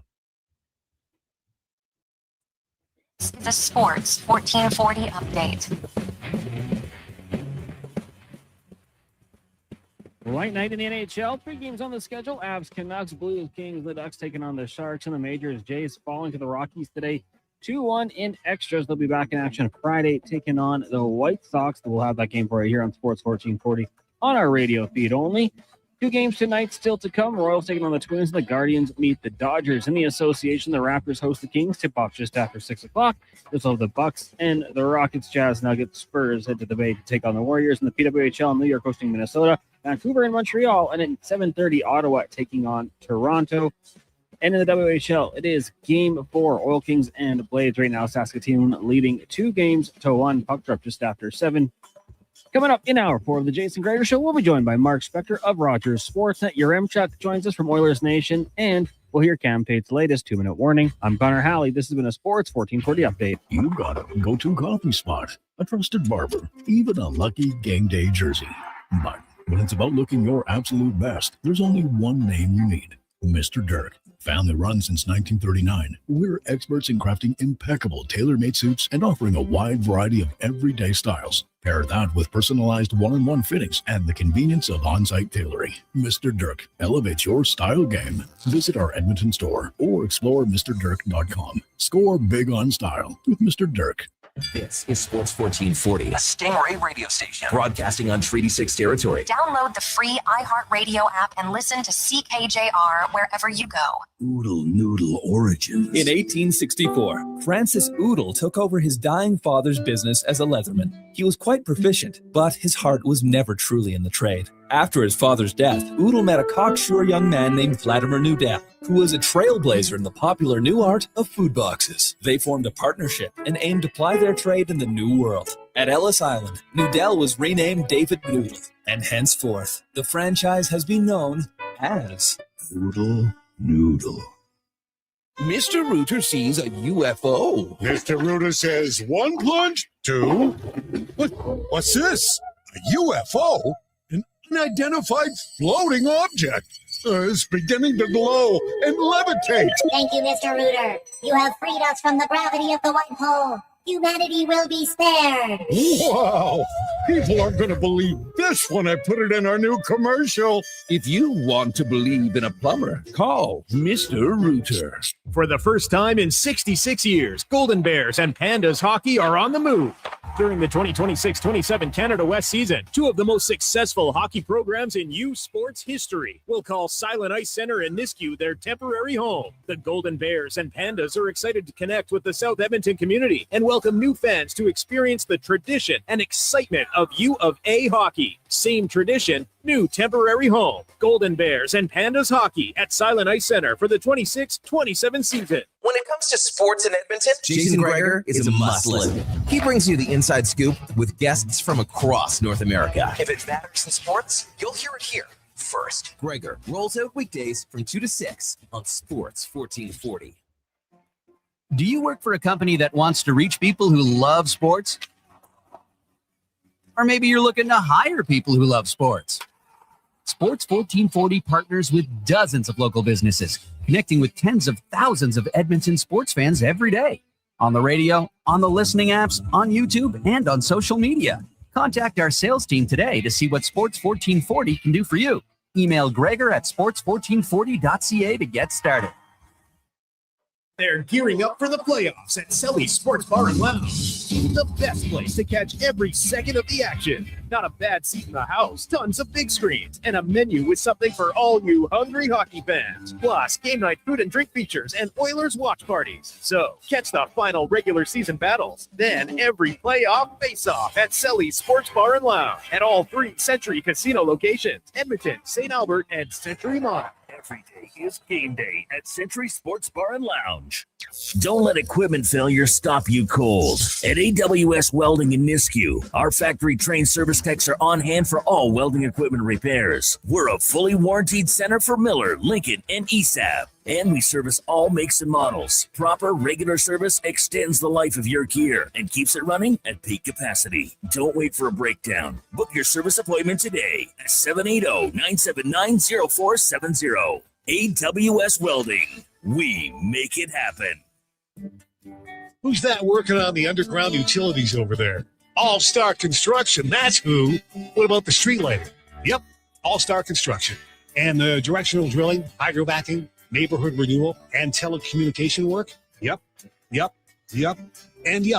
Since 2009, All-Star Construction has been doing all that and more, shaping and building Edmonton communities for land developers all around Edmonton. That's what All-Star Construction is all about. Bring into savings at the Brick. Refresh your home with huge discounts. Save up to $1,800 on sofas and sectionals, and buy more, save more. Up to 25% off bedroom and dining furniture. Dreaming of better sleep? Upgrade your mattress game. Save up to 40% off select mattresses and score free delivery when you use your Flexity card.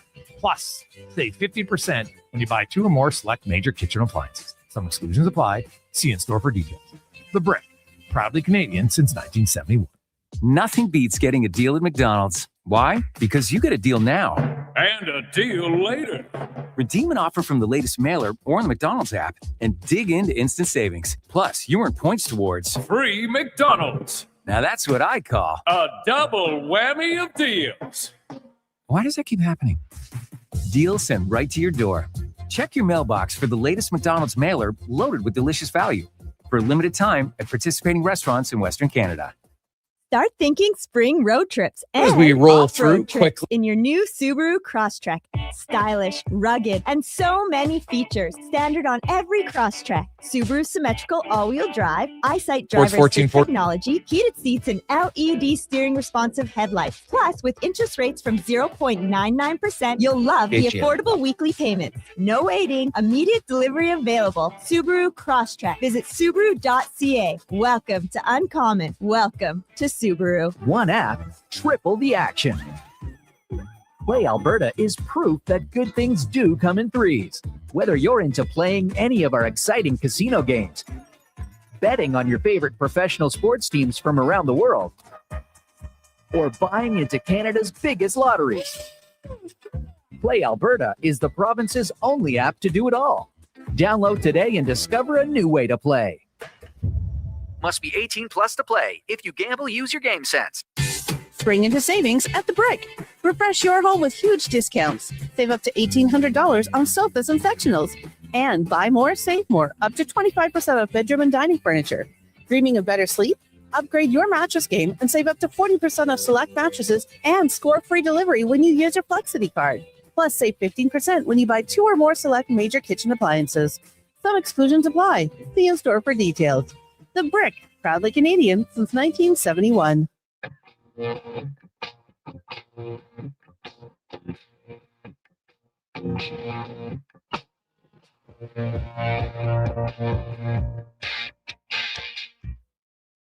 Portions of this hour brought to you by Crystal Glass, your clear choice for residential windows, locally manufactured and installed. Crystal Glass provides a beautiful product and incredible customer services for all of your residential needs. Call 310 Glass or visit crystalglass.ca for a quote. This is Sports 1440, where Edmonton talks sports. On YouTube, Facebook, and X. Here's Jason Gregor. Brought to you by playalberta.ca.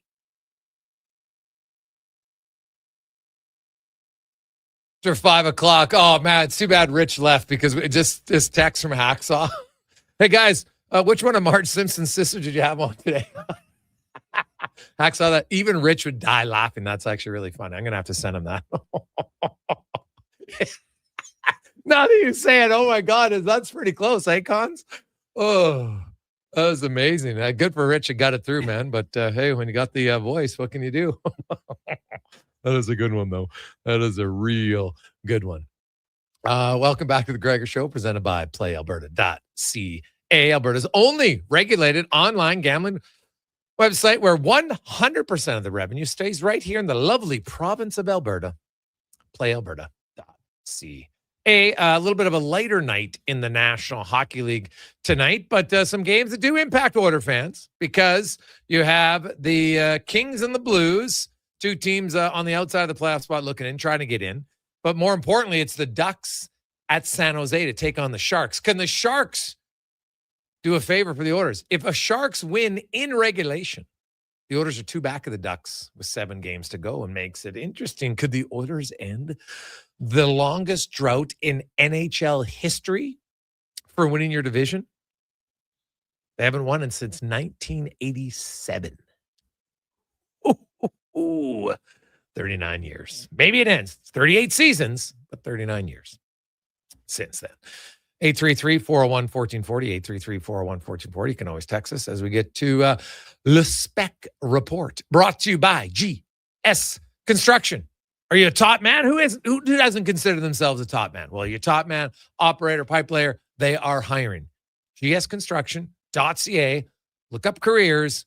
Apply today. Mark Spector from Rogers Sportsnet joins us. Spec, how you doing?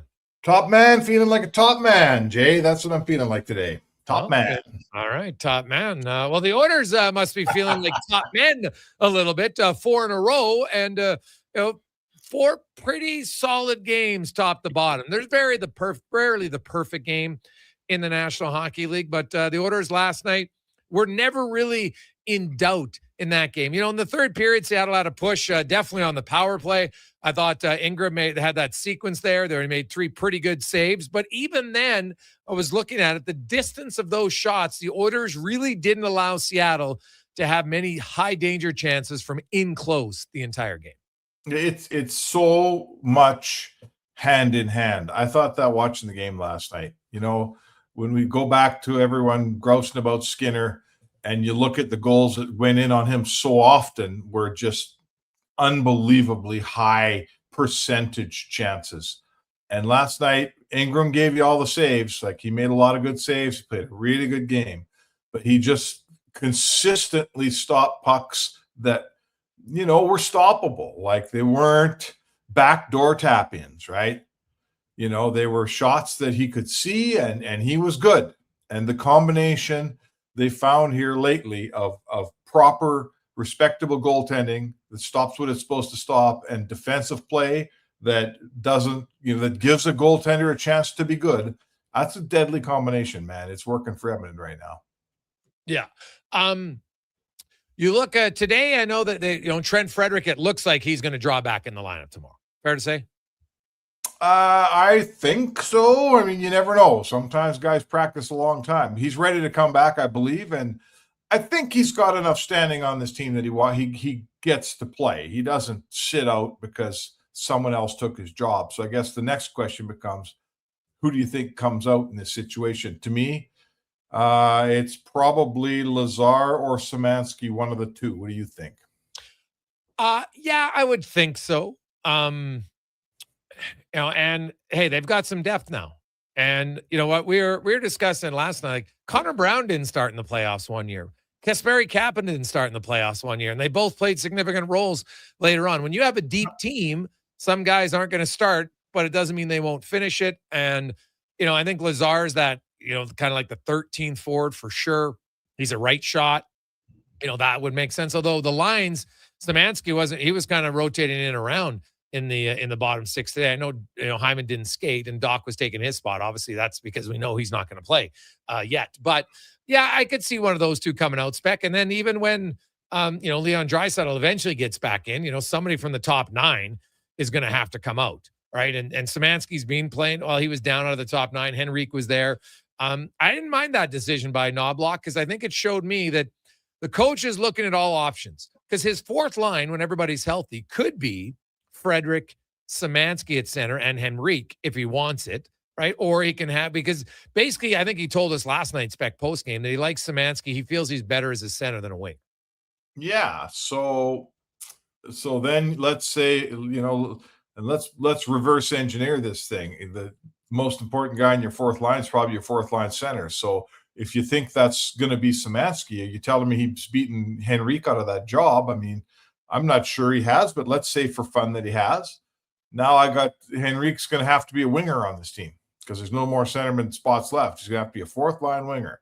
So is he going to beat out one of Frederick or Max Jones on a daily basis to play on your team? It's nice to have an extra center, but I sure don't mind a big, fast fourth line, with Jones and Szymanski who can skate.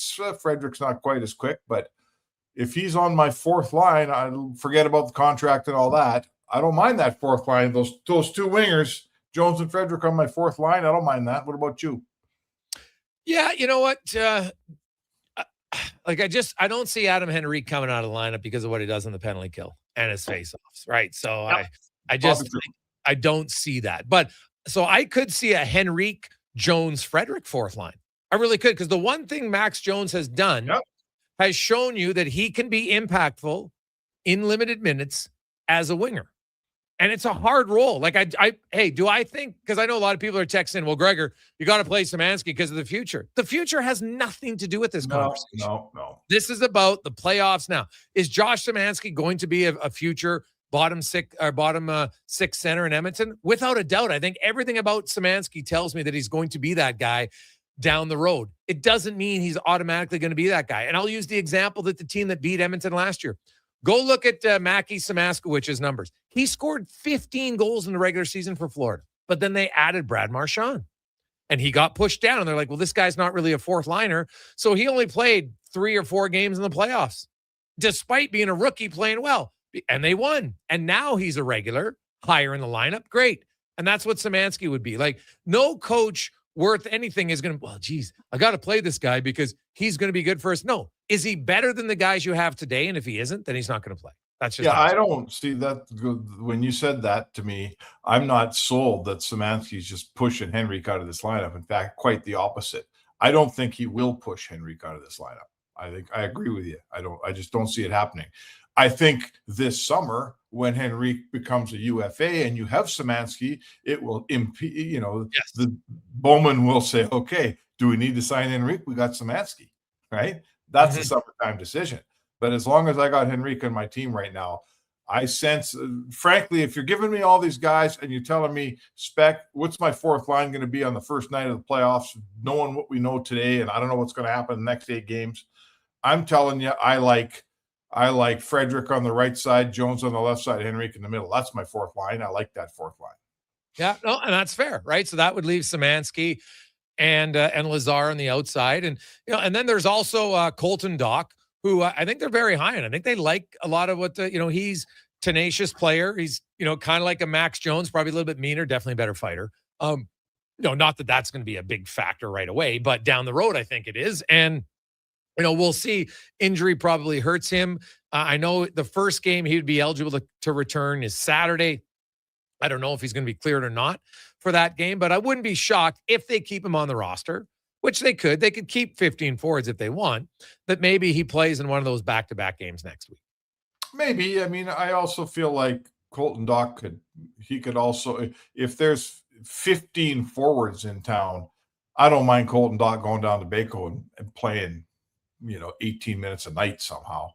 I don't mind that either. So I guess it's one or the other. I sense Colton Dock is a player here that will have to wait for injury at the right position before he plays in the playoffs. He's not, to me, Lazar's ahead of him in my lineup. But so is Szymanski. He is my 15th forward. It's going to take some injuries for Colton Dock to play in the playoffs. So I guess I'd say to you, why am I playing him down the stretch? I would probably put him in the minors myself when he came back, but that's just me.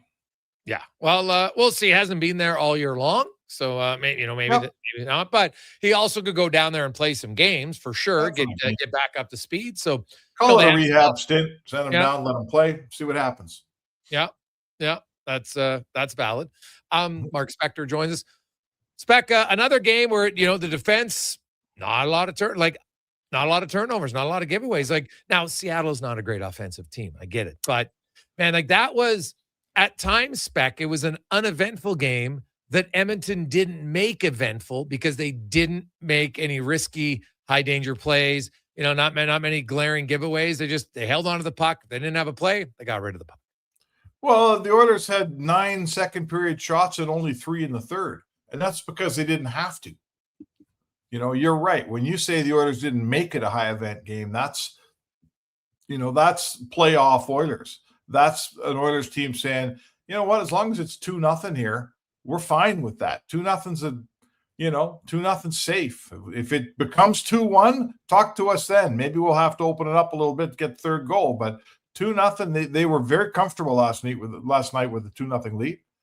And played it perfect. They had a couple chances when Seattle had to take some chances. And then finally it's a 2-0 lead. You got to pull your goalie with 2.5 left.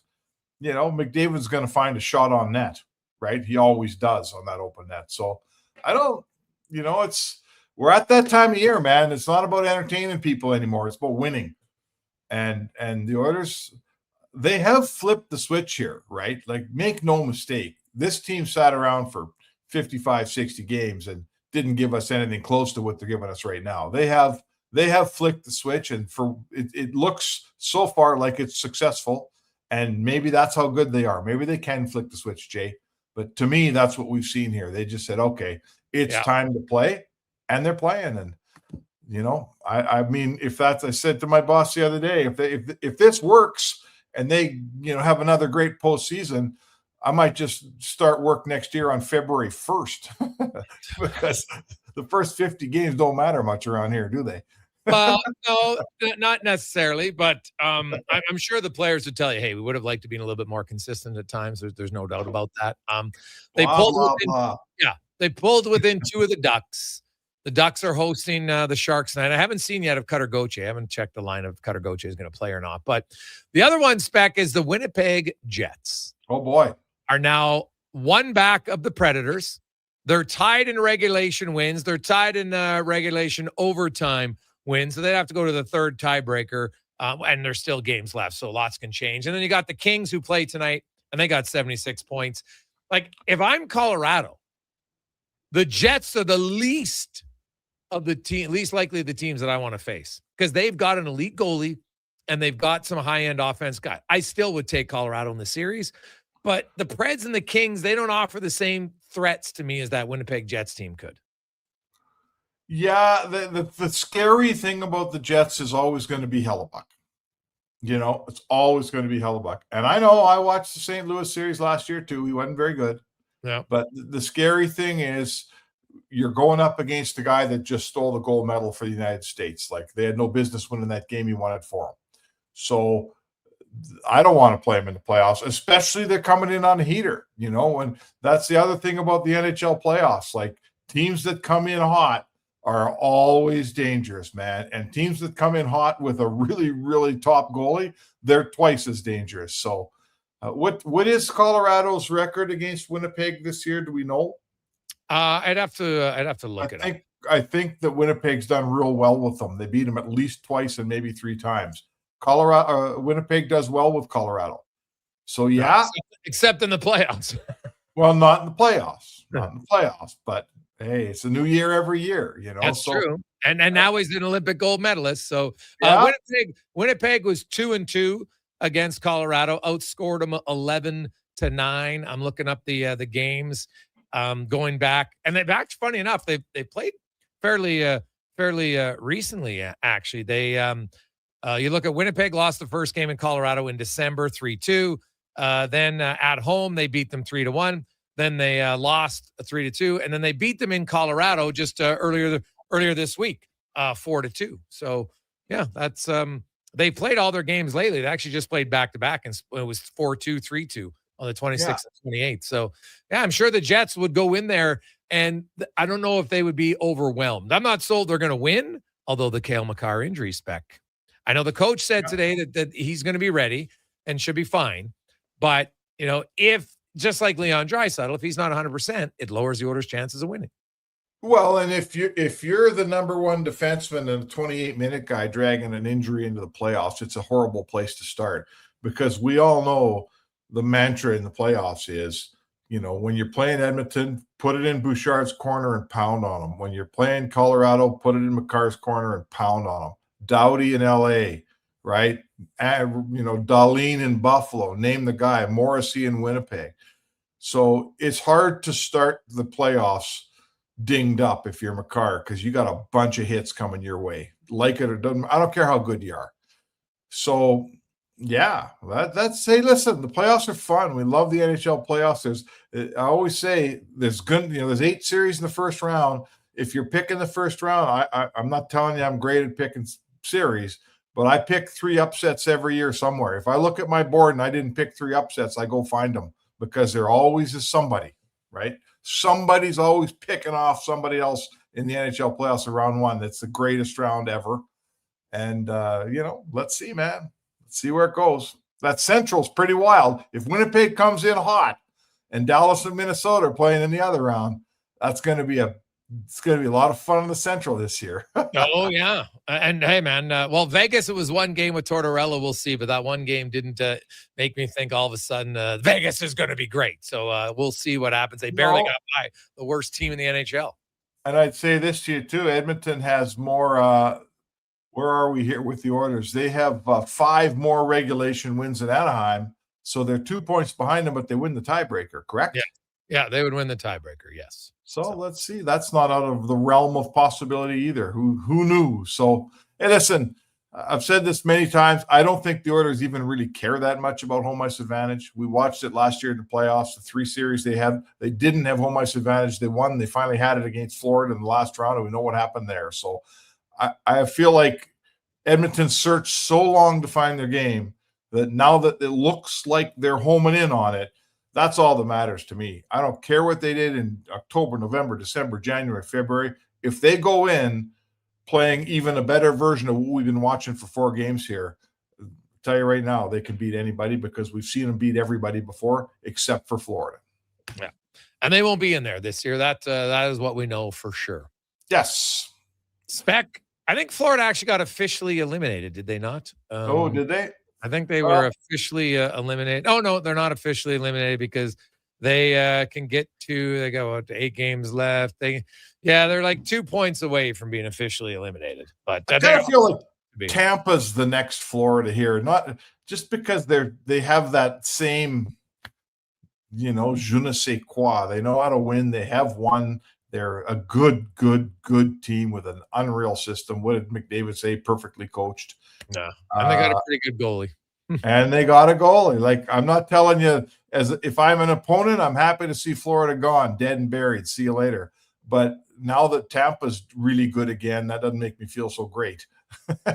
Well, you got to get. It's a long ways away. Got to get there. It's a long ways away. That's right. Ways away there for sure.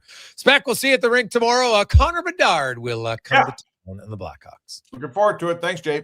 There you go. That's Mark Spec with the Spec Report, brought to you by GS Construction. Busy show. When we return, Remchuk will join us. We got Cam Tatum more. It's a Gregor show presented by PlayAlberta.ca. The job isn't done until the last load is hauled, and having a semi-trailer out of commission is not an option. Whether replacing or adding to your convoy, Edmonton Trailer has a huge inventory of new and used semi-trailers, trusted by the gravel, logging, oil field, fluids, and freight industries. Find a trailer right for you online or at one of their 3 locations. For sales, service, parts, rental, and finance, when you're in it for the long haul, Edmonton Trailer. Noodle, noodle, noodle, noodle, noodle, noodle, noodle, noodle, noodle, noodle. Noodle, noodle, noodle, noodle, noodle, noodle, noodle, noodle, noodle,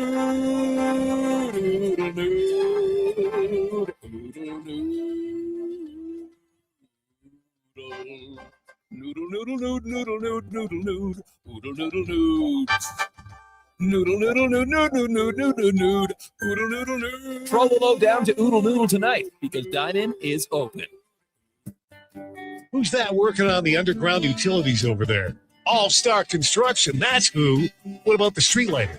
Yep, All-Star Construction. And the directional drilling, hydrovacking, neighborhood renewal, and telecommunication work? Yep. Since 2009, All-Star Construction has been doing all that and more, shaping and building Edmonton communities for land developers all around Edmonton.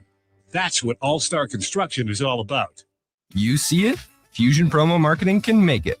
Fusion makes high-quality, memorable promotional products for businesses, sports teams, and corporate events. From vision to reality, get noticed and remembered. Fusion with a Z. Promomarketing.ca. At Hughes, it's all about getting in and out quick and clean. No cash, no problem. With Hughes' new tap and wash system, all you need is your debit or credit card to get your vehicle sparkling clean. Find us at HughesCarWash.com. Wow, get ready for a silly hockey fans. Your partner in power just skated onto the ice. EWEL.ca, the new e-commerce website for electrical wholesalers Edmonton, is ready for the power play 24/7, 365. UL skates to where the puck will be in 5 years. Now that's forward thinking. Killer selection, slamming products from the best brands, and legendary service. Don't sit on the bench. Get your account today at EWEL.ca and win that project. Plug into your partner in power. Get an EWEL.ca account today. Spring into savings at the Brick. Refresh your home with huge discounts. Save up to $1,800 on sofas and sectionals, and buy more, save more. Up to 25% off bedroom and dining furniture. Dreaming of better sleep? Upgrade your mattress game.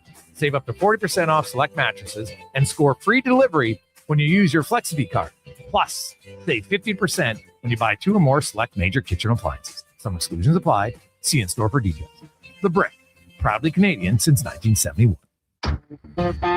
The job isn't done until the last load is hauled, and having a semi-trailer out of commission is not an option. Whether replacing or adding to your convoy, Edmonton Trailer has a huge inventory of new and used semi-trailers, trusted by the gravel, logging, oil field, fluids, and freight industries. Find a trailer right for you online or at one of their 3 locations. For sales, service, parts, rental, and finance, when you're in it for the long haul, Edmonton Trailer. Nothing beats getting a deal at McDonald's. Why? Because you get a deal now. And a deal later. Redeem an offer from the latest mailer or on the McDonald's app and dig into instant savings. Plus, you earn points towards Free McDonald's. Now that's what I call a double whammy of deals. Why does that keep happening? Deals sent right to your door. Check your mailbox for the latest McDonald's mailer loaded with delicious value. For a limited time at participating restaurants in Western Canada.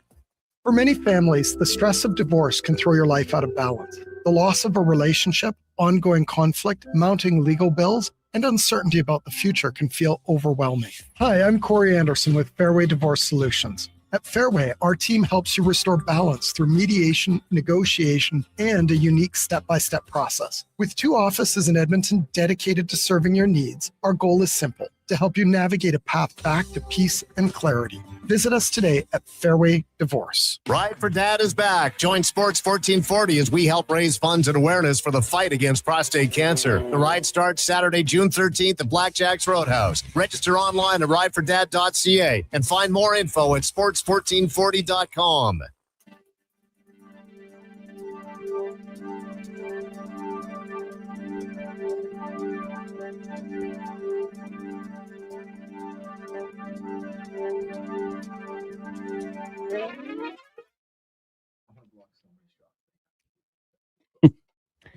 Portions of this hour brought to you by Japa Machinery. Did you know that Japa offers in-house and on-site service? Rain or shine, Japa Service Department is here for you. Get a quote now at japamachinery.com. The Jason Gregor Show, the best of Edmonton sports talk and beyond. This is Sports 1440. Presented by PlayAlberta.ca, Alberta's only regulated online gambling website.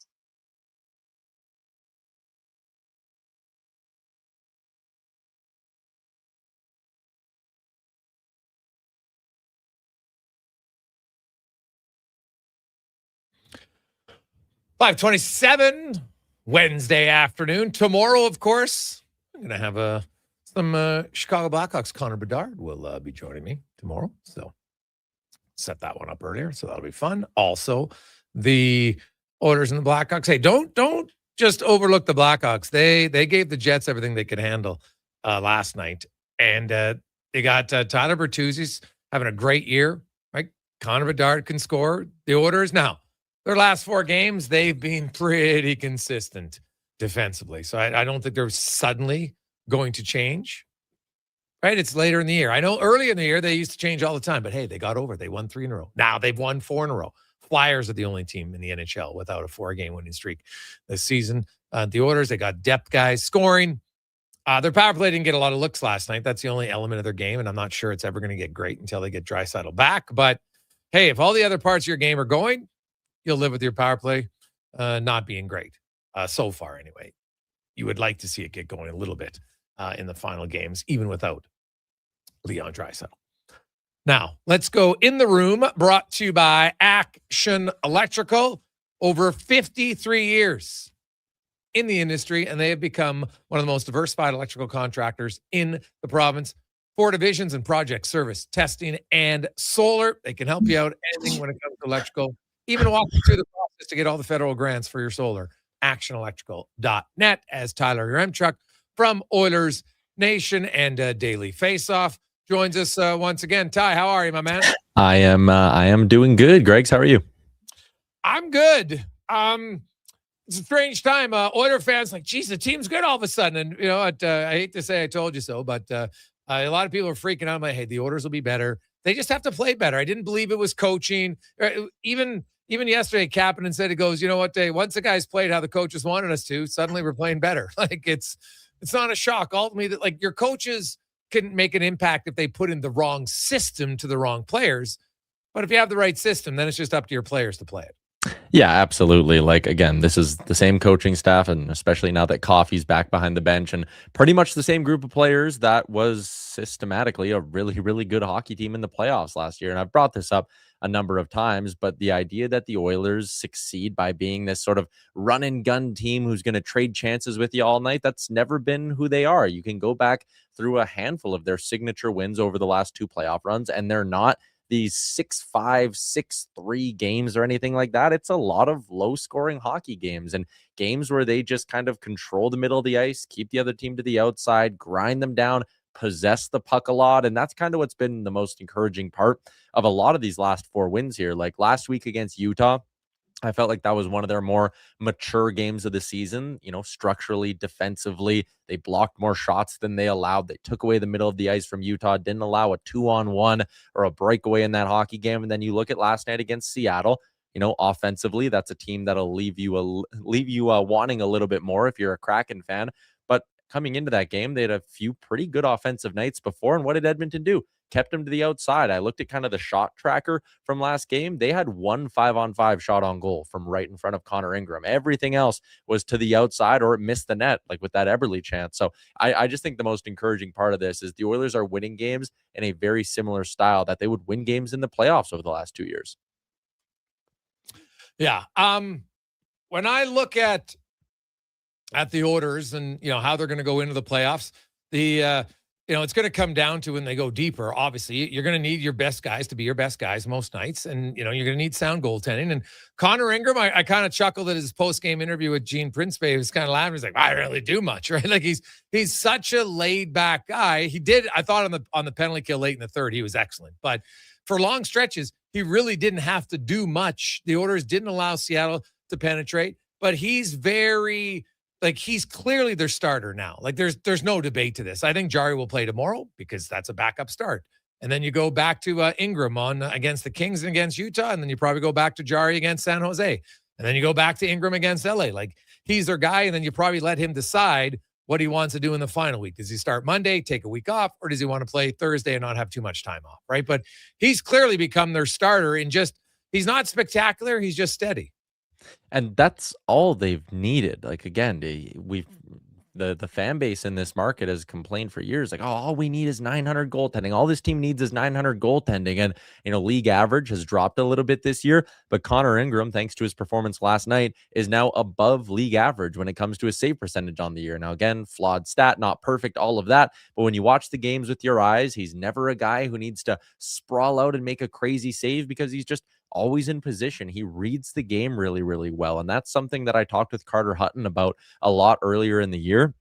When Ingram was down in Bakersfield and was putting together some really bad numbers, Hutton was one of the people who kind of like raised his hand and told me like, hey, don't buy into that at all. He said, what makes Connor Ingram a good goalie is that he tracks the play well and he's always in a good position. He said it's harder to track the play at the American League level because it's just a little bit more chaotic in front of you. He said the whole time when this guy comes up to the NHL, he is going to be just fine. You can't read into the AHL stuff. And we're seeing that in him, right? Like, again, last night, didn't have to make a spectacular, really crazy, sprawling save at any point. The team in front of him plays good. And yeah, you're right. There's truth in every good joke, but like him saying I didn't have to do a whole heck of a lot, well, that totally undersells how important his job is and how well he played. Like for him, yeah, he probably didn't look like there was a ton of sweat coming down that beard in his post game with Gene.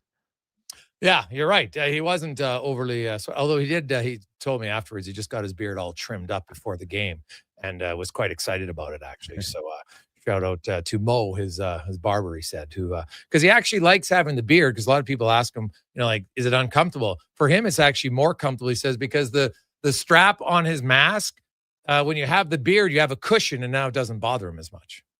I liked when he said to Gene, he was like, I'm a bit of an old 29. And it kind of, for me, I looked at him and I'm like, can you put him and I next to each other? You would not be able to tell that we're the same age, Gregor. Maybe if you gave me a beard like that, I'd maybe look more the part. But I was laughing pretty hard at that. I was like, oh my God, him and I are the same age. That's insane. Yeah, you didn't get a shout out on your birthday, did you? So there you go. Now looking at the orders, Trent Frederick's going to come in, and Leon Draisaitl is eventually going to come in. So I think the top 9 forwards, people can debate on which lines they're going to be, but I think it's going to be Dickinson, Draisaitl, McDavid down the middle. Mm-hmm. Then you'll have Hyman, you'll have Roslovic, you'll have Kapanen, you'll have Podkolzin, Nugent Hopkins, and Hyman. I think those are your top 9 forwards. Put them in any line combinations you want. I think we'll have different opinion. I think we kind of know what they'll be. But then the fourth line, comes down to being interesting. You've got a group of players. You got Trent Frederick, you've got Adam Henrique, you've got Josh Szymanski, you've got Max Jones, you've got Curtis Lazar, Colton Dock. I think probably a long shot because he hasn't played much and he's eligible to go to the minors if they wanted to play down there and get some real playing time. What would be your fourth line right now, assuming everybody's healthy for game one of the playoffs? I think I lean Henrique over Szymanski, and that's just because I'm doing the whole I want a veteran in there, and I think Henrique's a better penalty killer. That's really important. I go back to, like, if you're going to be someone on this team who plays in the bottom six and plays a limited role, you're never going to be someone who gets power play time. If there's a ton of power plays going either way in the playoffs, I don't want a bunch of guys who are just sitting on the bench getting cold. So, like, having a fourth line center who's one of your more relied on penalty killers like Henrique is, I like having them in that spot. It gives them a bit of a role. So Rico would be the 4C for me. Man, it's really hard to take Curtis Lazar out of the lineup just because I enjoy watching him. Like yesterday, he laid that big hit. He's always going to the net. He was in that one scrum and he had his big classic Curtis Lazar smile on while he was getting pulled from behind. I love everything Curtis Lazar has done, but I think he's on the outside looking in for me. I think Max Jones is on my left wing and Trent Frederick, I think, will be on the right side. So that's the way I'd go, get two guys. And the other thing with Frederick too, when they've played him down in that role and put him with, some crashers and bangers like a Max Jones, it seems to kind of bring that out of Trent Frederick's game as well. And hopefully the injury wasn't too bad of a setback, but I like the idea of going with Adam Henrique and two really good physical players on the wings there. So it's Jones, Henrique, and Frederick for me. Jones, Henrique, and Frederick, and it's hard to argue with that. I think I look at it's funny. I saw a lot of people. Oh, Szymanski's way better, and I'm like, well, sure, of course, if you want to use the first 3 months of the season, which really are irrelevant for any player at this stage, and so I looked at their last 18 games because that's when Szymanski has. So let's look at fair numbers in that time. And then some guy asked me to show up Frederick's, and I put up his numbers. And you know what, Frederick and Henrique, if it's funny, the people that are really touting Szymanski and ripping on Henrique and Frederick are a lot of the same people who always talk about, wow, look at the guy's PDO and eventually it'll come around. Well, Szymanski's got a ridiculously high PDO and Henrique and Frederick have really low PDO. So it's funny to me. I hate people who just cherry pick when they want to use the stat. If you're a believer that PDO is something that will average out, then you should say, well, Henrique and Frederick are playing really well because they're shots for and they're expected goals and eventually leaving out. And on the other side, you say, well, maybe it'll come back, but they don't. So that's why I don't really take it too serious. But I like a lot of Szymanski, but I like a lot of Szymanski for the future more than I like him for the present.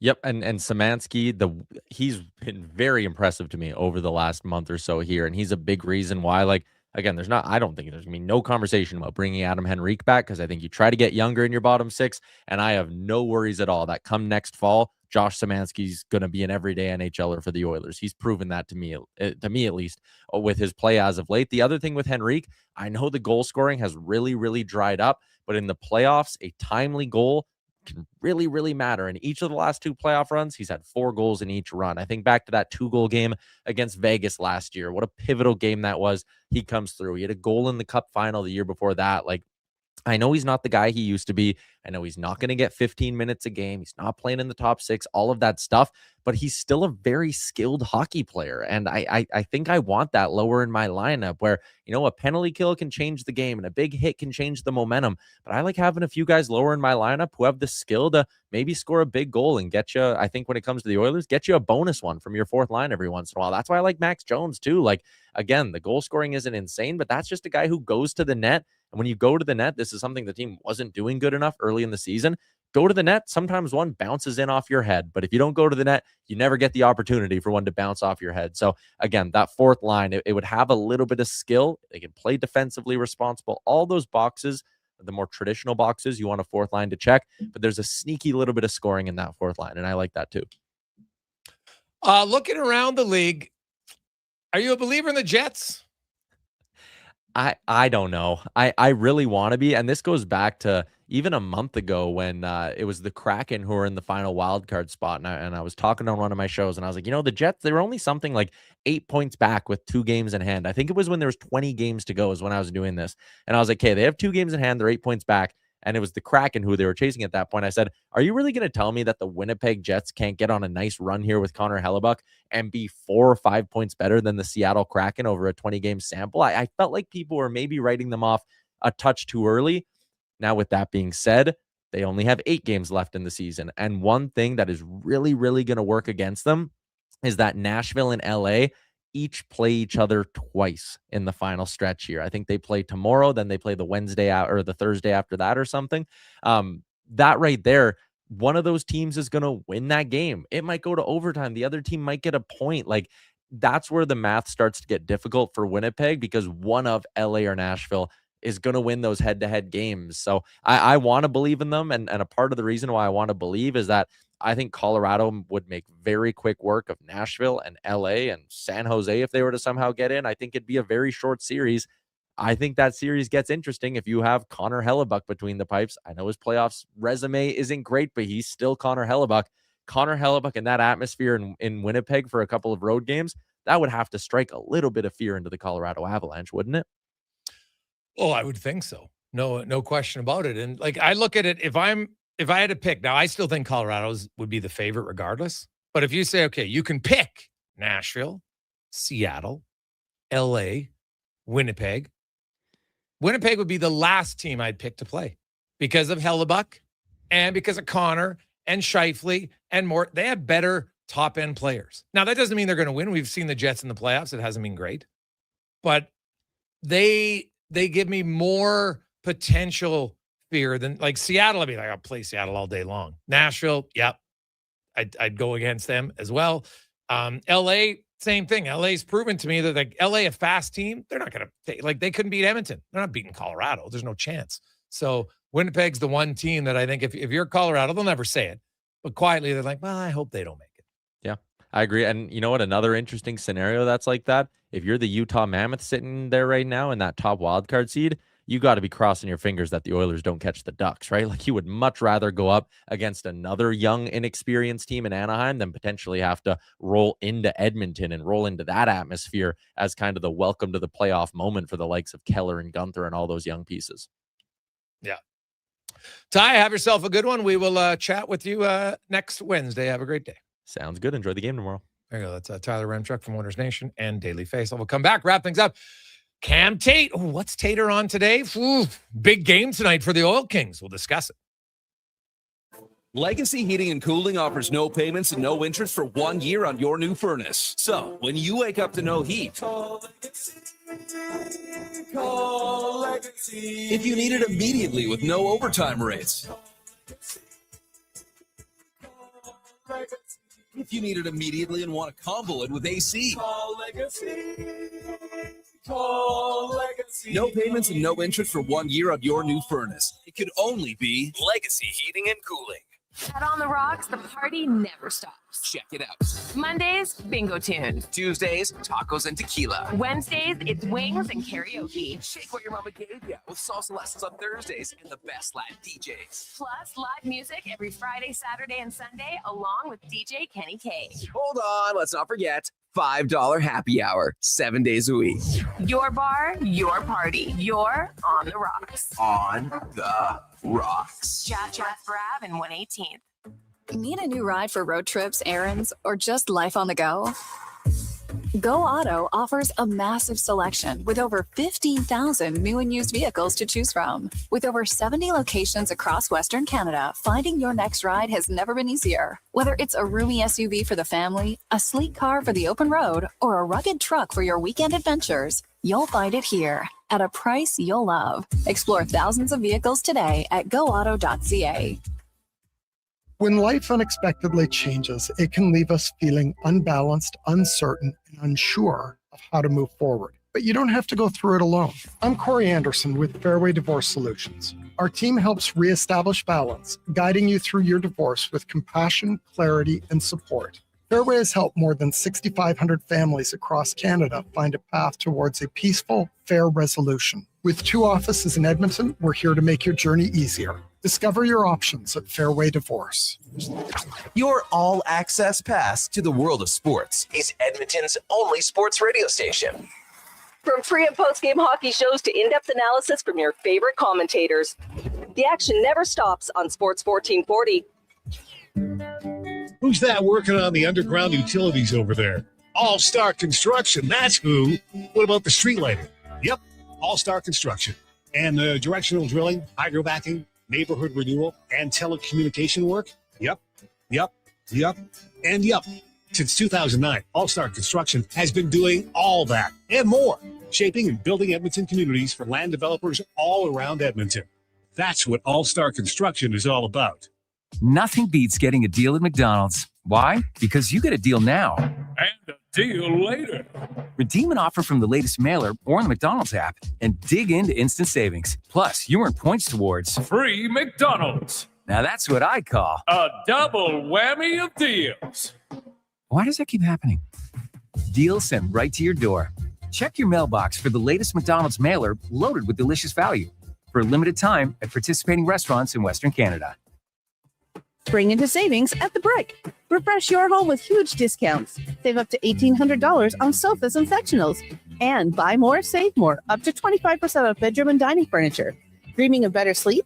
Upgrade your mattress game and save up to 40% off select mattresses and score free delivery when you use your Flexity card. Plus, save 15% when you buy 2 or more select major kitchen appliances.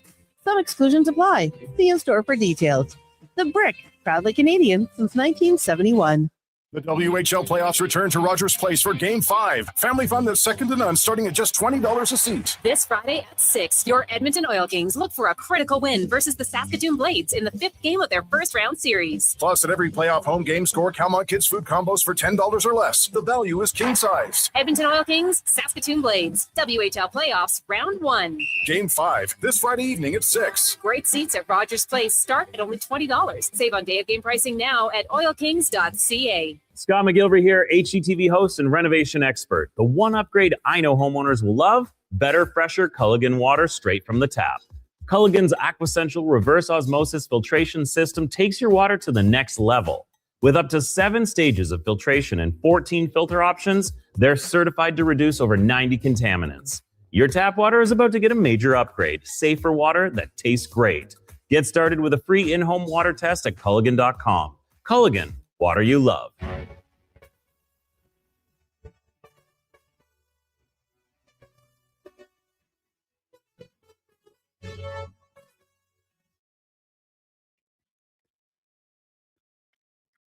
Portions of this hour brought to you by the Edmonton Oilers. Oilers fans, season seats have never been easier. Sign up first for access to full, half, and quarter seats starting at only $28 per week by visiting edmontonoilers.com/season seats.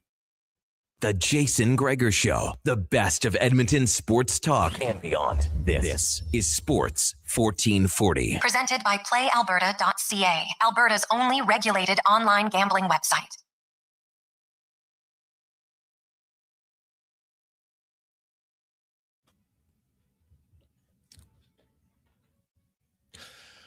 $5:48 is a big game. Welcome back to the Gregor Show, presented by PlayAlberta.ca. A big game in the WHL tonight for the Edmonton Oil Kings. Had a 3-1 lead last night in Saskatoon. Were unable to hold on to it and lost.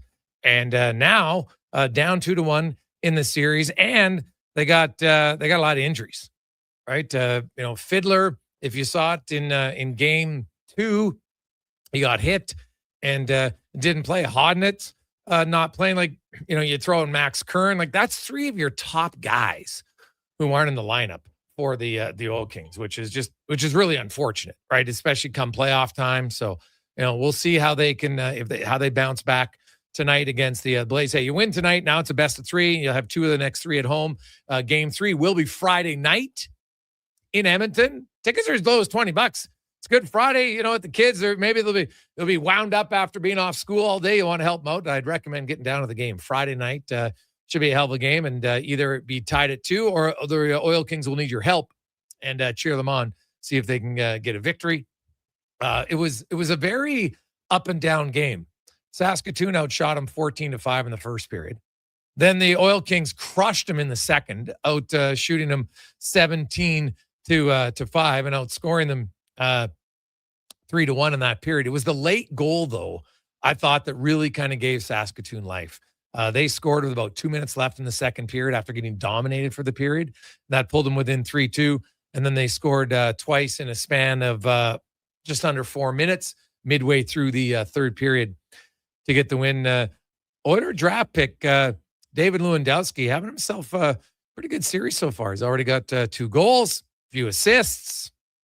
Another young draft pick. Obviously somebody who's, a few years away, but you always, if you're an Oilers organization or any NHL organization, you want to see your youngsters getting some playoff experience and playing quite well. Other series, the Calgary Hitmen kind of having their way with the Brandon Wheat Kings, the winning 3-1. After losing one game, the PA Raiders were like, okay. Or sorry, not the PA Raiders. They're up 3-0. But last night, Medicine Hat, they went into Regina. Did you see the ticket prices in Regina, man? Like they're like the lowest ticket was like almost $60. Kind of like, this is the WHL, man. You got to be somewhat realistic here. So Prince Albert and Calgary could sweep Penticton, Prince George. Like the West is all up 3-0. It's kind of boring, to be honest. You got Medicine Hat 2-1, Saskatoon over Edmonton 2-1. Now, I didn't think, there wasn't going to be a ton of upsets. I didn't think. Everett, no chance. Some people thought Spokane maybe would give him a look, but Prince George has been able to win all 3 games there. So you got some elimination games across the Western Hockey League tonight and tomorrow. The Old Kings will play for sure on Friday, and they're hoping it'll be 2-2 when that series returns back to Edmonton. The Oilers, of course, we'll talk about that. Busy night in the NHL. Tonight, though, maybe you can relax, kick back. You got the one game that matters, and Gauthier isn't playing for the Ducks, so hey, who knows? A San Jose Shark win tonight would put Edmonton either 2 or 3 back of the Ducks. Ideally, for the Oilers, they'd like to see a San Jose Shark home ice regulation win tonight. And the Blues and the Kings, I think it's like the Blues got to win. You lose tonight, you're done. So must-win game, I think, for the St. Louis Blues tonight in Los Angeles. On behalf of Connor Halley, Declan Kruger, I'm Jason Gregor. Thanks for listening. Thanks for joining the show. Have yourselves a wonderful day. And we will chat with you tomorrow. Let's get to the Conman Sports 1440 update brought to you by Go Auto. You're thinking vehicles, any kind. New, used, they have it all. GoAuto.ca, over 15,000 vehicles to choose from. Have a great day. We're out. Good night.